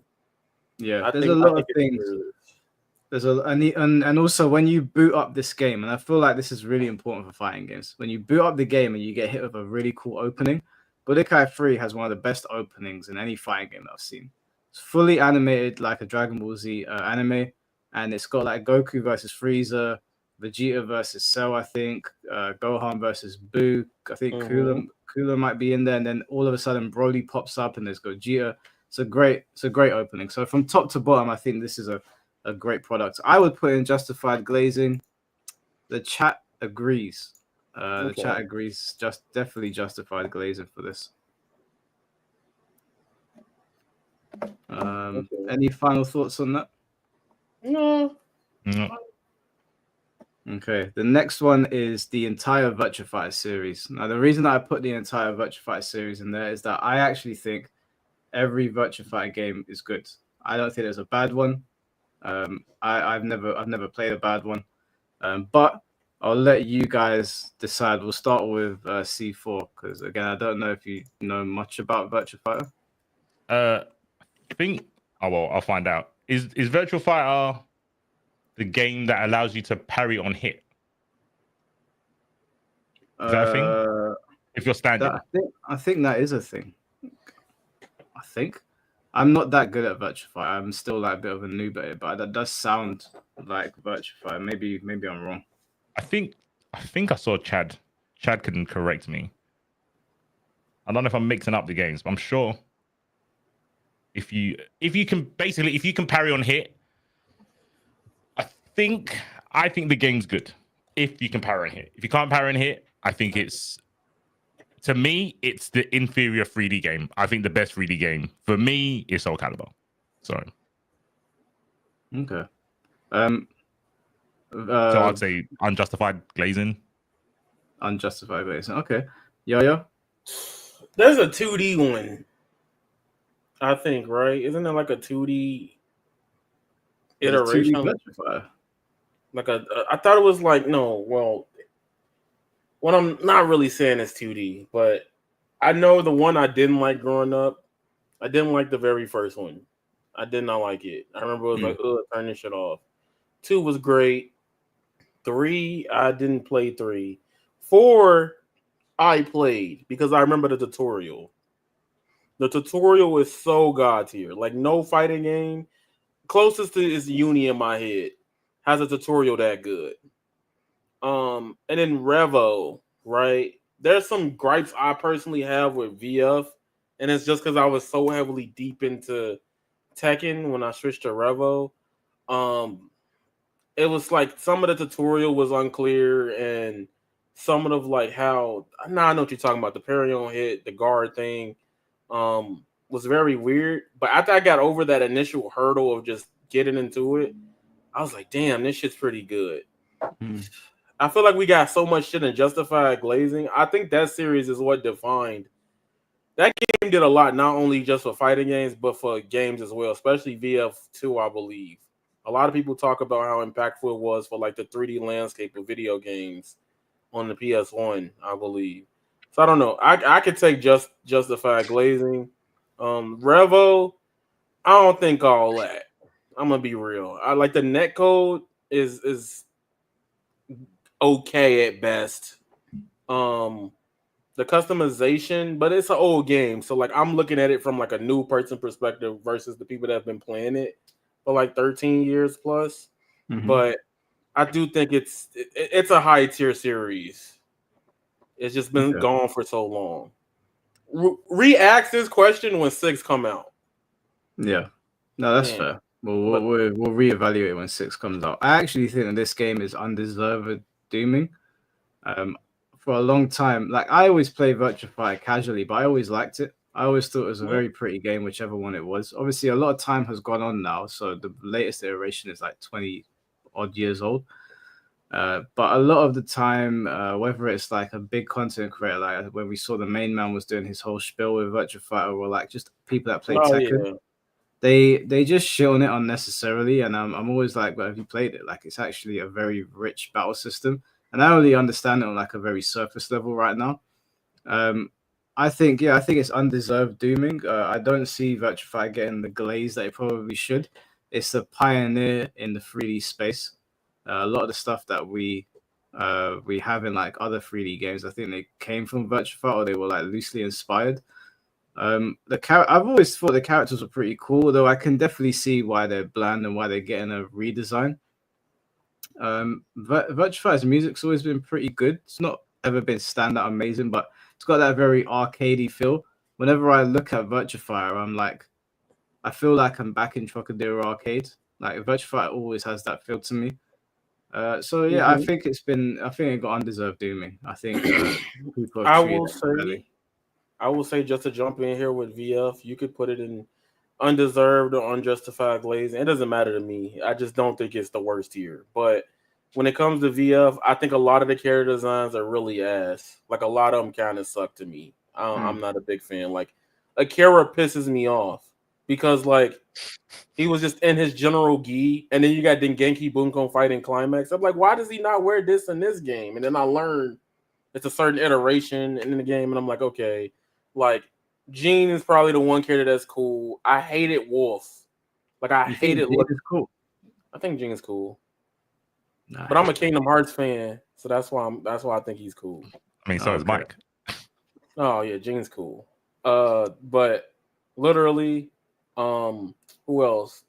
The sumo motherfucker could go. Like delete him. I'm tired of seeing him. I don't know. It's just a lot of designs. Like it's very oriental to the culture, so I don't like shitting on it. But it's kind of like how some people act about Melty Blood. And like just hating on the designs for no reason, but that's why I don't try to shit on it. But most of the redesigns so far in 6 is what I'm like, okay. Now, like for once, I'm like, yo, Wolf is kind of like catching up to my speed because I'm like, yo, those are the type of wrestlers I like. You know, that type of energy. He looks like Ganondorf. See, but I like Ganondorf. I play Ganondorf. So yeah, I don't mind it. When I saw him, I was like, wow, they turned Wolf into Ganondorf. Fair enough. I'm here for it. Vanessa, Sarah's cool. Jackie's what just to me is just generic anime pro tag. Like I don't know, like it don't really connect for me in a lot of ways. Well, the chat voted justified Glaze. I don't know if the chat is like, guys, like think about the history of Virtua Fighter, right? The game has been getting called like Tekken's bitch for a long time. Like try to separate. That's how they treat it, even though it's not fair. Try to think about it like, don't think about it that you think it should be glazed. Has it been getting glazed? And it hasn't. Yeah. It's just not. It should have gone in undeserved glazing if we're being like historically accurate here. Yeah, I think undeserved dooming because a lot of it's just straight hate. Yeah, a lot of people just hate on it. Yeah, they disrespect it a lot. So when you vote, like think about like it's not like Virtua Fighter and DOA should be getting glazed, but they haven't been. I'm only putting them there because the chat voted it. But somebody said do the poll after we had a discussion. Oh, so they get some history on it. Yeah. Okay. Well, people just voting about games they don't know about. I think people just see the poll and they're like, "Well, they talk about this one." Ding. Yeah. All right. Cool. Yeah, we'll do that. Yeah. Cam, thank you for the $2. Incoming next, the actual best anime fighter, and the next game is Tatsunoko versus Capcom. I'll let C4 go first, and then Yaya. Unjustified glaze. I think. Really? Yeah, it's one of. So I think TVC has the same nostalgia as Third Strike, where it's a little bit less polished. TVC has problems that we can now look back and say, oh, why did they let that happen? But at the time, I think it was kind of obvious as well. It wasn't bad, but there's a lot of not like bullshit or unfair stuff because it's a tag game. I expect that. But aesthetically, when Alex is fucking grabbing Megatron, it looks stupid. It does look stupid. Wherever that gold brick behemoth is, and the Alex is doing his... Yeah, that when he's getting grappled by Alex, it looks dumb. In any timeline, at any point in time, it looks stupid. We can't look back now and go, oh, isn't that quirky and funny? No, it was dumb. It was very dumb. That's a fair point, but you don't think that Elmer Fudd or someone fighting LeBron James looks stupid either? That's cinema. There's a big difference. That's peak cinema. Fair. I can't believe. All right, man. Look, I'm gonna be real rap with you. It's an undeserved dooming. They hated on it because it was on the Wii. That's literally what it was. Yeah, that's a good point. Literally, everybody was like, "Yo, why is this not on everything else?" That's why we got Marvel 3 coming. So we gonna fucking hate this game. But the game is goofy. I won't lie. But that's why I like Nin Impact because it's just that game, but uglier, arguably. Wait, you think Nin Impact is better looking than Tatsunoko? No. I think Tatsunoko. Literally, Nin Impact, all they have to do, and somebody's working on it, but they just have to turn another shader on the damn characters. Like literally, they're one step away from making it look like Ultimate Ninja. Does it not just look like the manga though? Like, I mean, as the in, manga, like, the characters are very flat. The Hunter x Hunter manga ugly as fuck too. That's what I mean. So it's canon. I mean, it looks yeah, how but it's meant to look. Dry and flat. Like, people ain't read the manga. People stuck on 2011. It doesn't help that the box art is got the artist making this shit look like it's fucking Capcom's game. Like, like look at the logo, the box art of Nin Impact. Like that shit look raw. Then you look at the game itself. It's like the clickbait with indie games. Like you can see the rawest logo, and you look at the gameplay and some top-down bullshit. You know you're not gonna buy. Like, it's borderline. Someone might take them to court for like false advertising. When you look at the box art, then you look in the in-game. It's a different thing. It's very different. Yeah. Right, I'm gonna say that this game got an undeserved amount of dooming when it came out, and it was mainly because of the Wii stuff, and it was also a lot of people saying, "What's Tatsunoko?" A lot of people just didn't know what Tatsunoko was, and I was just like, why don't you look into it a little bit? Like they've done a crossover for a reason. Why don't you look into who these characters are before you start casting judgment? But they've got the very like old anime look to them. And at that time, I think when it came out, we were so far removed from that. And even though like when I went to Japan, I found a lot of Tatsunoko stuff. But over here, I'd never seen any of it anywhere. Now I was already aware of like all of that, but people just weren't willing to listen. So I'm saying that it's undeserved dooming. That it should have been on the PlayStation, yes. But the fact of the matter is that it was a good game. It was fun. Yes, it was goofy at times, but I had a really really good time on it. And it could be challenging as well. It was a fairly challenging game. It's just a shame it never got a PlayStation release. That's really the only thing that I can say about it. But I will grant some of the animations were a bit crazy in the game. Like some of them were just like, how are you even gonna get away with this? Yeah.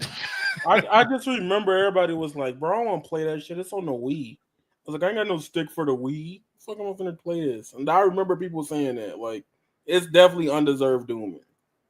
Yeah.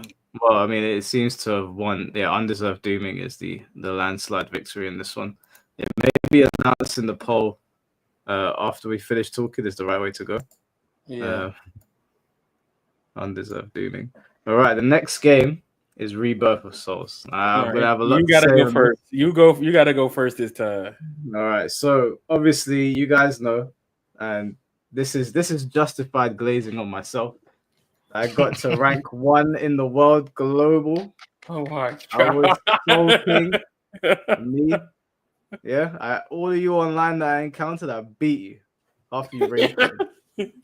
But I think that this game, unfortunately, for as much as I love the battle system, for as much as I love how it feels, this is a deserved doom, unfortunately.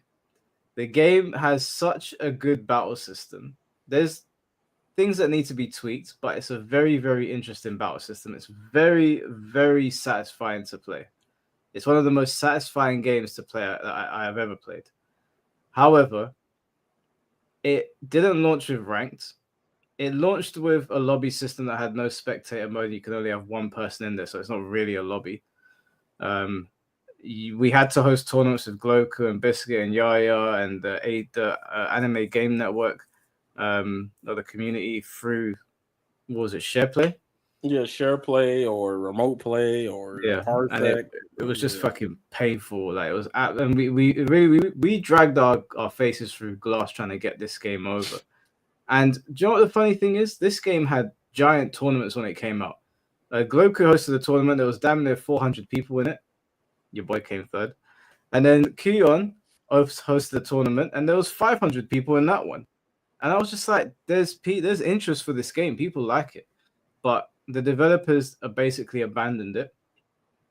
They didn't give us ranked until 3 months later.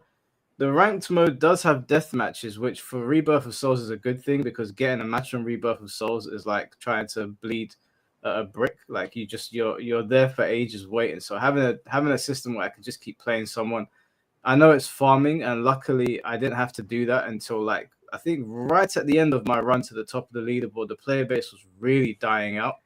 And I was like, okay, I'm gonna do first to fives now rather than best of five because I can't get matches. There's 4 characters in the game that need balancing, but outside of that, the game is pretty well balanced. But it ran like shit. Like the online was horrible to play through. It was painful for me to go through a lot of games. Some of them was like MS PowerPoint. There's nothing to do offline. The story mode is 30 hours, but it's very, very boring. It's nothing like Budokai 1. The special missions, the writing in them is quite interesting, and there is a lot of nods to the anime, which I appreciate, but it's still done in a very boring way. It's a shame because, like I said, I played this game to death. I played it as much as I could. I got to the very top of the leaderboard. I was happy with it. I think that the roster, despite it being a quite simple game, is actually very diverse. Byakuya doesn't play like Kaien. Yamamoto doesn't play like Aizen. Yoroichi doesn't play like Soifun. Like everybody plays very differently. So it's a shame. But I am going to put it in Deserve Dooming. Damn. Coming from the number 1 player on rank, too. Gotta be honest, man. You gotta be honest. I am in the Deserve Dooming, but I'm definitely in Undeserved Dooming. And the reason why is because, like, everything Mike said is 100% factual. But when it comes from the community side of things, right, a lot don't know what to say, what they want. That's what it comes off as. Like, it's just a lot of yapping, no critique or actual action. Way around. But point still stands. I feel like for its first Bleach installment, you got to look at what it does good because this is Tamsol's first arena fighter triple. I want to say double A. If I give it triple A, I don't know if it counts, but it's not really an arena fighter though. Right. So it's more of a 3D. It's a hybrid. It's kind of like I look at Bleach the same way I look at Pokken because of how mechanically it works. It doesn't work like the arena fighter. Like, yeah, you have the mash to ho follow up, but outside of that, like especially now with punishing. It can matter. Side steps help a lot. Like a lot of stuff actually matters. Very akin to a traditional 2D or 3D fighting game. Not as much though. I think as an experience, as a package, outside of the missing online modes, the package for the game is really outstanding. This is the first anime game that we get from Shonen Jump with a story mode being that long. The story mode was 20, 30 hours long. And it adapted a lot of the Bleach source material very well, very wonderfully, which from a player perspective, from a Bleach fan perspective, they did adapt this game really good, right? Even the side stories, giving additional content to play offline with that is pretty cool. But then this is where I'm like, Deserves Dooming is fine because the unlockables and then not giving us, like those costumes they had on some characters should have just been unlockables instead of just giving us them off front. From a single player experience, outside, once you beat the story mode, that's 30 hours. You done because the online's not that great. The net code is ass. Ranked is not perfect either. It can be abused, right? I even made a rule on my stream. If I find you on rank, first to 2, get out. Because I'm not trying to farm your points. Like that was my rule. But yeah, it sadly, a second one with Tamsoft would make this I strongly feel like if they got a second game, they'll probably put it in like justified glazing, but because Tamsoft makes better games the second time around. That's the running joke. But it gotta go and Deserve Dooming. Yeah. The chat has voted. C4, did you have anything to say on it? I was gonna ask a question because I didn't try it. The story mode of Bleach, was it like animated? Yeah, a lot of it very, pretty animated. very, very poorly. There was only moments that were like, okay, this looks good. Like a lot of it was just very lazy. Right. Yeah. Package wise, I'll say like not having spectators just pretty rough. Seems a bit weird not to add that. And didn't have ranked on launch either. Yeah, we just quick play warriors for like a month and a half, 2 months. Literally, it was a Discord file on release. It was crazy. Yeah. I feel with non-traditional fighting games, I'm not going to call it like arena fight or whatever, they do kind of focus more on the package or like the single player aspect. That's why I was asking about the story mode, if that was important, because I'd think they'll prioritize that, then prioritize the lobby thing where they could add that later, but you can't really add the single player stuff later. Doesn't really make sense. I know Street Fighter kind of does it with World Tour, but it's kind of like they expand on the one player aspect, right? So yeah, that bit's a bit weird, and I think the game mechanically is kind of like what everyone wants. It's a RPS dispenser, which people want to do. So I don't know if it's deserved or undeserved, because the game seems like it is what people want in a fighting game. Yeah, the fighting aspect is, the gameplay is amazing, but it's everything surrounding it, which was the problem. Yeah. Right. Okay. All right. I'll go with deserved dooming then. Yeah, the chat's vote deserved dooming as well. I think that's fair. It's such a shame as well, because like I said, I genuinely think the game is so much fun to play, but they got everything surrounding the fun part wrong. And the most important thing for me was getting the online right, and they couldn't have fumbled that hard on release. That was a generational miss, and it would have been fine if the game sucked to play, but it's just a shame. Like, this game was so much more fun to play than all the other anime fighting games I've played in a long time. But actually playing it against people, it was just pain, absolute pain. Right, the next game I have no opinion on whatsoever. I've never played it. I have only seen it played a couple of times, so I'll let you guys speak about it. But it's Grand Blue Fantasy Versus, I think it's called. Rising. Long last name. All right. All right, so y'all. This my hot take. That is the second best fighting game right now. Yes, I will give it to it. After Street Fighter. Yes, after Street Fighter, obviously. Okay. It's really just Street Fighter 6. Instead of having World Tour, it has a Fall Guys mode. Literally. So in the game, Grand Blue Fantasy versus Rising, there's a whole other game mode where it's the fun mode, and you can walk around the lobby and stuff like that. But they have Fall Guys with levels. What it did was that you got items that you can unlock for colors, cosmetics now, and costumes. They have regularly updated costumes in this game every battle pass.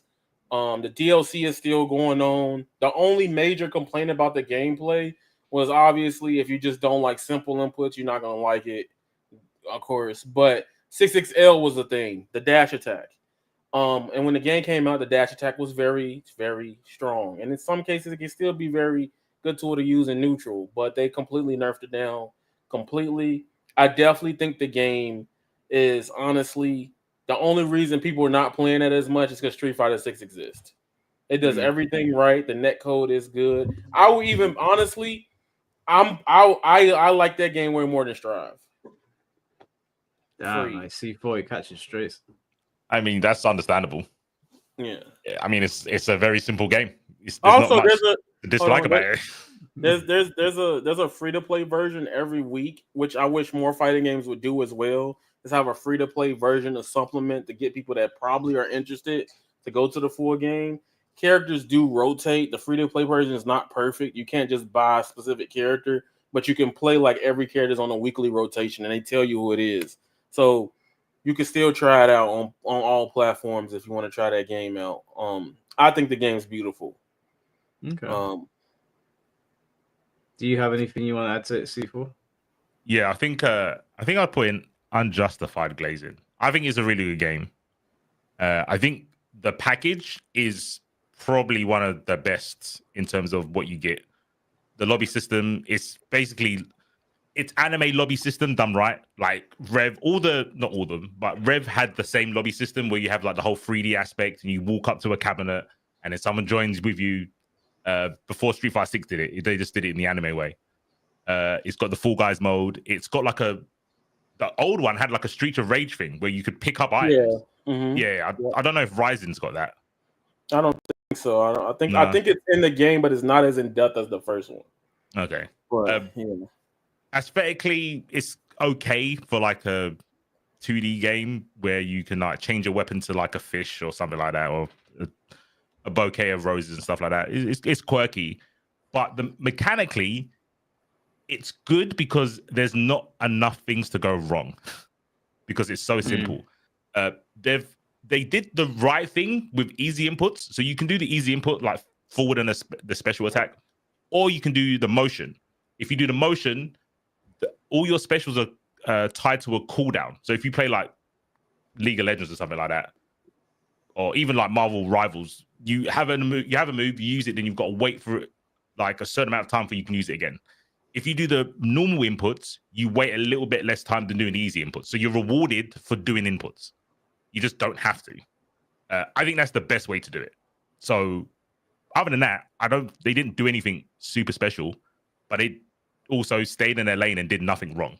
So that's why I think it's unjustified, because they didn't innovate the scene or anything like that. They just did it good, if you know what I mean. Something amazing. Yeah. Well, the chat says that this game is justified glazing. Let's go. Yeah. Let's see. Justified glaze. All right. Next game. I know you two are gonna have much more to say on this than I do. So I'll start out. I think Dragon Ball FighterZ is a good game. It's fun to look at. It's one of my favorite spectator games. I like the roster. I like the music. I don't mind playing it. I think it's okay. It's not my go-to Dragon Ball game. Obviously, I prefer the Budokais and the Tenkaichis more. But I think overall, this game sold stupidly well. I think that it got a lot of people into fighting games. I've spoken to a couple of people that are like, they didn't even watch Dragon Ball before, but they got into fighting games through that, and then they want to watch Dragon Ball. So I personally would say that this is a justified glaze. I know that in recent years, the game was patched in a way that made people angry, I think. Or like there were so many things that were like delayed, or like people were waiting for stuff for so long. But from a super casual's perspective and just looking at the numbers, it looks like it did really well. So I'll let Yaya go and then C4. I'm gonna be honest, I'm not a fan. And it's because I played MVCI before it. I'm not a fan, not a huge fan. I did not like fighters until we got to season 3.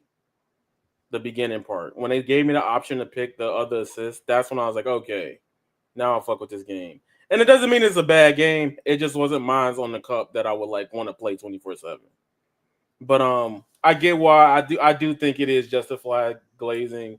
It brought so many people together, not only just splitting the base between I hate arena fighters and you got FGC. Everybody came together with that game. The Cell scream is iconic, no matter if you don't like it or not. That was a moment that everybody should be able to appreciate, even if you never played the game. Mm-hmm. I just liked MVCI more, so I was salty for like a year and a half. But yeah, DBFZ, I think it's justified. Okay. Yeah. C4. It's the best game. It's the best piece of media on console for free. I don't know what he's leaning back because he just remembered what kind of craziness just come out of his mouth. Look at that game. Look how old that game is, and look at the finesse of artistry. Nothing even comes close to it now. What, like, how was the game? Like 10 years? You're crazy, bro. Stop it. Your eyes don't work, clearly. If you can look at that game and anything that something non-Arxis doesn't come close. Well, only Arxis can come. Yes. Okay, well, yeah. What comes close? I think Demon Slayer looks better than it. Demon Slayer is almost a spitting image of the anime. The Dragon Ball FighterZ is the anime. It's the anime.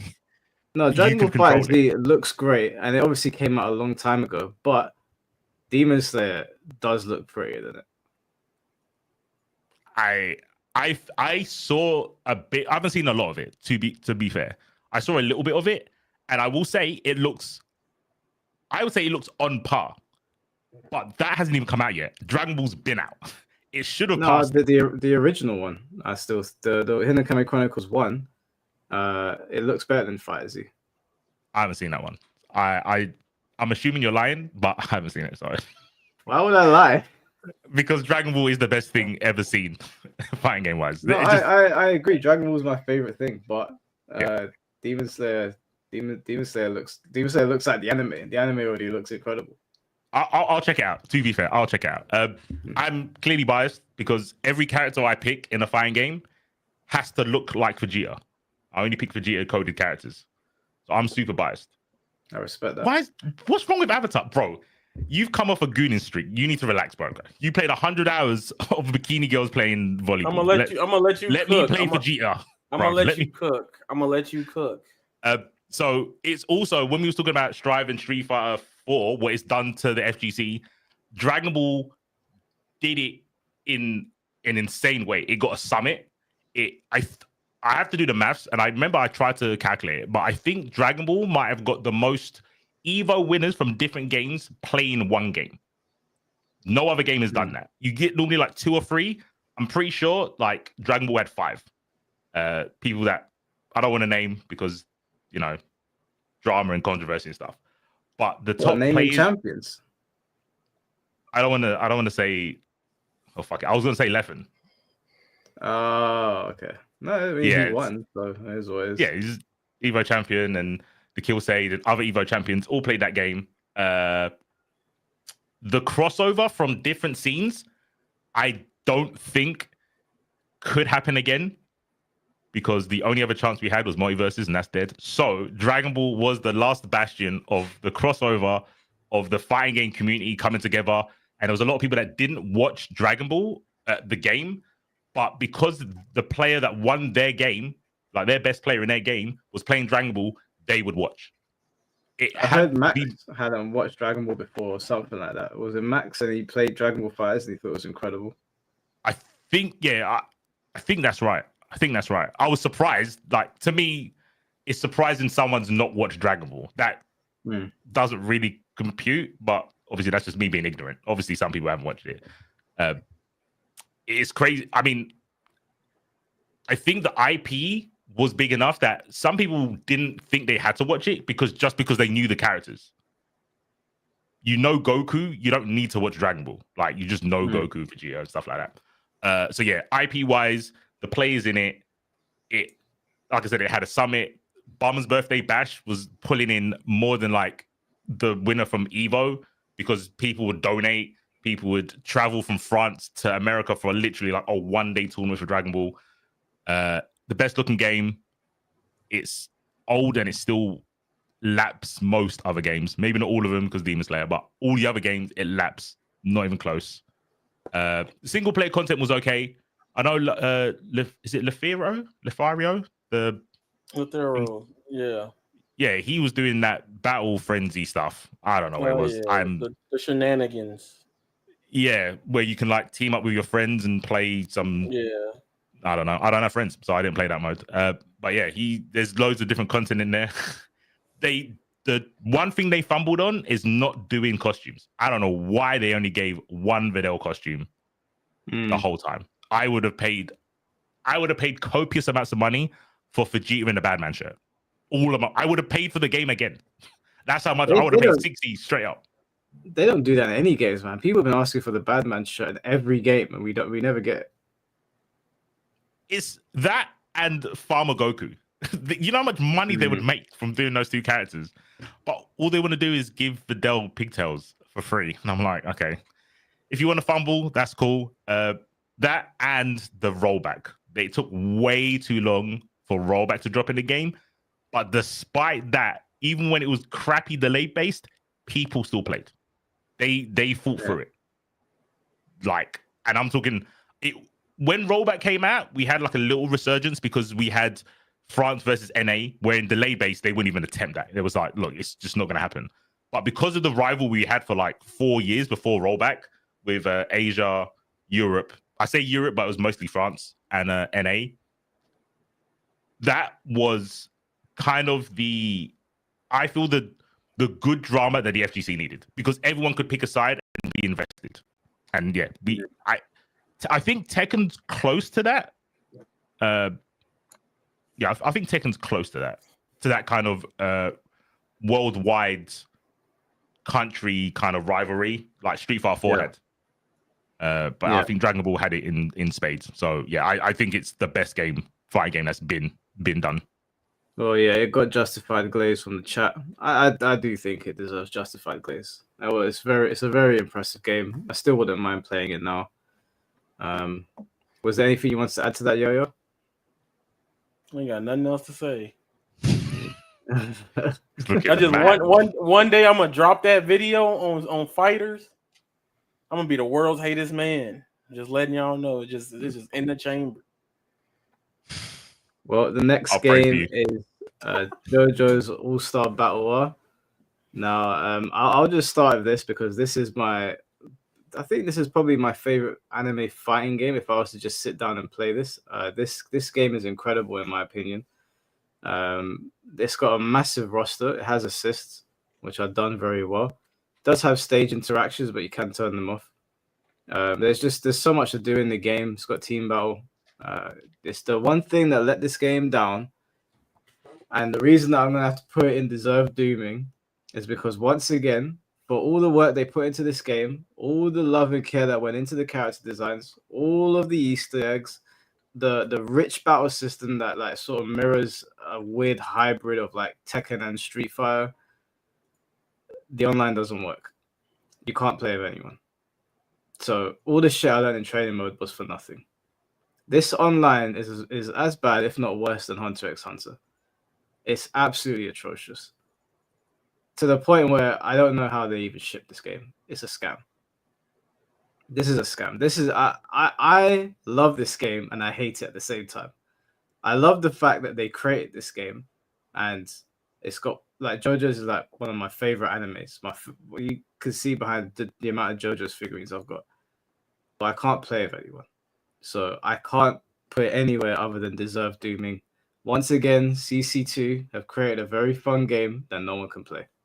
So, I don't know if you know anything about it, C4. I've seen it. I don't know enough though. I don't know like mechanics and stuff. It looks cool. It's super shell shaded, but I don't mind that. I can understand why people don't like it because I remember people saying they didn't like Street Fighter 4, and that was quite heavily shell shaded. I like it. I think it looks good. But yeah, mechanically, I don't know what it is. No idea. Go ahead, throw that shit in deserve dooming. I'm upset at CC2 because that should be the biggest fighting game. Y'all were not at that Evo when the line, you couldn't even walk through the line and everybody was playing All-Star Battle R. And then the community manager that I won't say on stream, y'all know her, but the community manager at the time was like, well, we're not going to add the rollback and stuff to it. That's what they told us. GG. Did they not see the line? Bro, they literally, we couldn't even get, they literally told us at that Evo, walk around another way because everybody's trying to play JoJo's. Because people didn't play the PS3 version because the PS3 wasn't the hot thing. It was the 360. So when they ported it, everyone was like, holy shit, this game is fucking crazy. And like, it was so good. CC2 had like, it has motion inputs, had character cancels, characters had like individual things. The things that people liked about old GG is in that game. And then it was like, well, we're not going to have lobbies. We're also not going to have rollback. Yeah, we're going to give you one costume. It's painful. And the thing is, C4, you would have loved it. You would have loved this game. Yeah. It's so good. It plays just like a regular fighting game. It's not an arena fighter. No. It's its own thing. I've never seen a game like this before, but the combos work much closer to a conventional 2D fighting game than anything else. And it's not, you ain't got clones. Like everyone plays the way they're supposed to fight in the anime. And it's such an excellent game that I would love to ask them, what were you thinking? Why did you do this? Like you created this gold mine of a game and then no one could play it together. I'm like, all my friends that are into, and I've got loads of friends that are into JoJo's, but they don't live too close to me where I can finish work and then travel to their house. It's too much time spent. So obviously we would go online. We can't play together. It's useless to me. I sat there learning combos for ages, like learning setups, learning how to play. I was using Jotaro from part 4, and I would use cars a bit. Wildly different characters, we'll play them completely differently, and then go online and I'm like, I can't find my friends. I can't even play ranked. So it's one of the biggest fumbles in fighting game history, in my opinion. Because honestly, Yaya's not joking. I wasn't at that either, but you always see JoJo as a side game at almost every tournament. There's always videos of top 8s. And if you go and watch the top 8s, they're hype. Like, they're really, really good. But they won't put it on main stage because the player base isn't big enough because no one can play it. Right. So it's got this like really small cult following, Discord following now. Even then, like them not playing together is difficult. But if you go and look at any tournament, whatever it might be, you'll find JoJo's there. They'll be playing it in the corner, and there'll be a decent amount of people sitting around playing it. So yeah, it was a massive fumble, and the chat has also voted deserved dooming. Pains me to put it in there, but I don't want to put it right there. It should be justified glazing, but it should be. Cyber Connect 2 strikes again. Yep. I swear they wind me up so much. Yeah. OJ, thanks for the $2. You and me both, yeah. Buck 5Z. C4, you got anything to say to that? Look, here's one thing. I'm also the BB tagger, so y'all can cook me. Cool. I want to say, OJ, is Yaya still your boy after that comment? I like both. I like both games. Defend BB tag, OJ. Let me see it. Spend some more money. Defend he that didn't he didn't say nothing about BB tag though. He said Yaya. He's endorsing you. So let me know if he endorses Yaya when he said after the BB tag thing. That's what I want to see. Hey, BB tag got better rollback than fighters. Damn. I wouldn't know. No one plays it. Damn. This is what I'm talking about. This is why you don't got no friends. I don't want them, bro. If they play BB tag, I don't want them friends. I'm not gonna lie to you, bro. That's so crazy, man. Nah, BB tag's alright. BB tag's okay. I'm just joking. It's okay. All right. The next game we've got is Budokai Tenkaichi 3. So I'll just start with C4. Do you know much about Budokai Tenkaichi 3? Everything I know is from Hawk. And the game is way deeper than it looked from. I saw it every now and again at tournaments, but watching his videos and him explaining all the mechanics, it's just like it's an anime game. It's an anime game with like 3D aesthetics and a 3D ROM. Do you mean that in a good way or a bad way? Oh no, good way, good way. To me, like the whole arena versus like 2D doesn't make a difference. I care about the mechanics. And the mechanics look like a standard 2D anime game. It doesn't feel when it was explained to me, it didn't sound like an arena game. Yeah, it's very. I think it's very deep. I'll let Yaya go first because I've got a rant for a little bit on Tenkaichi 3. Where can I start? All right, so this game, I'm gonna just come out and say it. The justified glazing makes perfect sense. Like it should go up there. It is regarded as one of the GOATs.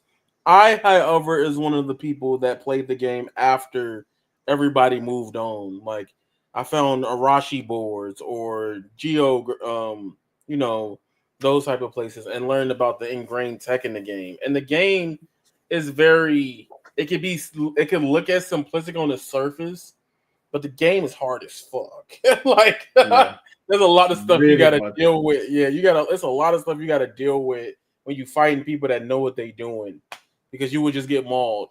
And I think BT3 as a game, I call BT3 Dragon Ball's Melee because it was a beautiful accident, right? And that's the same thing that happened with Melee. Game is, oh my god, that game is so amazing. Now, for me personally, I've also they're both like 10 out of 10s. BT2 was my favorite one over 3, defensive reasons. But yeah, the movement in BT2 was crazy. Yeah, but Budokai Tenkaichi 3 was phenomenal. The amount of content, the amount of unlockables, the amount of the Dragon Balls. Even one thing that I liked, the story mode wasn't that crazy, but they did have those moments where you clashed into the fight, and they did their best with what they could do with a PS2. Amazing fucking game. Amazing game. Yeah, I'm actually going to say that this game is justified glazing. Like C4 said, it's got so many mechanics in the game. that at a very high level, you're playing a completely different game. At a low level, you can just sort of mash and have a good time. But at a high level, this is a completely different fighting game.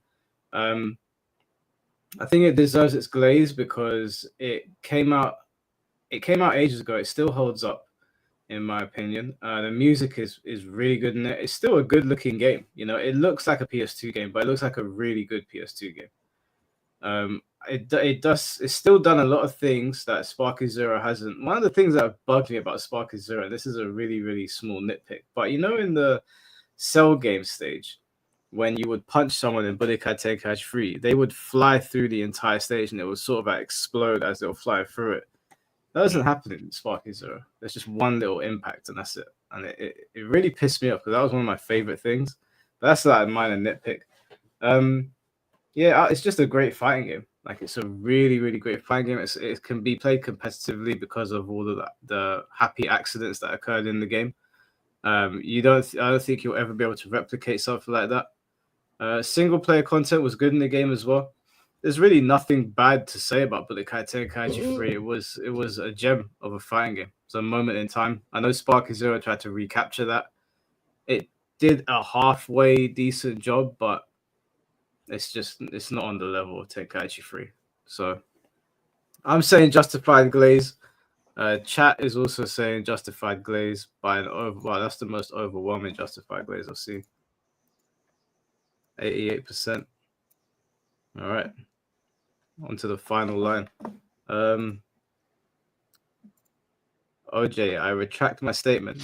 Fuck BB tag after season 2. Shake my head. Oh, well, that's fair then. Yeah, I can't get mad at that.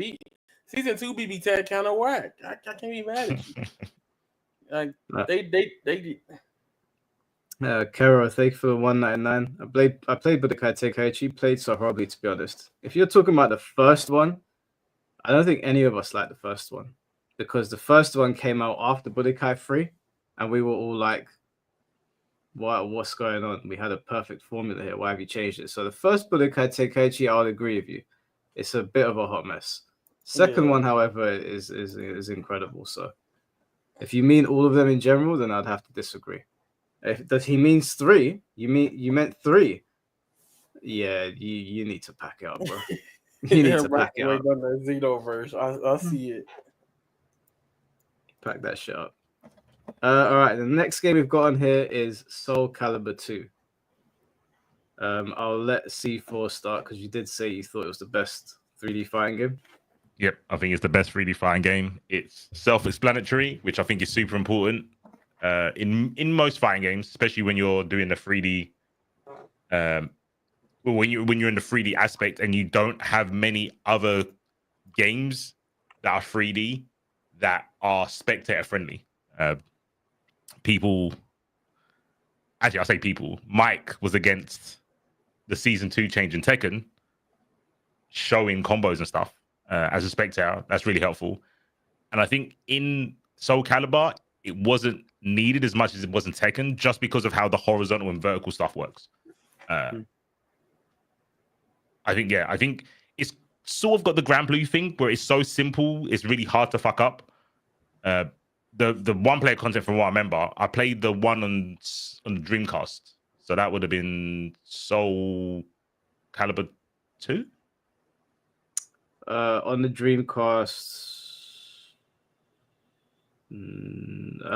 Well, Soul Calibur 2 was PS2, GameCube, and Xbox. No, that wasn't. It wasn't. GameCube was Soul Calibur, right? No, Soul Calibur 2 was I think it was they all got ported to those platforms. Soul Calibur 1's on the Dreamcast. Yeah, was it one? One's on the Dreamcast too. And I think they're both on there. Soul Blade, isn't it? Soul Blade.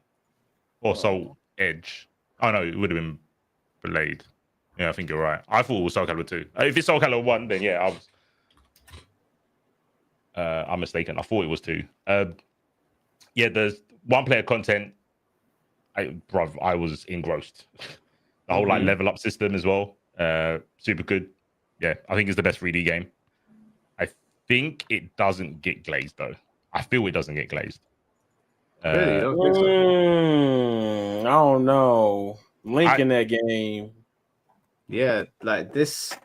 If I just to piggyback off that, then I feel like this is the most glazed Soul Calibur game, and for good reason. I think it deserves it. I think that graphically, it was ahead of its time. Like it was leaps and bounds better than almost everything that I saw. OST was fire. Single player content was very strong. Roster was very strong. Gameplay still to this day is very fluid. Feels very very good. Yeah, I'm pretty sure almost everyone is in agreement that Soul Calibur 2 is the greatest Soul Calibur game. It's not my personal favorite one, but I acknowledge that it is the best one just in overall for what it did for the franchise. My bad. I didn't know it was specifically 2. I thought it was Soul Calibur in general. My bad. Oh no, Soul Calibur 2 because the other ones are too controversial. So I'll just pick 2. Yeah, Okay. Yeah, in that case, I guess it out of all the Soul Caliburs, 2 is the one I hear about the most. It might be a 2D thing where 2D players normally gas up Virtual Fire and Tekken for 3D games. Not many 2D. Like I know Soul Calibur through Skill, because Skill plays all the anime games. He used to play Strive, and now he plays Grand Blue. So yeah, when I talk to him, he talks about Soul Calibur. He's like 2 was the best one, and he's an Evo winner. So to me, like I'll just accept that's what he says as truth. I love to. That was the reason why to get the Switch too. I needed that Soul Calibur, bro. Well, apparently, Heihachi was not meant to be the guest character. It was meant to be. Was it Dante? No, it was Cloud. Sorry, Cloud was meant to be on the PlayStation. Yes, but they couldn't. That's why I never played. That's why I never played the PlayStation version out of Assault because I wanted Cloud in a fighter game. Do you know what? I was like, yeah, I'm cool with it. I was a Tekken elitist back then, so when I saw Heihachi, I was like, why would I want Cloud? I'm not a Final Fantasy VII guy. I know you're not. Hachi was way better, bro. Getting the gauntlets was sick, bro. The gauntlets were sick. Yeah, Hachi was way better. It's okay, that's why I had the GameCube version, the superior version. Nah, I don't know about all that. Well, Link. Link was on the GameCube version. No, I prefer. Actually, I like Spawn. If I'm being honest. I thought Spawn was better. Spawn was a great guest character for it. Yeah. Also, that game is justified glazed simply because it really kind of pushed the guest character thing for a lot of people. They're like, "Whoa, that was the first time you had to decide which version you wanted." So it's cool. Yeah, well, the chat voted justified glaze. That one was obvious, I think. We gotta get Alexis out of here, man. What'd she say? Also, Calibur suck. MK better. Oh, Alexis, have you taken your meds? What is that about? Yeah, huh? That's she thought she was gonna get away with that. Not in this street. Alexis, come on, man. You're representing me here. What are you doing? You're a mod. You can't be saying them things. You're making me look bad. She gonna ban me. You sure? All right, the next game we've got. Well, I've just grouped them together because honestly, my memory is a little bit hazy of them. Do not do that. Well, it's too late. But we can focus on one, whichever one you want to focus on. But I'm not gonna go grab the images of all of them. Oh, yeah, Bloody Raw. All right, we talking about the first two. Justified glazing. I think those games have a lot of the in-core mechanics. I like to call it, if you put it on paper side by side, it's 3D Guilty Gear. There's a lot of mechanical depth to it when it comes to like number one, character weights, how beast drives and hyper forms activate on each other, hitboxes. It's not an arena fighter. If you've played anything, imagine Class of Ninja, but it had potential quarter circles and DP inputs. So that game is itself, the first one in Primal Extreme, beautiful fucking games. Konami, y'all watch this stream, do something. You did Metal Gear. Give me my damn fucking Bloody Roar back. I'll be happy. I will stop slandering y'all for the rest of the time if y'all just bring Bloody Roar back. But I think the game itself, in a lot of ways, I will put it in justified glazing because like it's a game. Every person that talks about it loves it. But then you go look at it from an outside perspective and like, what the fuck is this furry shit? That's what I keep seeing every time that Bloody Roar comes up. Even as the commentator, like I will be in commentary booth, and I'm like, don't look at the chat, and I see something dumb, and I still see the same thing I've been hearing since like 2007. Like, yeah. C4, do you have any opinions on Bloody Raw? Everything Yaya said, I'll just add the soundtrack to Bloody Roars are pretty good as well. Then it's not like a banger after banger, but they've always got a handful that are like very memorable, I'd say. Concept's really sick. I think the name's actually really sick as well compared to other games. Bloody Roar is a sick fucking title. I think Fatal Fury is pretty good as well, but I think Bloody Roar's better. Like, that's a hard hitting name for a game. Yeah, it is a good name. I, however, think that this game is unjustifiably glazed. I think that it's okay. Like, Bloody Roar is very cool. It's got a lot of cool things about it, but when you actually sit and play it, you're like, this shit is broken as hell. I'm stuck in the corner eating nonsense constantly. I'm flipping up and down, up and down, up. I'm like, bro, it's a cool game. Mike, cool concept, but it's not the GOAT game, bro. You're saving him. Let him go. Let him keep going. Nostalgia has blinded you. Okay, I played Bloody Raw. I play it every year. No, but you're a serial glazer. I'm saying that I played Bloody Raw. I'm joking. I played Bloody Raw last month. I think is it called Bloody Raw Extreme? Yes. Yeah. I was not impressed. I was like, let me go back and play it because it's been a long time. Because I used to play that and I used to play Beast Wars. Do you remember that? Beast Wars. Yep. That was a great game. But I was like, let me go back and play these games because I haven't played them in a long time. Beast Wars, I still really enjoyed. Bloody Raw, on the other hand, I was like, yeah, this was definitely one of those things that you leave in the 90s, like, or early 2000s. It doesn't need. I wouldn't mind the series coming back because I think the concept is really cool. I really enjoyed the music. I liked the ideas in the game. I just don't think it was. It's not. It was a product of its time, and I think it did what it needed to do at that time. And I think we've moved on. If it comes back, that's great. If it doesn't, I'm not going to lose sleep over it. That's my take. Unjustified glaze. A lot of the people that are saying that I'm off my meds right now have not played the game in a long time. No, you ain't. Don't gas that you guys are playing. So half of you weren't even alive when this game came out. Okay. Oh, he hit that card. Hit that card on y'all, man. It's cooked. You talking about it? Don't leave it in the past. Do you know how big the furry culture is? You know I'm how not trying to grow it. You ain't gotta play it. I'm gonna actively seek to destroy it. No, I'm joking. I like Bloody Raw as a concept. I think it's got some cool ideas, but it was good then. Like, not everything that we played back then when we were kids is great anymore.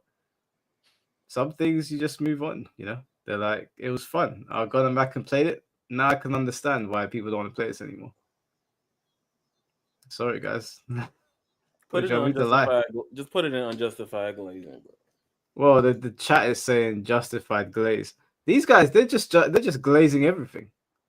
Everything's getting a good glazing today. Yeah, man, not every fighting game bad, you know. Hey, chat. I mean, how many of those games get played other than Street Fighter, though? We're not doing this. Why are you being like that? That's like we do it. Like Tekken and deserve doing. It got more players than most of these games. Like, no. Just saying. I played Budokai Tenkaichi. Oh no, we read that one. I'll take. OJ, no Def Jam Fight for New York on the list, Mike. You know, that's a good one, but for the sake of not keeping us here for too long, because it already is 12:40, I'm going to leave it off for now. I will just say that Fight for New York, in my opinion, deserves all the glazing in the world. It's a great game. I would put it in just glazing, justified glazing. All right, the next game is Killer Instinct. I've just put the latest Killer Instinct in the game in this because the older Killer Instincts, I feel like they're just too dated. But maybe I'm wrong. But the new one was pretty positively received, in my opinion. I understand why people glaze it 100%. I don't like Killer Instinct myself. I don't like playing it, but I do like watching it, and I do like the music, and I do like the characters. So if people glaze it, I get it, but I don't like playing it. I have a counterpoint. I think Unjustified Glazed is this part simply because it was exclusive to Xbox. So like at the time growing up, I can admire it from the far, but I was not turning on my Xbox to play Killer Instinct. I think that the new one, and I think that held it back from hitting that massive appeal that it should have gotten by it being only on that platform. The same way, except that it's just better TVC with the Wii shit. Like, Yeah, everything was good. DLC was good. It was free to play.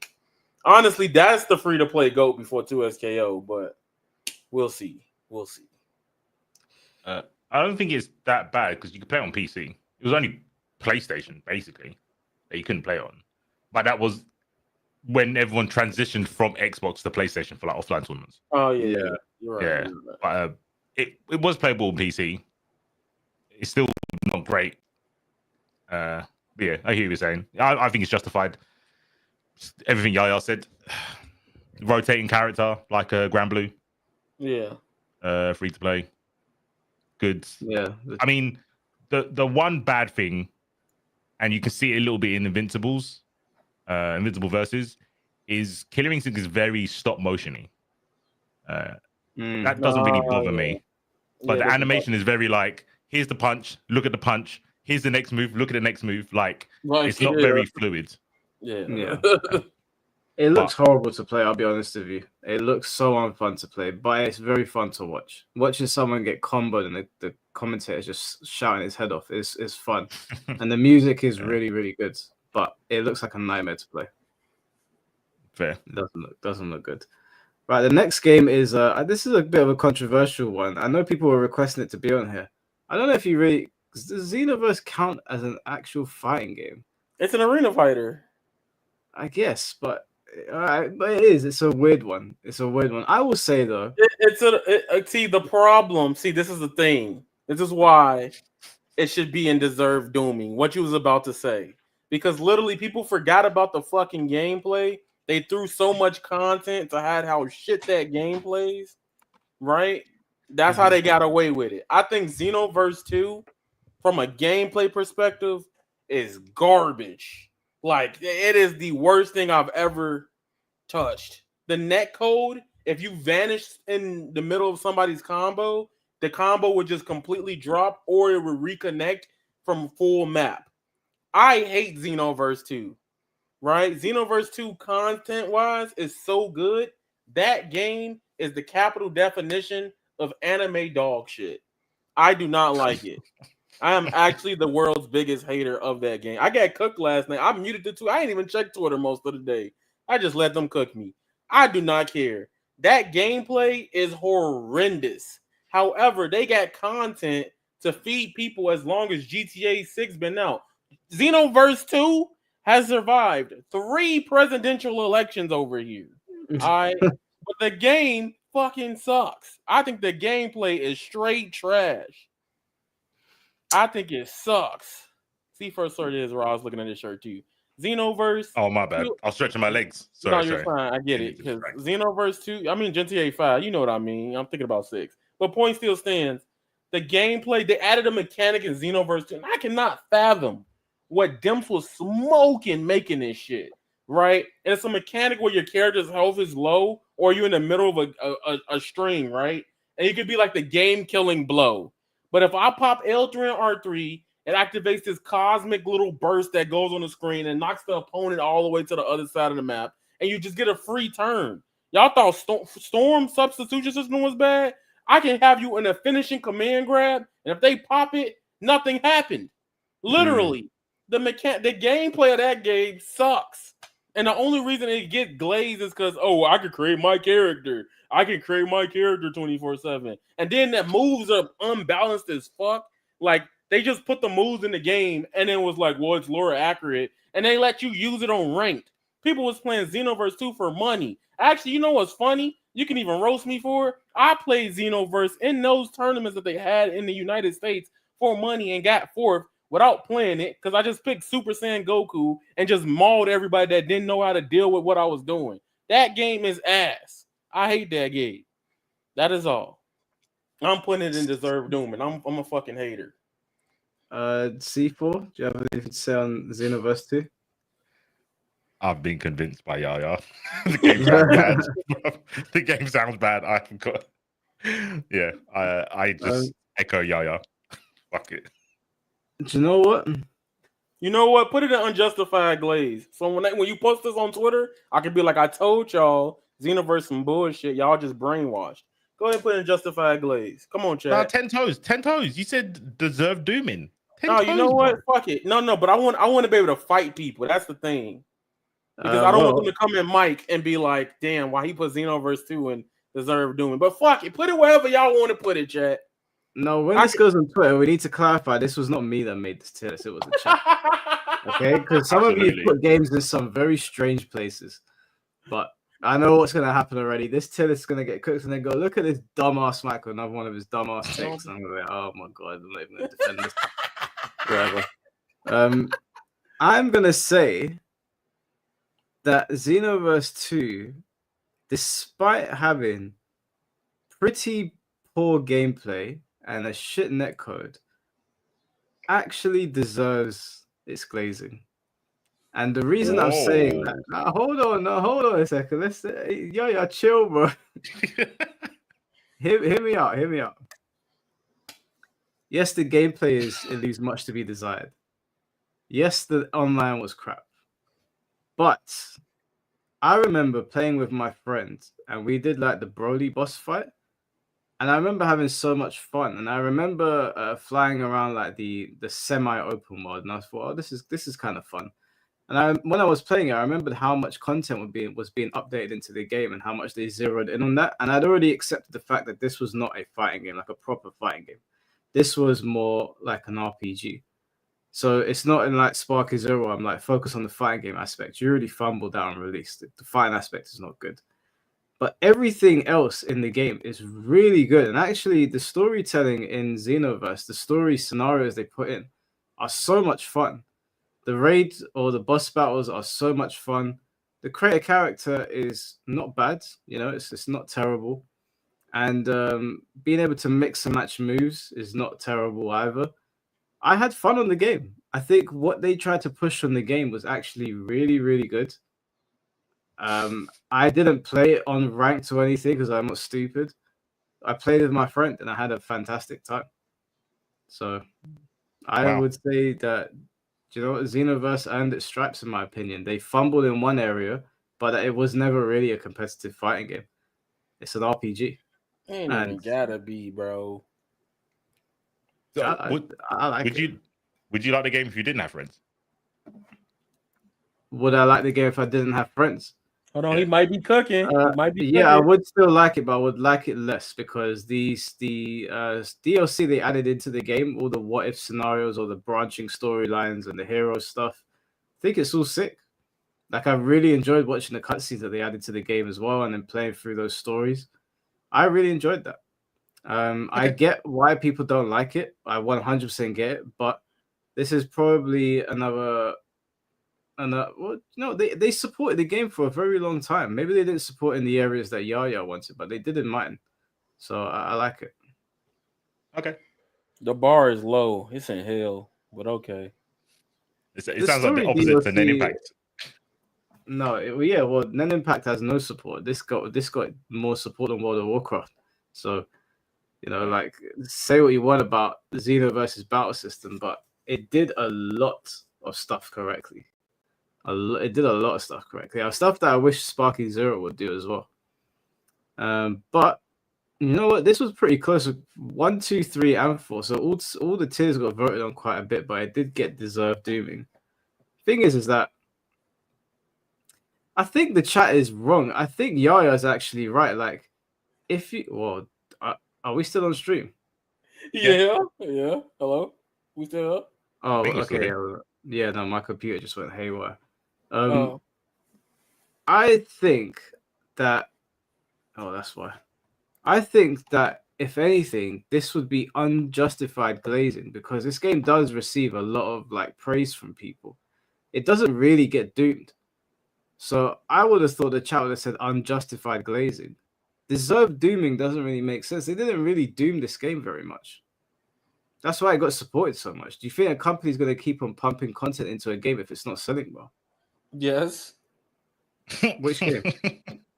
Then Impact got 4 DLC characters coming. No, but that's pre-planned. Then Impact is not getting a season 2, bro. Let's be honest. Why would you say Nin Impact when Fatal Fury is right there? No, but that was also planned. Fatal Fury probably ain't gonna. Well, they're being backed by the Saudis. They might get away with it, but then Impact ain't getting shit. Then Impact had set DLC, like Rebirth of Souls. We're not getting a season 2 in Rebirth of Souls. We're getting the characters they had planned, and that's it. If they even release those at that point. But generally, when games are not selling well, companies stop supporting them. Xenoverse got supported for years. It's got a year's worth of content. That wouldn't make any sense. Where are they getting the money from? But so maybe brainwashed Dragon Ball fans. Maybe it's deserved dooming because it's not a fighting game, right? Like they prioritized everything besides the fighting game of a fighting game. Yeah, maybe that's why. Yeah, it's not really but that's what I'm saying. Like, I feel like the chat is not voting correctly. It should be. Put it in justified glazing. I can't. They voted for redo the thing so I can cook it later. I don't know if we can. Chat, I'm leaving it up to chat. This is chat's tier list. We need to put on here. This is the chat that did this. I'm putting the poll up and they're not listening to what we're saying. They're just pressing buttons. They just mash it. We got Tekken 8 players in the chat. Hey, you're shooting the strays now. Listen. I played it competitively because I was at a con. I didn't really want to go play competitively. Guys, think about what you're voting for here, okay? Think about it before you vote. I need you to think before you vote, okay? This doesn't make any sense because this game got tons of support, so that would mean it's unjustified glazing by your logic. But it's too late now. But we're gonna clarify to Twitter, even though they're gonna roast me for this. This doesn't make any sense. Anyway, okay. Now the next one, okay? Just think about it before you vote. MVC. I already know my answer. MVC. I'll go first because I probably have the least knowledge on this. MVCI deserve the dooming. I think MVCI is somewhat fun to play, but my god, like what a way to like get your game cooked. Like Meth Dante, Chan-Li looked like she was sleep deprived. Going from Marvel 3 to MVCI and looking at it, it's like, do you hate your own characters or something? Like, why do they all look like this? Which is a shame because the gameplay is not bad, and even the story aspect of it wasn't bad. There's a lot of it actually that I quite like, but it's disgusting to look at. Like, it's such an ugly game. Max did the game wonders with his update. But I was going to ask for a request. Can we talk about Max's game? Can we talk about Beyond and not MVCI? Because that is the tournament standard now. Like at Evo, it's Beyond. It's not It's the mod. The mod is the default. So it's called Marvel vs. Capcom Beyond. Yes. Yeah. All the weeklies, like I said, all the tournaments that I've helped run in the EU, it's all been on Beyond. It has not been on I. Okay, well, if we're talking about I would say it deserved to be doomed, but I don't know anything about Beyond other than the fact that Max works and it looks much prettier. Yeah, I'm putting it. You go, yeah, you go. I'm putting it in deserved dooming simply because even though I love that game, it was just too ugly. Like I remember that was my first time ever streaming actually, and I was streaming every day, and it went from like 30 people to 5. And then there was just this 2 people that played in my lobby for like 4 hours. And then after that, nobody got on the next day. So it deserved its dooming because it was ugly as shit to look at. It kind of deserved it. What do you say to that, C4? I would put it under unjustified glazing. Actually, no, undeserved dooming. Maybe not put that high. The big issue with MVCI outside of the graphics, that's undefensible for sure. When it was being made, there was a natural disaster to the office, so a lot of the things that they wanted to do couldn't have been done. So yeah, nature was against them.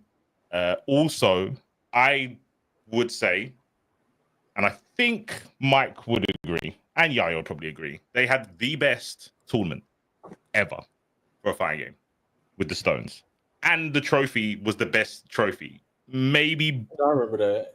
Maybe on par with Dragon Ball's last trophy with the Shenron bust. The Infinity Gauntlet that actually does, you could actually wear it and it has the gems that glow up and stuff. Cloud's got it. Best trophy I've ever seen. The tournament was sick because the concept was you would win the tournament that qualified you, and you would get a stone, and then you could use the stone in the tournament.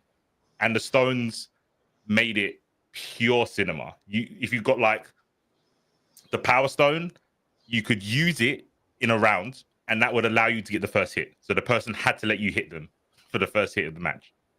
And there was other stones, like you could make your opponent have to use a different button layout or stuff like that. I think it was pure entertainment. Yeah, I do vaguely remember that. It's a little bit silly for a competitive game, but it was entertaining. That's all I care about. And you like wrestling, so you must champion entertainment, and that was entertaining. Well, hey, you got me there. So yeah, well, they put it in deserved dooming. Oh, The chat cooked it. It wasn't even close. Yeah, I'll have to agree with him on that one. Let me just read out some of the super chats. Cam, thank you for the $5. Should all fighting games be focused on FGC or just some which? Also, Dimp's got to be my favorite anime dev just for Sonic Colors DS and Lost Worlds DS. I don't think all fighting games need to take the fighting game community into consideration.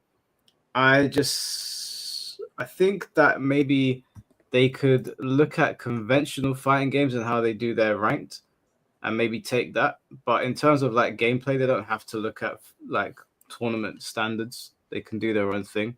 And sometimes you get a beautiful mistake. You get a really cool fighting game. So just create whatever you want to create, and we'll either praise or cook you for it. Before we go next, Alexis is like, hold on. Hey, where's Ultimate Tenkaichi at? We're not doing that.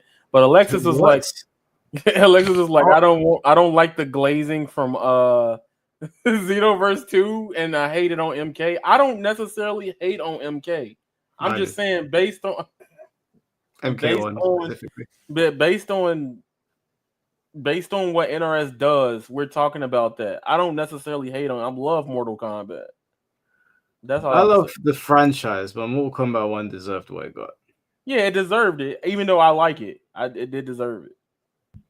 But I don't agree with all the people that are like hating on Jade in the trailer. Like, I know it's annoying that she hasn't got a wig on, and a lot of actors these days just play themselves. But he explained that there's a reason why she's gonna get it, and yeah, she's bullshitting. I don't believe it. He's just saying that to not deal with the internet hate. I know. I know. Like, I'm not hating on her. It's PR. I think she's a very pretty woman. I think that the wig would have just solved all of the problems, to be honest with you. But I don't have a problem with her bald head. She looks good bald. But she's not playing herself. She's playing Jade. So please be Jade. Like, the guy that I wish that all people were like the guy that made Sonic or the people that made Sonic. They put out Meth Sonic. The internet cooked them for it, and they fixed it. So just fucking put a wig on her. That's all you got to do. It's not a big deal. I like her. She's a good actress. I watched her in You. I've watched her in a couple of other things. She's good. I ain't got a problem with her casting for Jade. It's a good casting. Just put a fucking wig on. That's all you got to do. Hey, where's Ultimate Tenkaichi at? Salem. Thank you for the $2, but have you played Ultimate Tenkaichi? Like, seriously, bro. That's not a fighting game. It's barely a game. The fact that they put the Tenkaichi name on there to dupe people into buying it is already an insult. Because when I saw Ultimate Tenkaichi, I was like, damn, the ultimate version of Tenkaichi, okay. And then I saw it being played, and I could not believe my eyes. It is an absolute dumpster fire of a game. It's not a fighting game. It's basically just rock, paper, scissors. Not in a good way. Wait, isn't Bleach just rock, paper, scissors? No, because Bleach, there's like actual proper interaction there. Like, you're actively fighting your opponent. You're not sitting back and watching this long ass cutscene to get some damage on the screen to then basically repeat the process. Like, you're barely interacting in Ultimate Tenkaichi. In Bleach, you Okay. have full control of everything. So much so that Bleach, its super moves take like 2 seconds. The longest super move in the game is probably Mari's because he chats shit. But you're in the fight constantly in Bleach. You're not just watching cutscenes and whatever Ultimate Tenkaichi was just steaming pile of crap. Kero, fake for the 199. Y'all Now, why want the the F was story? Yaya? Yeah, why was you playing that competitively? All right. So at the time, there was a convention in Chicago called Wizard World Gaming, and they was doing gaming tournaments at the time. It was like Smash. I was there for Smash 4, but then they had Xenoverse, Storm, and Street Fighter. I didn't play Street Fighter 5. I didn't like it. So I went there to go talk to somebody about some things in the company. I thought that was the move as an early content creator. Try to put yourself out there. But then my homie was like, "Hey man, I signed you up for the Naruto tournament. Go play. I think you will cook. Go play in the Xenoverse. I think you would cook." I was like, "Bro, I don't want to play this shit." So Saturday comes and it's like 90 people in like a big area, like a convention hall. I'm like, "Oh my god, it stinks in here." That was the first thing I said. And literally, I just picked freaking Super Saiyan God, Super Saiyan at the time. That's what it was called, Goku. And he just did the max damage. And I just steamrolled all the people that couldn't realize how to counteract the special moves because you could just perfect block in that game or like parry. But I was playing it at the time for that because I was like, oh, there's some people in here that I've seen on ranked when I saw the gamer tags in here. I live in a big city. So I was like, damn it, I got to sweat a little bit. And the game pisses me off. But other than that, yeah. It wasn't like I was actually walked outside and wanted to play Xenoverse. But at the time, I wanted that giant collector's edition for Final Fantasy 16. And I was a college student. So I was like, fuck it, we ball. I'm just going to beat everybody ass and get this money. So what is your opinion on Perfection, the natural selection? Oh, him? He's ass. Straight ass. I got a video on my old YouTube channel where like he was scared to fight me in Naruto. Like he would join my lobby and not ready up. Yeah, I've heard that he's a bit of a menace in the anime community. I mean, I watched all of his Dooming Sparking Zero videos. Yes. They did make me laugh. They were pretty ridiculous. His I do videos want to don't- say to the chat though, you lot are saying that Jade's hair is not a big part of her character. Neither is Liu Kang's or Johnny Cage Yeah. or Scorpion or Sub-Zero. But I would still rather they look like what they do in the game. So it is a problem that people keep on doing this and taking creative liberties when no one asked for it. If Yeah. there is a reason why she's bald, I couldn't think of a good reason why, since none of the other Edenians are bald. But fine. But if that's the logic, just fucking shave off Liu Kang's hair. Take away something that is not necessarily iconic about the character, but we've identified them with it for a long time. Might as well, right? Doesn't make any sense. Just put a wig on. That's all people are asking. Just put the wig on. Even if someone doesn't care about the hair, that's not what Jade looks like. Okay? So if that's your logic, then just make Johnny Cage bald as well. Who cares? There'll be an uproar if they did that, though. Guarantee you. All right, next game is Marvel versus Capcom 2.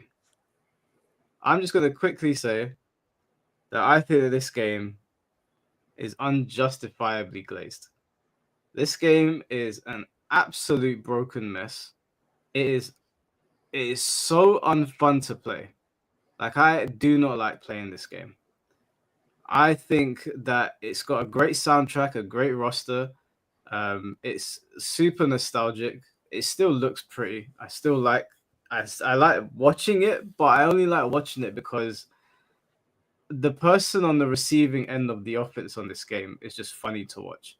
This is like the most oppressive shit I've ever seen in my life. When I saw Storm get Sentinel in the corner, or like something was going on with it was Magneto, Storm, Sentinel. That team is like a nightmare scenario.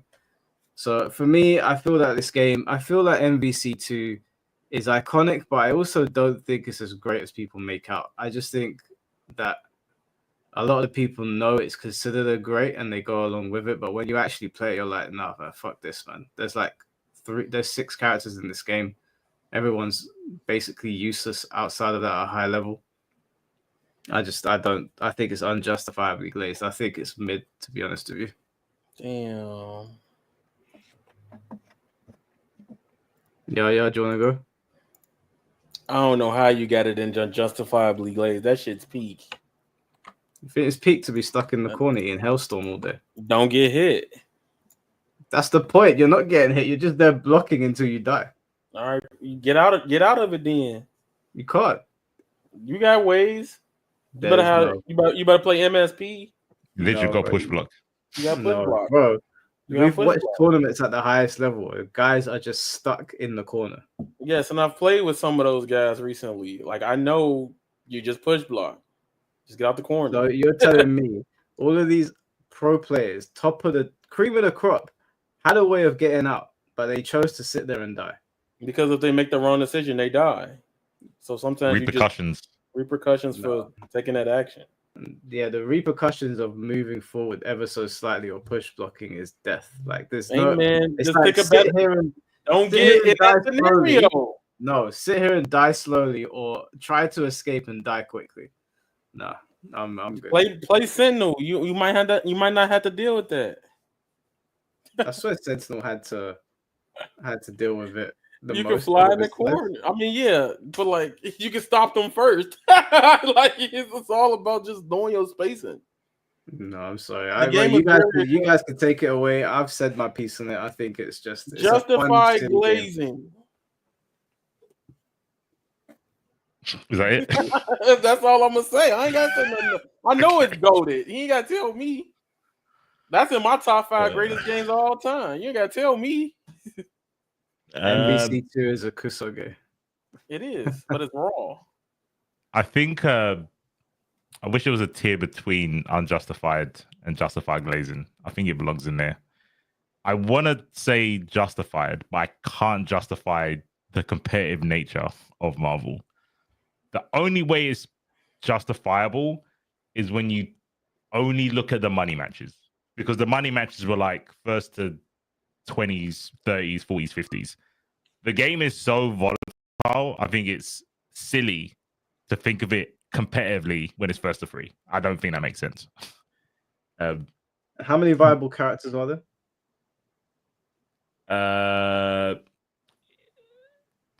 I would say there's basically like 8, but there's probably 5 other characters that are viable with specific teams. So there was 8 characters that you. How often would you see like a diverse selection of teams? Do you mean at the top level or in general? Yeah, no, in the top level. Top level, I think Duck won with Spiral, and Noah Oaks wins with Spiral. MSP, it's Magneto, Sentinel, Storm. You'll see them. Psylocke, Cable. Nah, that's pretty much it. That's crazy. How big's the roster? It's got to be what, 52 or something crazy like that. 52, and there's 6 characters. Yeah. Oh yeah, Cyclops. Sorry, Cyclops is. Cyclops. Sentinel, you say Cyclops? There wasn't that many. It was like Matrix. But he's. Someone said Captain Commando. You don't watch Marvel 2. No one picks Captain Commando. They pick. They pick the assist. Yeah, they pick the assist. They pick the assist. He's not a viable character. Iron Man's viable now. Magneto. But back then he wasn't. No, Magneto Strider, only 2 people played him. It was Clockwork and who was the other guy? There was another guy. But yeah, that's what I was saying. There's like 8 viable characters, and then there's like 8 characters that can work on specific teams. You would never seen Doom without Strider. Yeah. You won't see. You have certain comps. Yeah. But either way, out of the whole roster, you're looking at about 10% of the cast. If you're trash at the game, just learn how to play Cable, bro. You'll get somewhere. Well, the chat voted that it's justifiable glaze. These guys glaze everything, man. Bunch of a happy lot. Let's go, Justin. Let's go, Justin. Let's go. Right, the next game is Street Fighter 4. I'm saying that this game deserves all the glazing in the world. Street Fighter 4 revived the fighting game genre. It was in a very dark place when Street Fighter 4 came about. It was super hype. We still had the arcade scene back then, so it was a lot of fun to go to Trocadero and play Street Fighter 4. The gameplay was fun. I loved it. Roster was good, music was good, presentation was solid, story mode was not story mode, but the arcade was good. It had decent offline content. I think it had survival and time attack. They had championship mode in the early editions of Street Fighter 4, which was one of the best fighting game ranked modes I have ever played. I don't know why. It's never been replicated since. And Street Fighter 4 for me just continuously got better. It introduced Oni later on, which was great. I mained Bison, and his heavy kick was so absurd in that game. We used to call it the Bionic kick. And yeah, I don't have many bad things to say about Street Fighter 4. It's a great product. I'm putting it justified glaze. Yeah. Same. I think since Street Fighter 4, I think there's like a handful of games that have been good. Didn't have any. Few games have had Street Fighter 4's impact. I think. Yeah. It was so important. I think only Strive, Dragon Ball, and Street Fighter 6. Yeah, Street Fighter 6 feels like the sequel to Street Fighter 4. Street Fighter 5 feels like a weird fever dream that just went on for too long. That was filler. That was a long filler episode. That was not it. That was. I'm glad it's not even on this list. I'm so glad it's not on the list. Yeah, I didn't put it on here because I was like, I mean, no one's going to say that this game did not deserve to be doomed. Yeah. They fucking doomed themselves. The chat's not. No one's voted against it. Everyone said Street Fighter 4 deserves all the glaze. All right, next one, Street Fighter Cross Tekken. I am in a tough spot in this one, so I'll let Yaya go first. Undeserved dooming. Okay. Undeserved dooming. They everything that people was having problems with towards the end, they fixed it with their dumbass gem shit. I think the gameplay is pretty cool. There is some bad things about the game, like the Mega Man was atrocious. The design they used or whatever was atrocious. I think the game itself got more hate than it deserved because of the type of game it was. Oh, and Pandora. The mode where they all go blue or the health bar gets crazy. People hate on that mode too, but it's a comeback mechanic. That combat mechanic wasn't that bad because it killed you. Right. It's good. Yeah, it was the combat mechanic that people asked for because this is after Street Fighter 4 where they're like, I hate combat mechanics that put you back in the game. Like Pandora didn't just bring you back in the game. It wasn't like X Factor. So yeah, it was like a self-destruct. Yeah. I think that it deserves. I think that it was unjustified, undeserved dooming. Sorry, I think that the game did some things wrong. I think the fact that they were hiding DLC on the game was not a good look at all, especially back then. Now we know that they're hiding DLC on games. It's happened so much that we come to expect it. But back then it was still new. The gem system I think held the game back. But I think that the fighting aspect of the game was actually really fun. The music was really good in the game. The gameplay was a lot of fun. The roster was really impressive, in my opinion. There were a few shortfalls like Mega Man and those. What were those little things called? The black and the white. Koro. Koro was the Kazuya cat. I can't remember what the Ryu cat was called. Yeah, that was all stupid, but I loved the cats were cool. Y'all like the cats? Oh, come on, bro. Let's be real. We're grown men. Oh my god. What? Y'all don't like the cat? The cats had the sauce. No, wait. Especially if you play Kazuya and Koto. No, whatever, man. It's 1 a.m. over here. I can't engage with this. This is silly. Go ahead, man. Let's not. I think that the cutscenes from Street Fighter Cross Tekken, like all the promotional material with Kazuya fighting Ryu and Ken with Nina and Bob taking on Rufus and Chun-Li and Cammy and Asuka and Lily. That was all so super cool to watch. I loved all of it. I think the game was good. I think that it got even better when they updated it into its first year. It's a shame because the game was dead at that point. Everyone had moved on or gone back to Street Fighter 4. So it died an untimely death. It probably shouldn't have. I think people went in too hard on the game, to be honest with you. I would say undeserved dooming. Yeah, I'll be the same. Same reasons, pretty much. The DLC on disc, like you said, it was happening in other games before that. I'm pretty sure Call of Duty did it every time, where they had the map on the disc, and then the download for the map would be like fucking 1 megabyte, and people were like, "What?" But yeah, Cross Tekken was the first one to get caught for it. It took too long for them to update the game. I think the player base did a lot of damage. People like, this isn't like a shot fired, but it's people like Justin Wong who plays a specific way, 4 timeouts, made people think the game was a timeout simulator. It wasn't. It was either you play dry like that, and the bad players weren't optimal, because that's a 2-touch game. For anyone who doesn't know, you can have 2 full health characters. If one dies, you lose that round. So you don't have to kill both characters. It was the player problem. That's why you got so many times that. It wasn't the game being slow. It's just that people weren't optimal. This is probably like the first game I played competitively, and I played with jammers. So I learned that very quickly. It was a 2-touch game. It was just that other people were bad at the game. So it took longer. The gem system didn't really bother me. I can see why other people got upset about it. I'm pretty sure on ranked you could only use like the stock gems, and in offline tournaments, you just didn't pick gems. Like, we didn't pick gems. So it was only like online casual matches where gems were really a thing. I think the gem system was good. It just was ahead of its time. Again, it's the players don't want freedom. They want their hands held. Gems allow you to play more like how you want to play the game. Instead of just picking a character and having to do the right thing with the character, you could pick a character and maybe play a little bit different, because you could buff aspects of your character with the gems. But people weren't ready for that. I think the TV series was a cool idea. And I think it didn't age well. It was a different time. Wait, there was a TV series? Do you not know about that?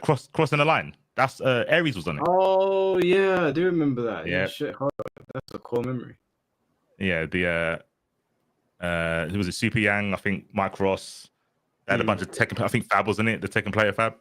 Nerd Josh and all them lot. Yeah, I think that concept was. I want to say that was the first time they kind of televised or did like a Big Brother with a fighting game, where they had like all the Street Fighter players in one room versus all the Tekken characters. I think that whole concept was cool. That was super good. But yeah, it took them too long to patch it, and then it was too early because of the gem system. But I think if they brought out a gem system now and just like rebranded it, don't call it gem systems for fuck's sake, people would like the ability to like swap around default characters, kind of like how they did with MK with the what was it called in MK? The variations. Oh, the variation system. Yeah. Mate. I didn't indulge in the gem system too much, so I can't remember it too well. But maybe now we're in a different time. People would be more accepting of it. But the chat has voted that it was undeserved dooming for that game. Yeah, we finally agree. Well done, chat. You missed a couple of times before this, but we're on the same page now. Right, we're down to the final game. So we've got Capcom versus SNK 2. This one feels like a very, very obvious one. So I'll just make my statement brief on it. I think Capcom vs SNK 2 might be the greatest 2D fighting game I think ever made. Or at least it's up there. Definitely top 3. Soundtrack, solid. Just the general look, other than Morrigan, solid. Gameplay, no issues with it. Morrigan's sprite is horrible in that game. I just clocked that you called that one character out of whole roster. It's like, what's wrong with Morgan? I can't remember. I have to look up now. Hold on. It's because you call her Morgan. Morrigan. I thought you called her Morgan. Oh no, Morrigan. This isn't a Keegan. This isn't a Keegan situation. Oh, okay. Yeah. But the music top notch. Presentation apart from her top notch. Like the little character intros, they were really fun. Boss battles were really fun in the game. The gameplay was fantastic. I used Bison. I can't remember what the style was called or the trigger, but when you can get someone in the corner and do that slap that Bison's got, it just continues to slap you over the head. Paint the fence. Yeah, That's what they used to call it. that was a lot of fun. Yeah, it's probably my favorite version of Bison. It's the game's got my favorite version of a lot of characters. I also really, really, really like the sound work in the game. Like the way things sound when you hit each other or when characters are talking.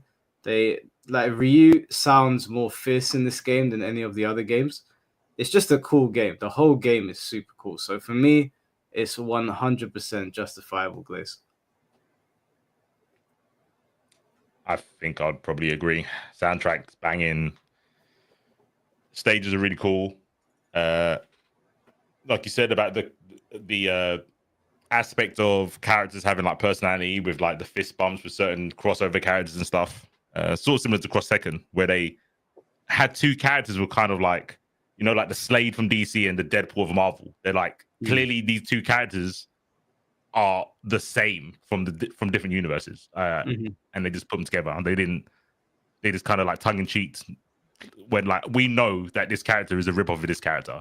I think it was like Ryo and Dan. I think. Yeah. Like Ryo is the more serious version of Dan, sort of thing. But yeah, I think. You mean Rio? How do you spell his name? Is it RYO in it? RYO, but I think it's Rio and Ryu. Oh no, Yeah, what did I say? I said right, bro. Man, it's gaslighting me. It's too early in the morning, bro. I swear I said Ryo. You said Ryo, but isn't it Rio? Oh, I don't know. Is it Rio? I call Ryu Ru anyway. So. Okay. I thought you just pronounced it the same way as Ryu, just with an O. Yeah, I mean it's spelled the same way as Ryu, but with an O. Yeah, but Ryu, not Ryu. Ryu is the black. You know what? It's too late for this. It doesn't matter which. It's too late for this. My brain is fried. I don't, bro. The orange gi guy from SNK, that guy. Yeah, I know you're talking about. Yeah, him. He was like the serious version of Dan. The game's really good. I can't really find flaws in it unless people are talking about mechanically, like MVC2 is very unbalanced, hella unbalanced, and it's got the same issue with there's only a certain amount of characters that are viable. I don't know if it's bad as MVC2, but it's close. I am in the boat that I just played that game. I probably will never play it again. So, really? but I give it justified glazing because everybody loves it. Yes, the chat have voted almost unanimously justifiable glazing. That one seemed obvious. Just before we go on, Cam, thank you for the $2. Also on movies, Mike, Guile, Rhodes, and Akuma Reigns. That's the cat. Cody Rhodes. Cody Rhodes and Roman Reigns. Yeah, I saw that. Roman Reigns, I could kind of see him pulling off Akuma if they do the right makeup. Cody Rhodes, though, as Guile, I can't see that personally, but we'll see in it. The film sounds very goofy, so I'm just gonna take it for what it is. Mr. Mars, thank you for the $4.99. Pac-Man using Mokugen as a robot to fight was fun. I personally hated it. I thought it was so stupid. It wasn't great. Yeah. I was not into it at all. I couldn't stand it. All right, next, I've just put them together as Injustice 1 and 2. Just because I know that they're different games, but they're very similar almost. I actually prefer Injustice 1. I think that although I think Injustice is unjustifiably glazed.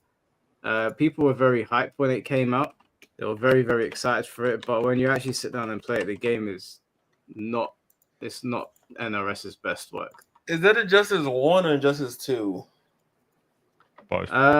We could speak about both of them. I think they're both in the same boat. They're both not that impressive, if I'm being completely honest. As a package, they're not bad. The gear system is pretty good, and the story mode Injustice story mode is actually fantastic. I really liked it.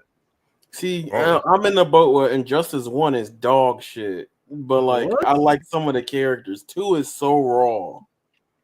Like 1 has characters I generally do like Lobo, Batgirl, But one, that's a game you should be roasting people for playing for money. Interactables were just unblockable. True. You talk about force 50/50s, battering here, grenade 40%. Man, I hate that game. The first one. Yeah, no, that was a thing I used to do on the Arkham Asylum stage with Black Adam. As soon as the game starts, I would jump, do dive kick, and then they would obviously fall down, and then I'd pick up the TV and just smash it on their head. That's you know what was 50% even gone. worse? You know what's worse about Injustice 1? Aquaman was running amok. The NRS made him and shipped that shit out to millions of people. Like, that was okay. Like, literally, him with the meter burn, what was it? Down back one, poke. He could double EX it. Poke. He's already melting you on chip for like 25 to 30%. And I'm on defense. Like, the game was just astronomical. That is just as bad as Xenoverse. Yeah, that was Xenoverse in 2D. Do you remember the Brady. pig? Yep. Do any of you remember the pig? Unblockable pig. Yep. Oh my god. That Vividly. was. I couldn't believe that. Like 2 had a zoning issue, yes, but like 1 was just fucked up in all areas. Like, yeah, they're pretty messed up games. That's what I'm saying. I think that they are unjustifiably glazed. Especially now with MK1 failing, people are looking back on the Injustice games, and I'm like, there's a lot that went wrong with these games. Like, there's a lot that went wrong. It's probably why they made 2 MK games back to back rather than doing Injustice 3. So I'm putting it in unjustifiably glazed. I think it's justified. I think it's justified. That game, Injustice, Mike will probably know this. They made the comic because the story mode was that good. They made the comic from Injustice the game. That's fair. That's insane. The comics are great. The Injustice storyline, admittedly, is actually one of my favorite DC storylines. It was so good. So good, bruv. I used to think it was the other way around. I thought the comic came out and then they based the game off the comic. It's like, nope, we made the game and the story mode is so good, we made it into a comic. Like, the story is amazing. Alone, I probably would have paid £60 if it didn't have fucking online.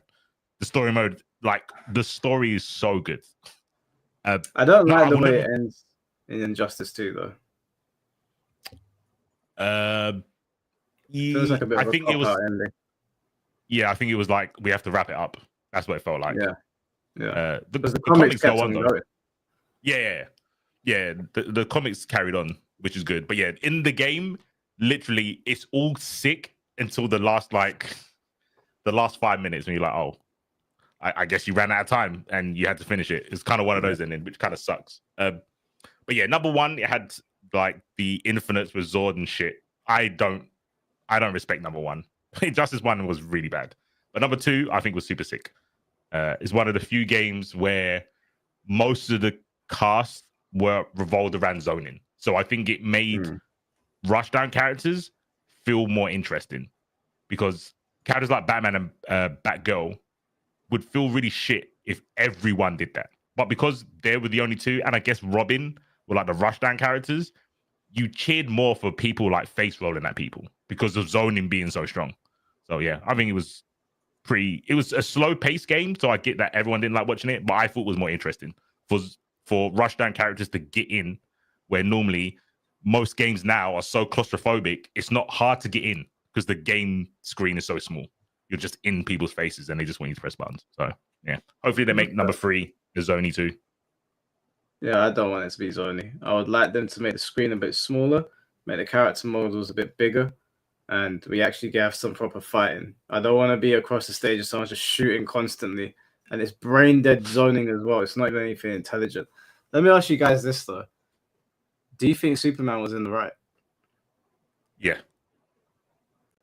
all day. I mean, I think Light's in the right from Death Note as well. So damn. Yeah. 10 toes Superman, bruv. That's the Superman. That's my Superman. 10 toes down. Yeah, that's my Superman, bruv. That Superman horrible. I hate all of Injustice Superman. Bro. What he did to his friends was fucked up, but the premise I think was good. Stop fucking around, Superman. That's not my Superman. Superman's moist, bruv. LTG should have played that Superman because that's how he was acting. I'll That be honest Superman's with the you. one who loses to Doomsday, bro. That Superman's weak. It's not my guy. I'll be honest with you. It's hard to not justify what Superman did.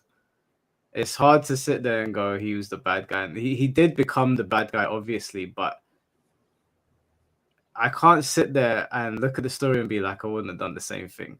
The Joker destroyed his life in like 2 seconds. His kids, his wife, his city, all gone. And what did Joker do? He laughed in his face. And what did Batman do? Absolutely nothing. So That's not a Superman friend. said, you know what? Fuck this, man. I'm a god amongst men. I'm tired of this shit. So he basically told everyone, drop your guns or I'm going to drop you. I said, you know, I hear it. I hear it. I see it. Now, what he did to Billy Batson was not okay. That might have crossed the line. Even I was a bit like, all right, Superman, chill, bro. Especially because that's a kid. But True. yeah, that's when I was like, okay, we've lost him. Because at the beginning I was like, I'm on your side. I'm on your side, Clark. I get it. I get what Joker did. I think I might do the same thing. But then when he did that to Billy, I was like, you've lost it. We need to put you down. Yeah. But, we need to talk about Batman though. Batman is the actual villain. Yeah. Batman. He antagonized Superman. Yeah, he did. He antagonized Superman, and he also didn't do his job. This whole not killing thing, it's okay to an extent, but the Joker is basically the devil in human form. And he was just like, no, we need to lock him up. And Superman lost everything for it. And Superman didn't just lose his city. Superman flew Lois into space thinking it was Doomsday, right? And punched her in the stomach, killing his unborn baby and tearing her in half.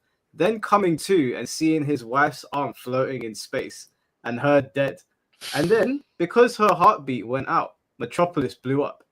I'm sorry, if you don't think Superman is justified in crashing out over that, then you ain't got any emotions. And big ups Joker, because that plan, that was the domino pieces fell perfectly into place. That was actually genius. That was genius from the Joker. Fuck Joker, but that was genius. Do you know what the icing on the cake of all of that was? Do you know the icing on the cake of all of that was? That he wanted Superman to kill him. Because as soon as Superman killed him, there was no road back for Superman. He was going to start killing everyone. So Joker was like, because everything's a joke to the Joker, even his life. He threw away his life just to bring Superman down. That whole storyline is fucked. So the Superman crash out for me, completely justified. But the chat has put this in unjustified glazing. Gotta agree with them, man. Gotta agree. Right, next game. I think chat would have said justified glazing if they heard the story first, but it's too late now. No, that story alone for Superman. Oh, for Superman, yeah, you might be right. Yeah, maybe it's just Superman. For Superman specifically, yeah. I'm sorry, you do that to my wife and my unborn child, and then my whole city. Your entire bloodline is going to suffer for it. Like. Superman's fast enough to fly back in time, right? I'm going back in time. There's going to be hell to pay. Why can't he fly back in time before that? But stop he was seeing red. He was just seeing red. Whatever, man. All right, next game is Skullgirls. I'm not going to say anything about this game because I have nothing nice to say, so I'll let you guys take it away. Yeah, sorry.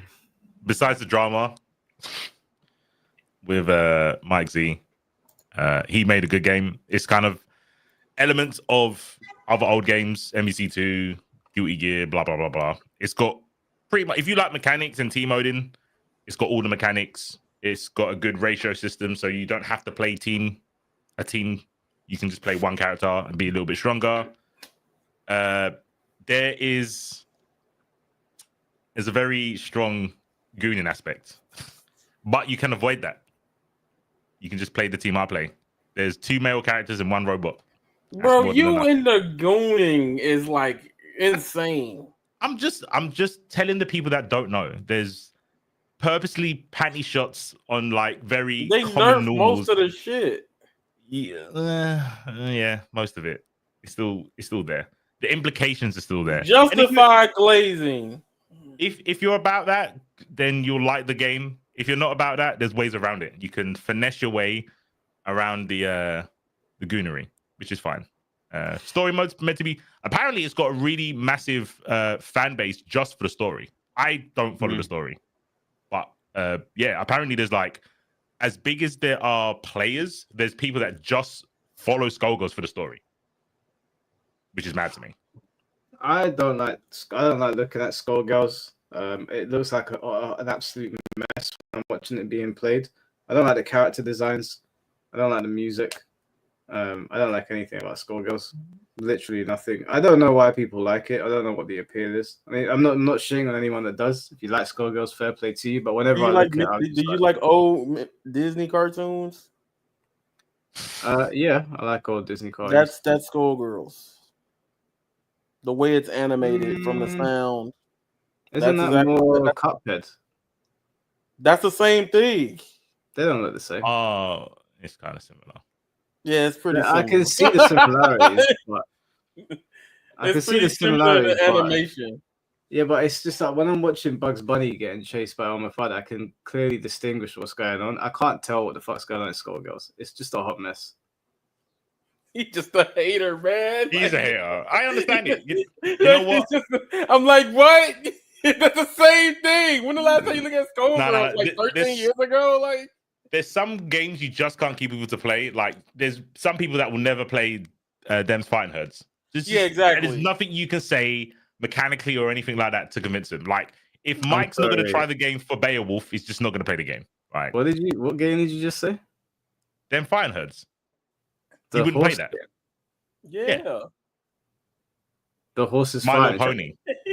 My Little Pony game. Yeah. Would you play that? I played the shit out of that. I played that. I played that shit in bracket. That shit gas. Oh, I didn't go down. Wait there. Hold on. Wait. I played the llama. I don't play in public. I'll say that much. I teamed it at home. No friends. I don't play in public. Like the fucking llama. So I just played the llama. You play the horse fighting game. My Little Pony fighting game. Is that it's not called My Little Pony, bro. That's what it is. You need to lean into it, Yaya. The game was meant to be My Little Pony, but they couldn't get the rights. No, you don't say that. That's why you don't get honest. To play it. I'm honest. That's honest, but you didn't have to say that. Sorry for telling the truth. And I don't know what you want to do. The coolest character was the Spyro, the dragon. Yeah, bro, I know it's cool. It's Mike cool. That's missing out. It's okay. Yeah, Mike's like, what the fuck is y'all playing? Like, no, think about it. Bro, if you look up combos for that game and played it, give me your Steam, bro. I'm good. Bro, look, how many subs you need to play Them's Fighting Herds on the stream? You ain't playing it. How many subs do I need? Yeah, like members. What do you mean, like members? Yeah. He's gonna say y'all don't understand how funny that stream would be, y'all. Him going through the 2-hour story mode. Bro, that shit would be hilarious. I'm sorry, 2 hours of playing with these horses. It's not just a horse you play with. There's a llama, there's a dragon, there's a deer. You're making it worse. Bro, what? All right. You're saying it like you're going to convince him with one of the animals. There's no animal that's going to convince Mike to play, bro. Is there a dinosaur? I can't. No, there's a dragon. That's the closest. That's the dragon. There's a dragon. If we had a Velociraptor or a T-Rex, maybe. Like for example, I can't get mad at Mike though, because I'm like that with Rivals of Aether. As good as that game is, all the character designs piss me off. It's just furry bait. Yeah, but the difference is that you think that game is good. I don't think the horse one is. I don't think that any sane person would turn that on in their spare time and lab combos. Because you didn't play it. I took one look and I was like, who is this for? What psycho is sitting there playing this game? He's an aesthetic guy, Yaya. That's all it is. Well, I'm an arse guy. Not aesthetic. All right. You saw the game and went, I don't care how good it is. It's ponies. I'm not playing it. 100%. My mom raised me right. Yeah. Hell no, I ain't playing no goddamn ponies. I understand. And same with me. That's why I don't play Street Fighter, because Jury's feet are just, they're haram, bro. I can't. Bro, you can you can mod it. When I boot up Street Fighter, yes. So wait, let me get this straight. You would rather play with a little pony than see a woman's foot? So, first of all, I don't play the pony character. Again, just like the Skullgirls one, I tried to pick the most normal character in the Why weird don't game. you just play a normal fighting game? I do, bro. Look. Don't get it twisted. I don't boot up My Little Pony once a week. Like I don't What's the play name it of that your often. character? What's the name of your character? What's the dragon called? I can't remember what the dragon's called. Wait, what's the game called? Them fighting herds. Dems fighting herds. Bars, right? You get it? Wait, herds. Them fighting herds. Them fight. Okay. You're looking And Tian you play the dragon, Hao. yeah. Mm-hmm. Wow. C4. Is its name Tianhao? Yes. Let's Sounds pull very up some cultured. gameplay chat. Let's take a look at what C4 plays in his spare time. Why? This is slander, bruv. I'm gonna have to look at my hours in this game just to dispel this misinformation. That's actually like I'm never showing y'all. I'm never adding y'all on Steam because y'all gonna roast me. Okay, let's have a quick gander, shall we, everyone? This is My Little Pony, the fighting game. I love the way he typed in the real name but said the wrong name. That's so sick. So they Bitch, and just do it. they got a whole wait, what's going on?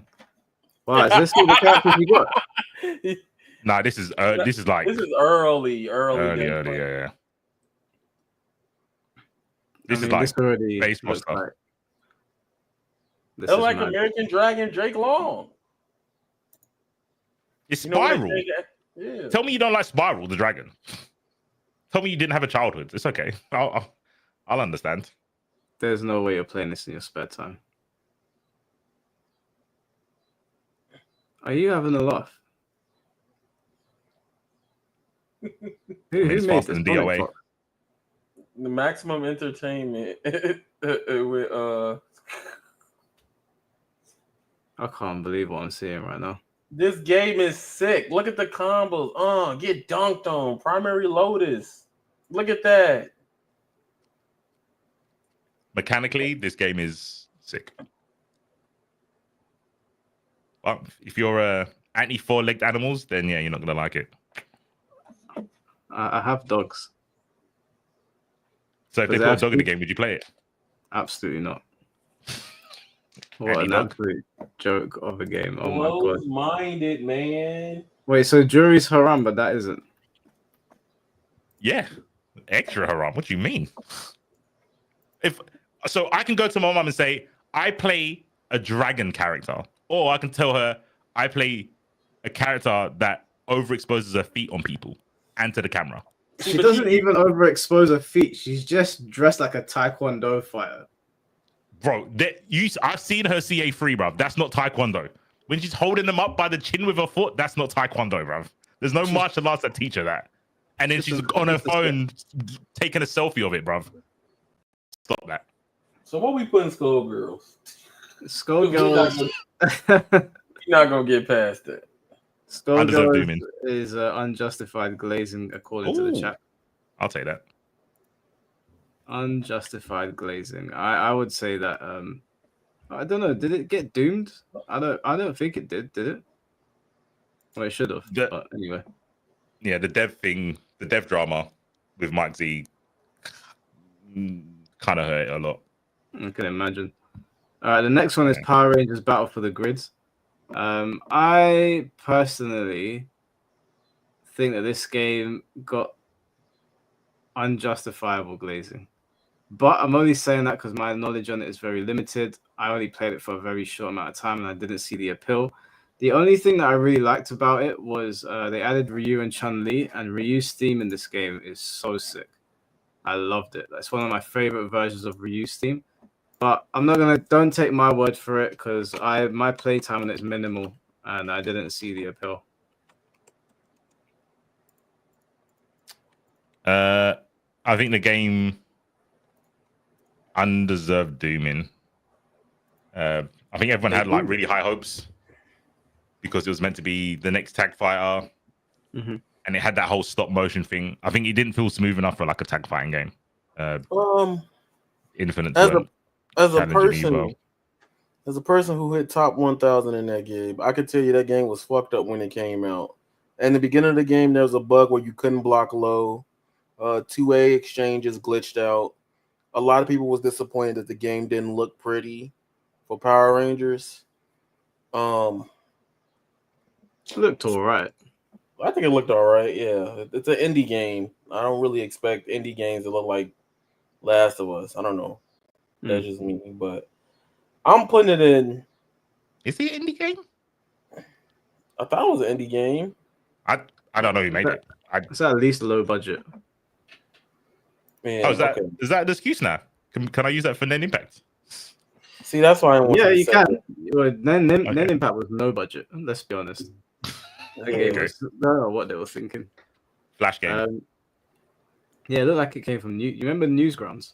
Yeah. That's what it looks like. It's actually a Flash game. I'll take it. Where you guys put it then? Because the chat has already decided this is an overwhelming. Shit. Undeserved. Yeah. This I would have said undeserved. This is getting undeserved dooming. Okay. All right, last 3.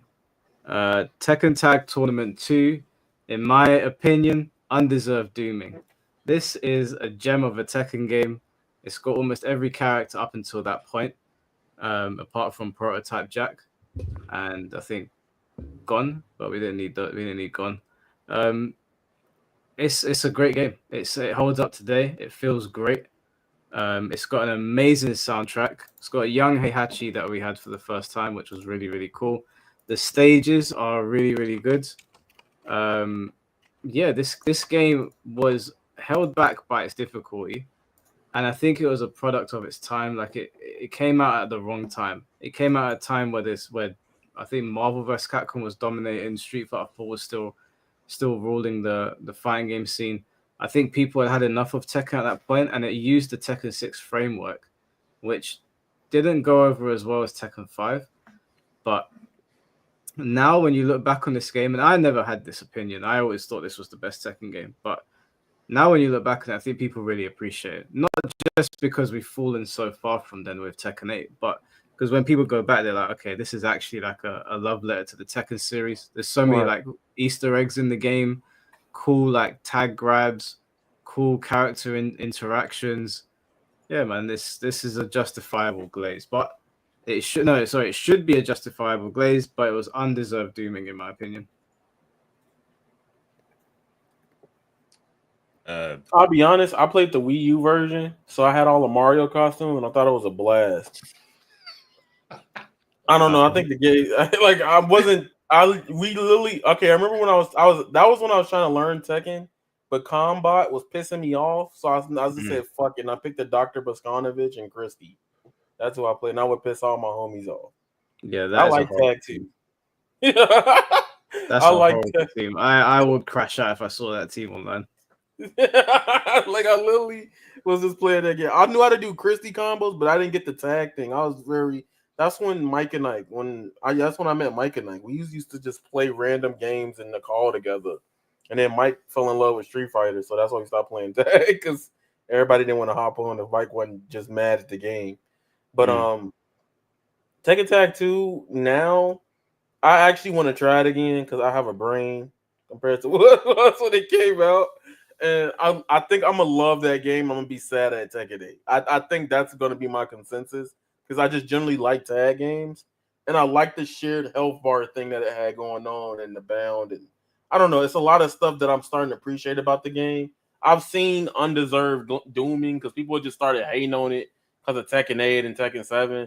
But I remember people loving the fuck out that game before Tekken 8 was even a conversation. I remember people constantly like, yo, where's Tekken Tag 3?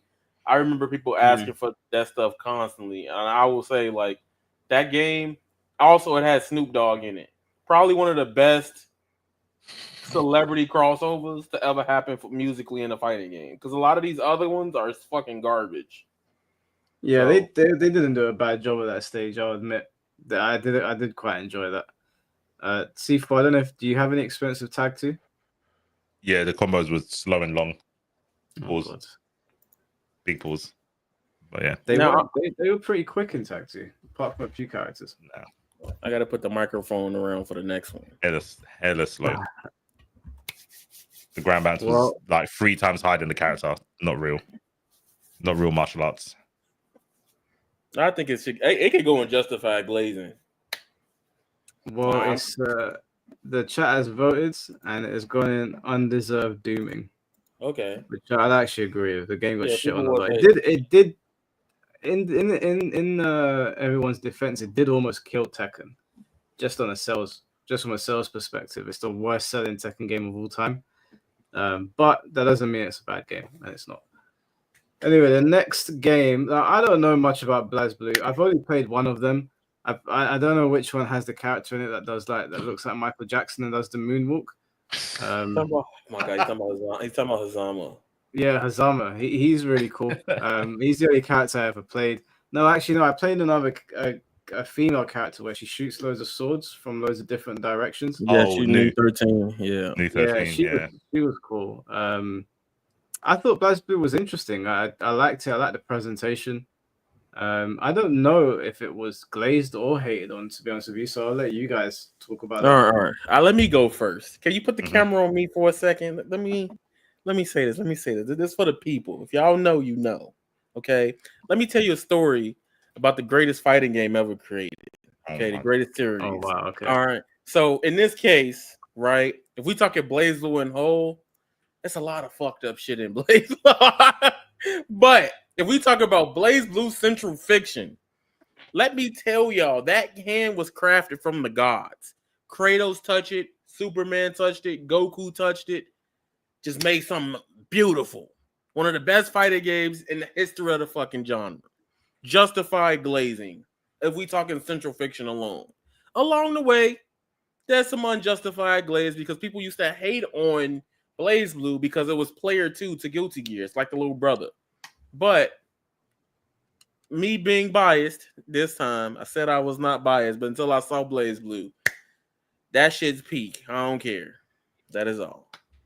You can go back to the normal thing. So you think it's the greatest fighting game ever? One of the greatest fighting game series to touch this planet.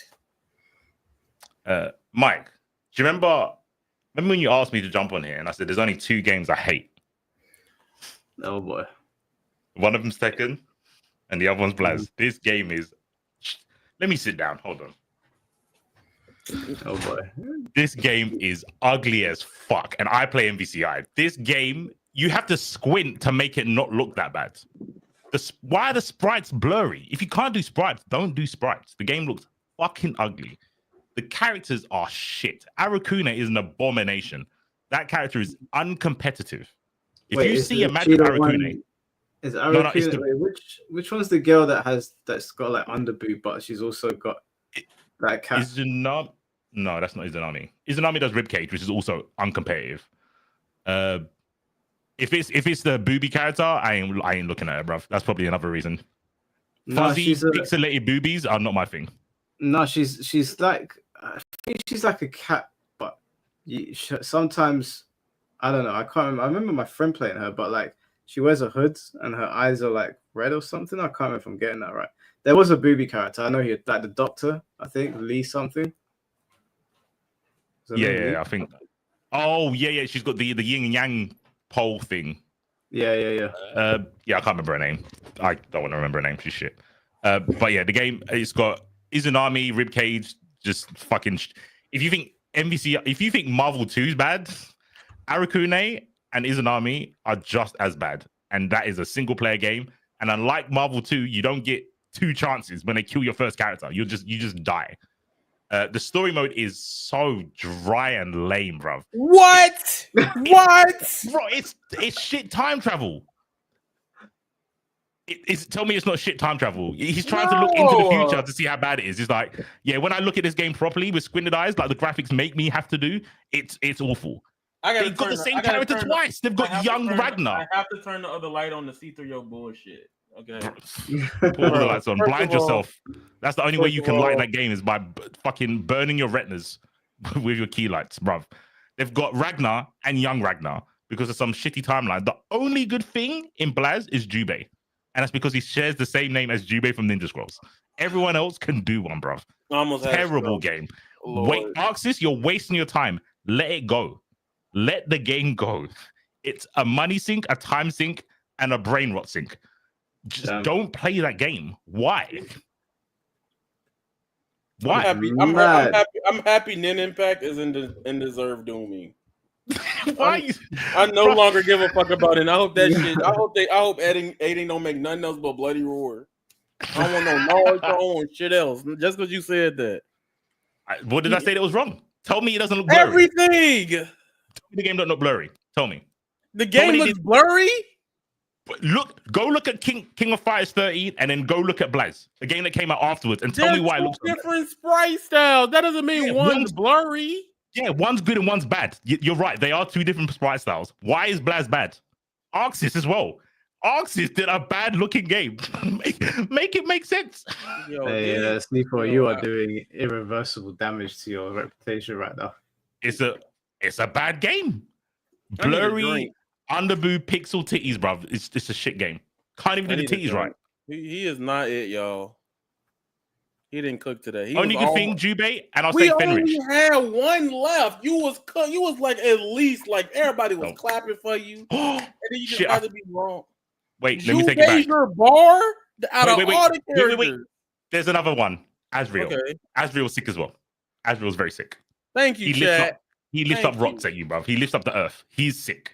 Asriel, Jubei, only good things that come out of Blaz. Put them in GUI gear. Give them a life. Take them off life support and put them in an actual good game. Fucking Blaz is a waste of time. This is some hating shit. This is like Asriel's your bar. Tell me Asriel's the only sick looking character. Who else looks sick? Kagura. The character's name was Azama. Okay, we don't talk about. I don't like Taokaka either. That's the one I was talking about. My friend played the cat. Yeah, you got to be weird, but. Well, Jubei's sick. That cat sucks. Y'all glazed the cat with it. He got a hoodie on with a sword. But his name's Jubei. Hello? You watch One Piece, don't you? No. Do I look like a week? No. Bro. There's no reason. I know Ninja Scroll. Ninja Scroll. Animation. I've seen Ninja Scroll. He's talking about the movie Ninja Scroll, right? No. Bro, I've got a little bit of culture. The old anime, bro. Tell me that wasn't good. What? Why is Mike doing a slow thing? I know he's late. Don't tell me you don't like Ninja Scroll. No, I like film. No, I do. I know Jubei from Onimusha. I mean, Hakumen is way cooler than that damn cat with seals.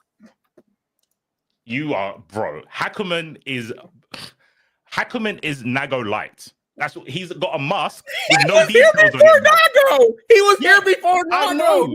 And you know what Arxis did? They said, you know what? Let me actually try and make a good looking Hakumen character, and they made Naruto Ryuki, which everyone likes. Hakumen is just a guy with a sword with a white mask. Original. No, original. I gotta step in there. Hakumen is a cool looking character, dude. Oh my. And his name is sick as well. Hakumen. Yeah, Hakumen. The name's okay. Name. The name's okay. They should have put in a better looking character. Are you triggering Yaya on purpose? Dan Jason. No, I don't like. He actually don't like BlazBlue. Get the VC, Mike. I said there's two games. I said there was two games. They are the two. I've never liked Blaz. I tried it. I played Hibiki for a bit, Asriel, and then in BB Tag I played Jubei. And I was like, it's not enough. I'll just play the Persona characters because Persona's way better. Damn. Yaya's gonna explode. Do you think Ultimax isn't better than Blaz? Central Fiction over Persona 4 Arena? That game don't even got a fraction of Central Fiction's power, bro. Hell no. Sensweet.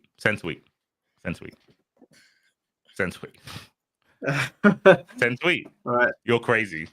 Ultimax is so sick. I don't even want to compare it to the Pond Scum, which is Blaz, but Ultimax is way better as a fighting game. Way better. I tweeted it. Cool. Your hatred for it mirrors my hatred for Multiverses, so I kind of respect it. Okay, cool. Then you get it. You get it. He almost got me. He almost got me hot, y'all. It's a bad game, bro. You're a fucking hater. I do. Arakune is just the stupidest character.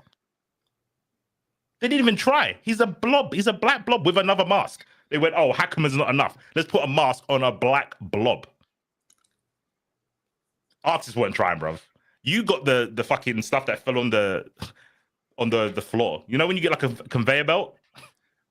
All the offcuts, that's what they were done for Do black. y'all hear the hating? Black blob, Arakune. Go look him up. Mike, can you show up Arakune? Look at the characters that are in that game. Arakune. No, I know who Arakune is. My friend played him. Don't show. No, if you're so proud of your game, let's see.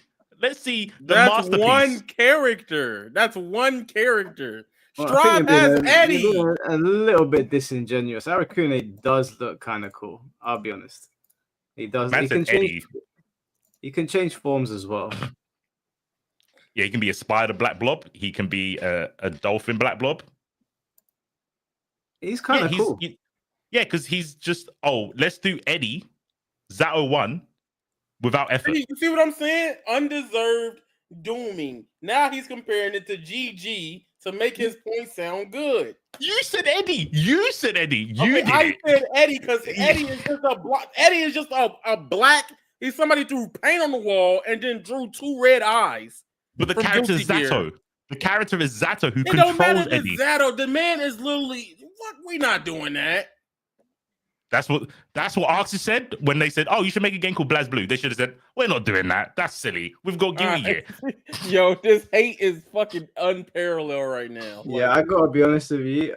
Even though I didn't play Blaz Blue for that long, saying the character designs are whack, that is a bit of a hot take. That's a bit of a hot take. I'll be honest. Show me something. Just show me something. As Jubei, Lychee Fei Ling's a nice character design. Should we take a look at it? I mean, show me a non-Guna character.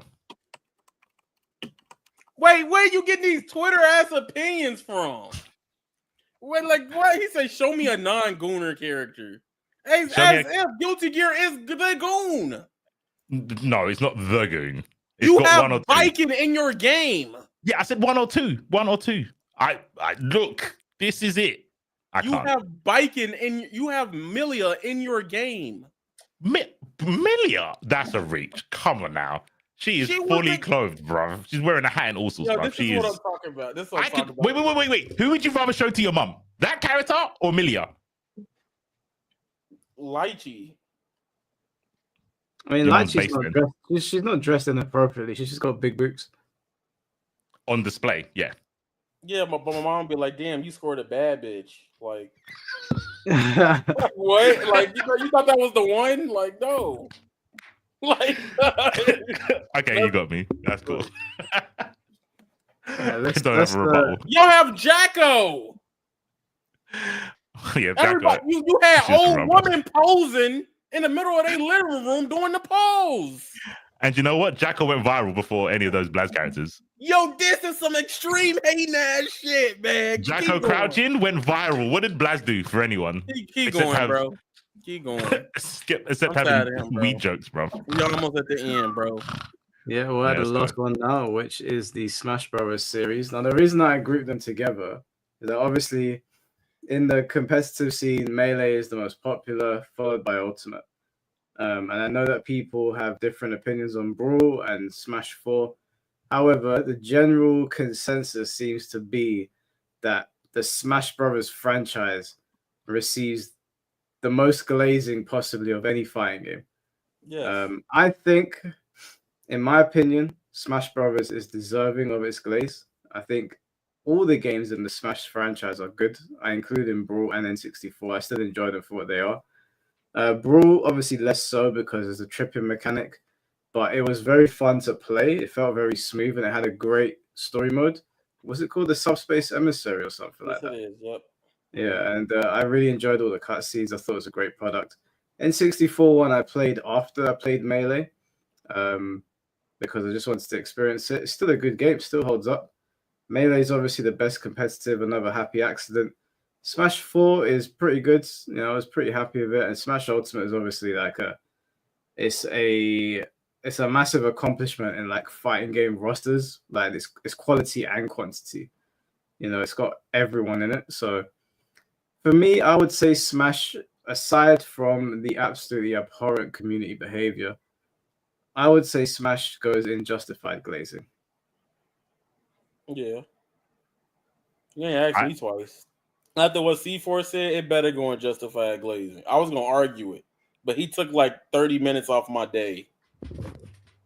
Like he was wilding. I cannot believe that blasphemy that came out of his mouth. Like, But okay, real rap though. I think Smash Bros. As a series is untouchable. Honestly, a lot of fighting games could learn from Smash Bros. Right? At least in terms of its content side of things. Just making cool shit. That's really what Smash Bros is. Just make the shit cool for your series. Instead of trying to just garner whole new people, Smash Bros literally just kept doing what it was doing since 64. And they just got bigger over time with it. It's like the formula stayed while other games, a lot of fighting games, I'm particularly talking about MK, is trying to do extra shit to stray away from what it is and also meld into other areas as well. C4, do you have any thoughts on Smash? I think unjustified glazing probably only because of the Strive's reason about the community. I think skill-wise, it's a very high skill ceiling on Smash. That's why I kind of respect it.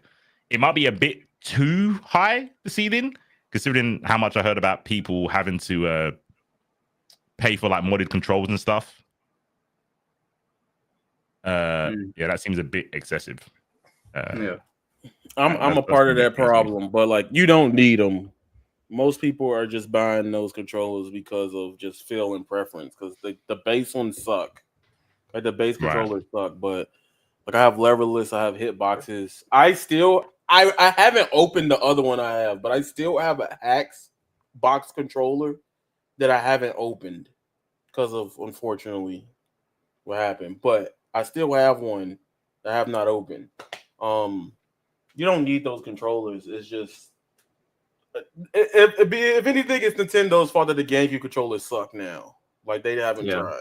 Right. Yeah. The new one, the Switch 2 one is good, but before that, for like 8 years, they were horrible. Yeah, Smash is also one of those games where it doesn't matter like what you're doing. If you got some friends over, it's either Mario Kart or Smash. So it's good across the board, in my opinion. Yeah, that's fair. Okay, yeah, then it's just the community thing and it just being on Nintendo, the same way TBC got held back from being on one platform. I say the same for Smash. I don't know if it's the same for Smash though, because of the like Tatsunoko is such a niche, especially in the West, whereas nothing on Smash would be considered a niche. So, and you couldn't really have these characters anywhere else, like Mario and Samus and all that. It makes sense for them to stay there. I don't think it hurts it either. I've seen people hurt their back carrying CRTs to Meltdown or whatever, like offline tournament. That is not optimal, and no online function for like years. It had to be modded. I know what you're saying. I think the fact that it's Nintendo characters, there's no way around it. But I think that is a drawback. Like I think the game would be bigger if it wasn't, the whole license with Nintendo. I mean, but it's already the biggest. It got like 22 million sales. It's kind of hard to. I mean, it could have been bigger. I mean, wait, isn't Smash Ultimate on like 30 million? Or I think I think it's 30 million. Yeah, like 35 million. Yeah, the game's a smash hit. I think they'll do another Smash Brothers game. They would be stupid not to. I just don't know where you really go from here because it's got the most insane fighting game roster ever. I don't know if they're going to be able to migrate them all over. I don't imagine they will. And if they don't, then what do you do next? That's my only real concern. But as for this, the justified Glazer for Smash, I'm all for that. It's a great game. Despite its really backwards community. Well, is it like that in all the Smash communities, or is it specifically one or the other? Melee is the most prevalent, from what I can see. Melee is the one where it happens the most. But I do think there's just degeneracy spread across the board. But not everyone's like that. I've met loads and loads of nice Smash players. I've met loads of people that don't like what's going on. So yeah, it's a bit of mix and match. Cool. Cam, thank you for the $2. What do we learn from this list? That you guys like That's putting things in weird Glazer. places, and you're gonna get me cooked on Twitter for this, but it's fine. It's fine. I'll argue with the Twitter guys for you people. Dan J, thank you for the €5. Yaya's soul has left his body at this point. Glad to see Grand Blue getting some love. Fun game. And Tom, shout out to Tom. Dude, Street Fighter 6 needs to go down a tier. The inputs of that game throw loops are annoying as fuck to deal with. There was multiple reasons for why we put it in justified glazing, but the VOD will be there. Do you guys have any closing thoughts? Yeah, play fighting games as long as they're not Tekken or Blaz. Any other game is probably really good. And where can they find you, C4? Are you like doing any YouTube content, or you're on Twitter, right? Yeah, I'm on Twitter. Probably shouldn't follow me though. Where? Because at the moment all I'm posting is Net Impact stuff. Oh, okay, yeah, no, don't follow him, guys. There's no need for that. Bro, I'm nothing but honest. See, like, don't follow me unless you like Net Impact up. If you want to be a Nenga like me, then follow me. I am C4IQ. But yeah, if you don't want to see anything tag related, that's normally what I post about. Just tag games, MVCI, and then obviously when Token comes out, Project L, 2XKO. Yeah, that's pretty much it. If you want my hot takes, I'll normally send it to Mike. I don't do it on my Twitter. Yeah, I get it. There's a lot of hot takes in my Discord. He would get cooked. I'm smart. Yeah. Any first of all, where can they find you? YouTube. You can find me. Instagram, Y'all can find me everywhere at Avataryaya at this point. On everything. Next big thing for me is Demon Slayer. And making sure everybody tournament runs smoothly next month. That's the big thing I'm working on. But fair play. Well, guys, I really appreciate you guys stopping by. I know this went on for much longer than I thought it would, but I once again appreciate you guys stopping by to help me put this tier list together. Now, just to clarify, because I know you're gonna put this online to fight with communities. No, I'm not. Please let them know. Yeah, before did Mike put this together? No, this is the chats. This is the chats tier list, not mine. My tier list. I'm not putting this nowhere. I know you're gonna start on the Sparky Zero, guys. I know you're gonna use this as a start. I'm gonna come into a Twitter space. It's gonna be on fire. Come on, I gotta piss them off. It's been a month and a half. They got enough break. Well, I was supposed to do it while I was in Canada, but I let them be happy. Yeah, let them breathe. I'm gonna download it and then I'll send it to you guys if you want to use it. And if you want to use the streams on your channel, if you want clip it up or anything, feel free. Okay. All right, guys. Well, I'll get you out of here. I know it's mad late and we were all falling asleep on cam, but no, I'm like, oof. Yeah, I'm knackered. I'm finished. All right, guys. I appreciate you. I'll chat to you both soon. No problem. Safe having me on, Mike. Much appreciated. Always a pleasure, Yaya. I don't like you no more. That Blaze be playing over. Nah, but for real, pleasure being on here with C4. C4 always a funny time. The funniest time is when it be him and Ghost. That is the funniest shit of all time. I think he actually dislikes me. No, he don't. He just be thinking like, why he say this? The funniest is him and Tope, and I've been trying to get. I want to get him and Tope on here, and I tried to propose something to Tope, but he just wasn't going for it. So what I'm gonna do, I'm gonna try and trick him into doing a podcast. I'm gonna say, because sometimes he likes coming on. I don't mind him coming on here. I don't mind it, but I'm gonna have to gatekeep it for him now. Even if C4 is cooking him, I'm gonna say I can't let you on, bro. You gotta agree a time and date, and then we'll let you on. We'll cross that bridge when we get there. Cool. But yeah, been fun as always. I'll catch you guys in a bit, I guess. All right, guys. Catch you in a bit. All right, guys. Well, that was the podcast. Appreciate you all coming by. Once again, thank you for the memberships, the donations, and just being here and watching. I know this was a bit random, but I thought, you know what? Let's just try something different today. Let's keep on trying to evolve the podcast. So I appreciate you guys. Now, I don't know if I'm going to be on here tomorrow. I'm not entirely sure, but I know for sure that Thursday, Friday, Saturday, and Sunday I won't be here.